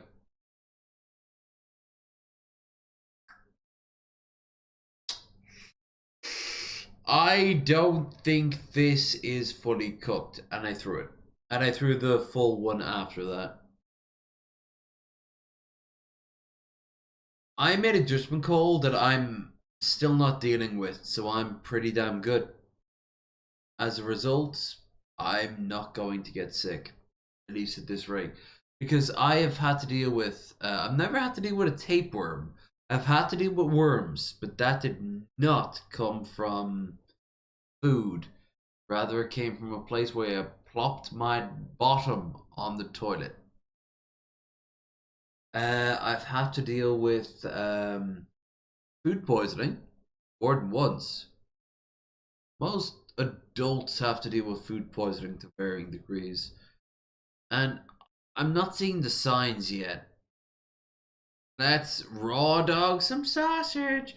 You know what the thing is? I wasn't raw dog. Like, it wasn't just like bare bones. It was pretty well cooked. It was just that bit, that final bit that made me just a little sussy wussy, you know? But I already downed the rest of it. Still, for like 50 cents for a whole thing of sausages, I can't deny it was good value. I might be thinking this guy does live in Florida, maybe he's just crazy, but if you look at his videos before the original one with the tapeworms, you'd find that he didn't really upload anything similar, but after that tapeworm video went viral, he's been pumping out similar videos since. Why? Well, because big numbers on internet videos make people do silly, goofy stuff, and we're about to see that in full effect. Let's begin. Please subscribe. That is toxic. You're gonna eat that? Let's go fishing in the hurricane. I'm gonna be using a whopper flopper, which is a topwater lure. This guy's coming in at 13 inches and a quarter. He has some nice fillets on him. There's no minimum length required for a largemouth bass, so as long as you catch one, you can keep it and eat it. This guy's such a handsome fish. I feel bad eating him, but we're starving. Alright, not really super relevant to the discussion of the tapeworms, but what are y'all's thoughts on eating bass? I know this is like a controversial topic in the fishing. Bass is nice. You can make bass taste really nice. You want it to have a bed of something. I remember pilu rice with bass, like the filet bass, and it was on a bed of pilu rice. That was really nice. They also had ooh, there were dumplings. I remember that. Community. Some people hate it, some people love it. I'm curious to hear y'all's verdict. Largemouth bass is a great first fish to fillet because they don't have round heads, so they're not going to be wobbling all over the place. Realizing that he has tapeworm, so it's gonna be pretty tough to eat. I looked it up, and apparently if you cook the fish thoroughly, the tapeworm... Alright, I need to have a look closer at that, because as disgusting as it is, I need to see where actually... Oh. Okay. Is tapeworm, so it's going to be pretty tough to eat. I looked it up, and apparently if you cook the fish thoroughly, the tapeworm shouldn't affect you, but I can't say that I'm not experiencing problems after I ate it. This is the fillet I got. So while it might gross some people out, what he's saying is entirely true. When you're catching wild fish, it having some sort of worm or parasite inside of it is kind of the rule, not really the exception. It is extremely common. For people who have never been fishing, this might sound insane to you, like why would he not just throw this fish away? But that's just how it is with wild caught fish. Even the stuff you buy from the grocery store, if it was wild caught, you can almost guarantee that at some point there was some kind of worm in it. With the companies, the farmers, the person who catches it before serving it to your plate will do everything in their power to remove eggs and the worms and any trace of that shit, but you can never be 100% true of it, except for things that are mass produced. For example, if you've ever eaten a tin of tuna, that's fine.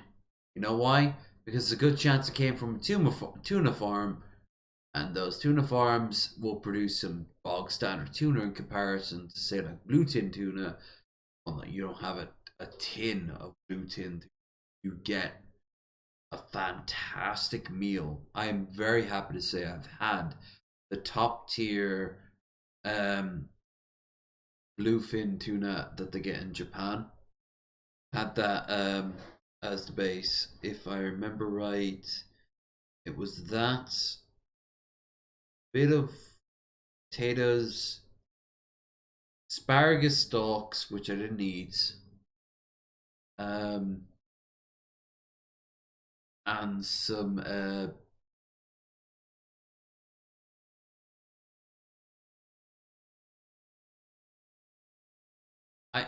I think they were like almost like prawn toast, but they were forged in a particular way. I don't know how to describe it.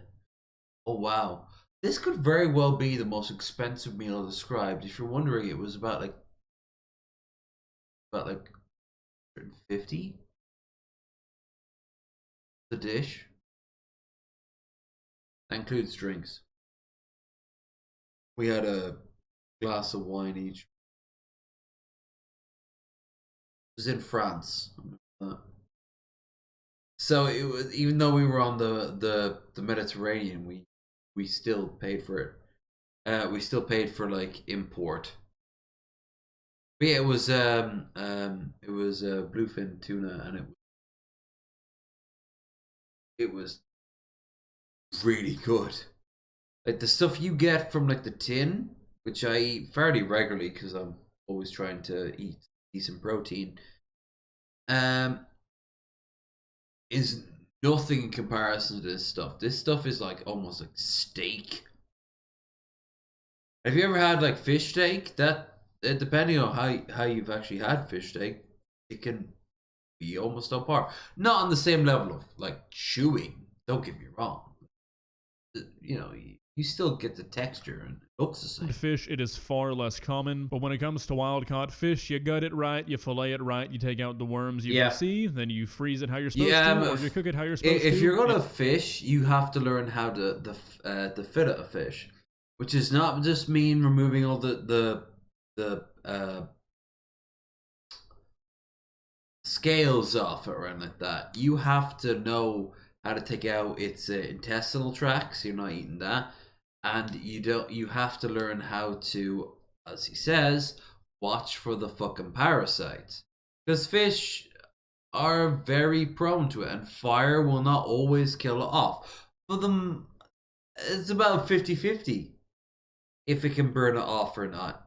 Sometimes it will, which is bad, because if you eat it first and nothing happens and you're getting on with your day, and 2 weeks, 3 weeks, 4 weeks later, come back to the same spot, you fish, you grab another fish, you eat that fish, that one might have a parasite, you cook it the same way, you don't have to get none of it.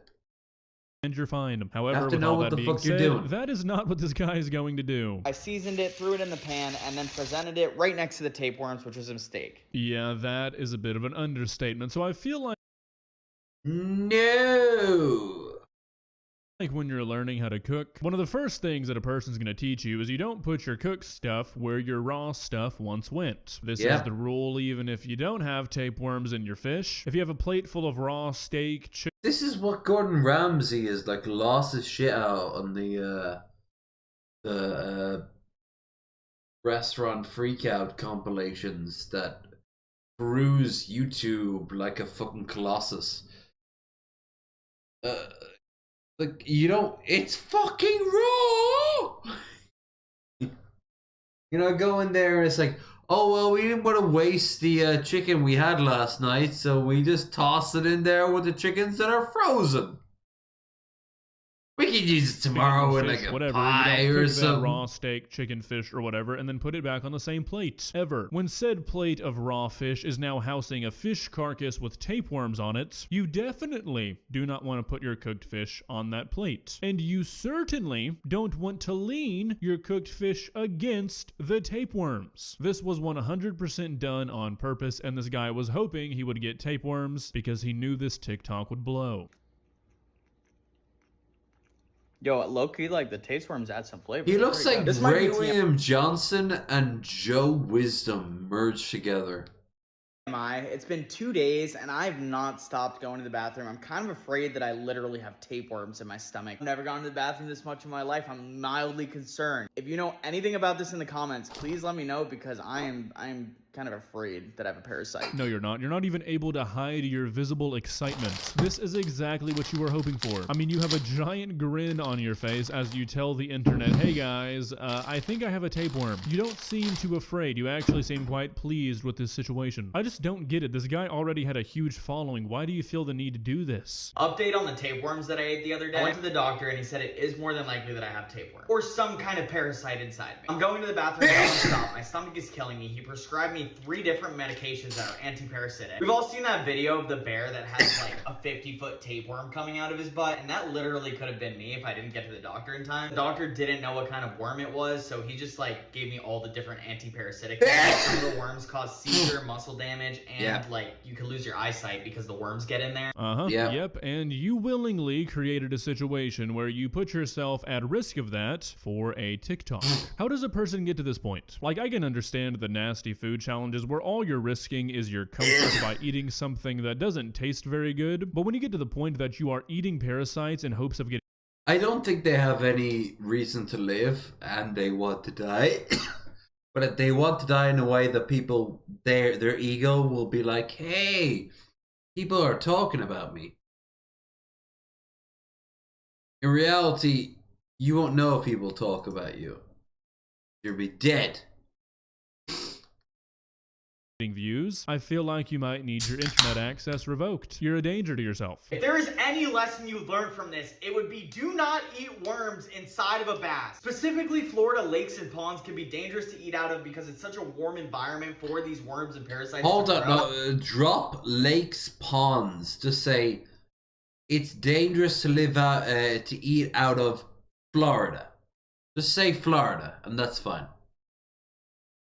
I'm an idiot. I'm not gonna lie. This was totally my fault. I was like, oh, it'll be a good video. I'll eat some tapeworms. Who does that? Why would I do that? And before you guys come at me in the comments, I looked it up, and apparently if you cook the fillets thoroughly, the tapeworms won't get in you, or any worm won't get in you. So another lesson is don't believe things you read on the internet either. Oh my goodness. Okay, so you did all this and you're still unaware of where you went wrong? No, my friend, this is not a case of Google lying to you. What you read was true, but when you rest your cooked fillet against a carcass infested with tapeworms and then leave it there for who knows how long while you get these shots and pictures for your video, that is when some cross-contamination can occur, and it doesn't really matter how long you cooked it because you're resting it against live tapeworms. You've got to know that's what got you in this situation, right? So as of recording this, these 2 videos got 13 million views collectively, while the other videos this guy uploads averages like 50 to 300,000. So, as I'm sure you might have expected, this is not where it ends. A few days later, he uploaded this TikTok where he fakes his own death.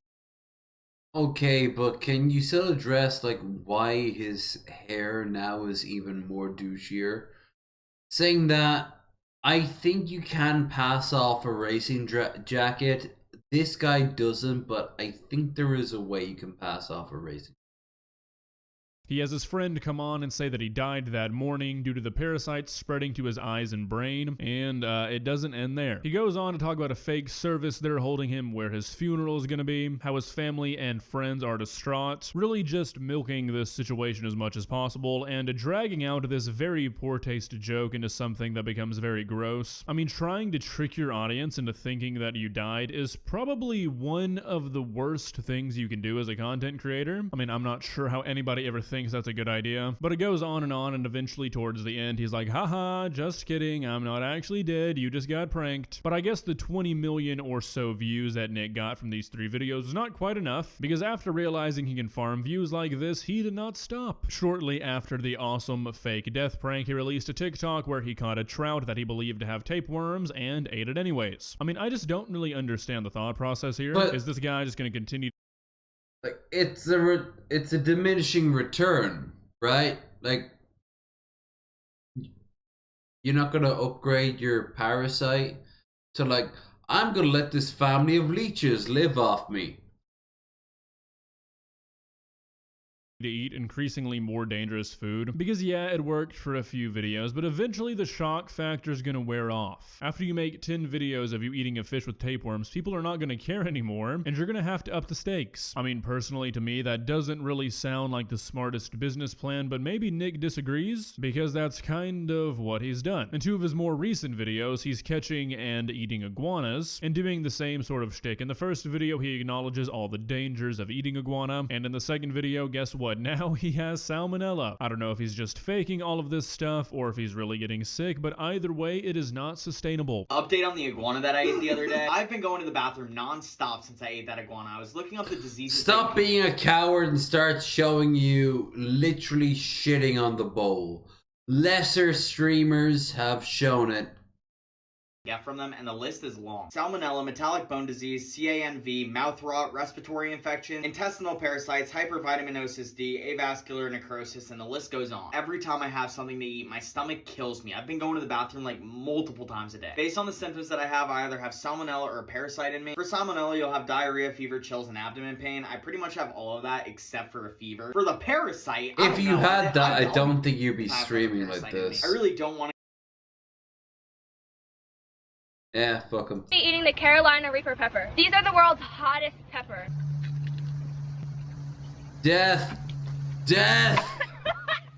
Death! Yes! Good. Good.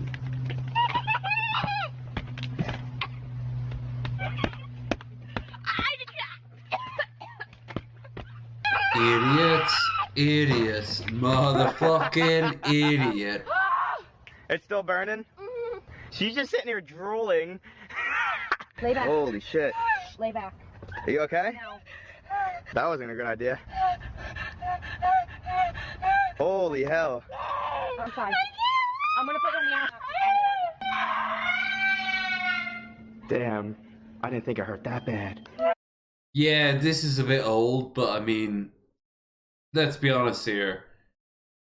You can increase it, but all you gotta do at that point is just give you something to die to. This is not good. This is not fucking good. You okay? You feeling any better? Oh, baby, it's okay. You're rich and white.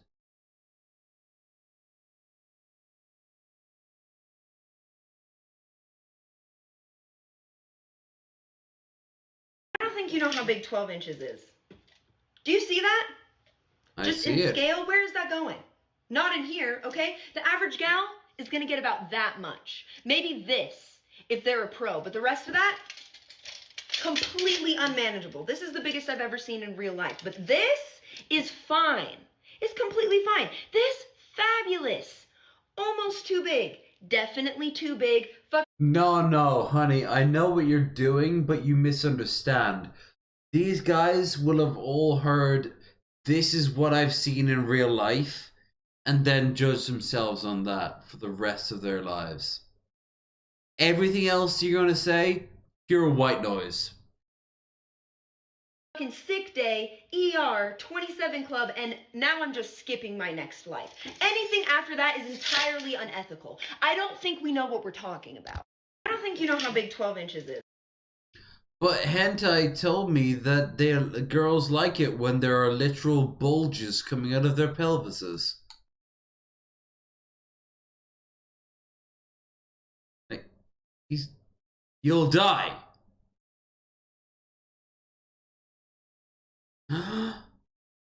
Michael. Before we go into Michael here, alright.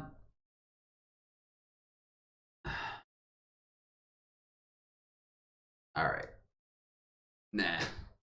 I'm actually good. I've been streaming 5 o'clock. I've been streaming for 5 hours now. So we're gonna play Michael and then we're just gonna end it. And there's no other reason for it. I'm getting groggy. Plus, you guys came for the guests and the guests bumped off. It was just a night not to be. We had fun. Hope you enjoyed it. thank you so much for the $10 donation earlier, and thank you so much for showing up. Don't forget to like, share, and subscribe. I will be around in a day or two over on Twitch, and until then... Spaghetti is plural. A single piece is called a spaghetto. The average carrot weighs 375 carats. Earth without art is just eh. Oh yeah? Well, Earth without _H is just fart. Your cat has a belly button. You can avoid red lights by driving at 114,004,827 miles per hour. At that speed, they will be blue shifted enough to appear green. In 2006, for a very brief moment, I was the oldest teenager in the world. The 4th of July is one day, but a 4th of July is 7 days and 18 hours. It will never be the future. Truth! If you spell Drowdaba backwards, you get a bad word. I'm not a goofball. I'm a goof sphere.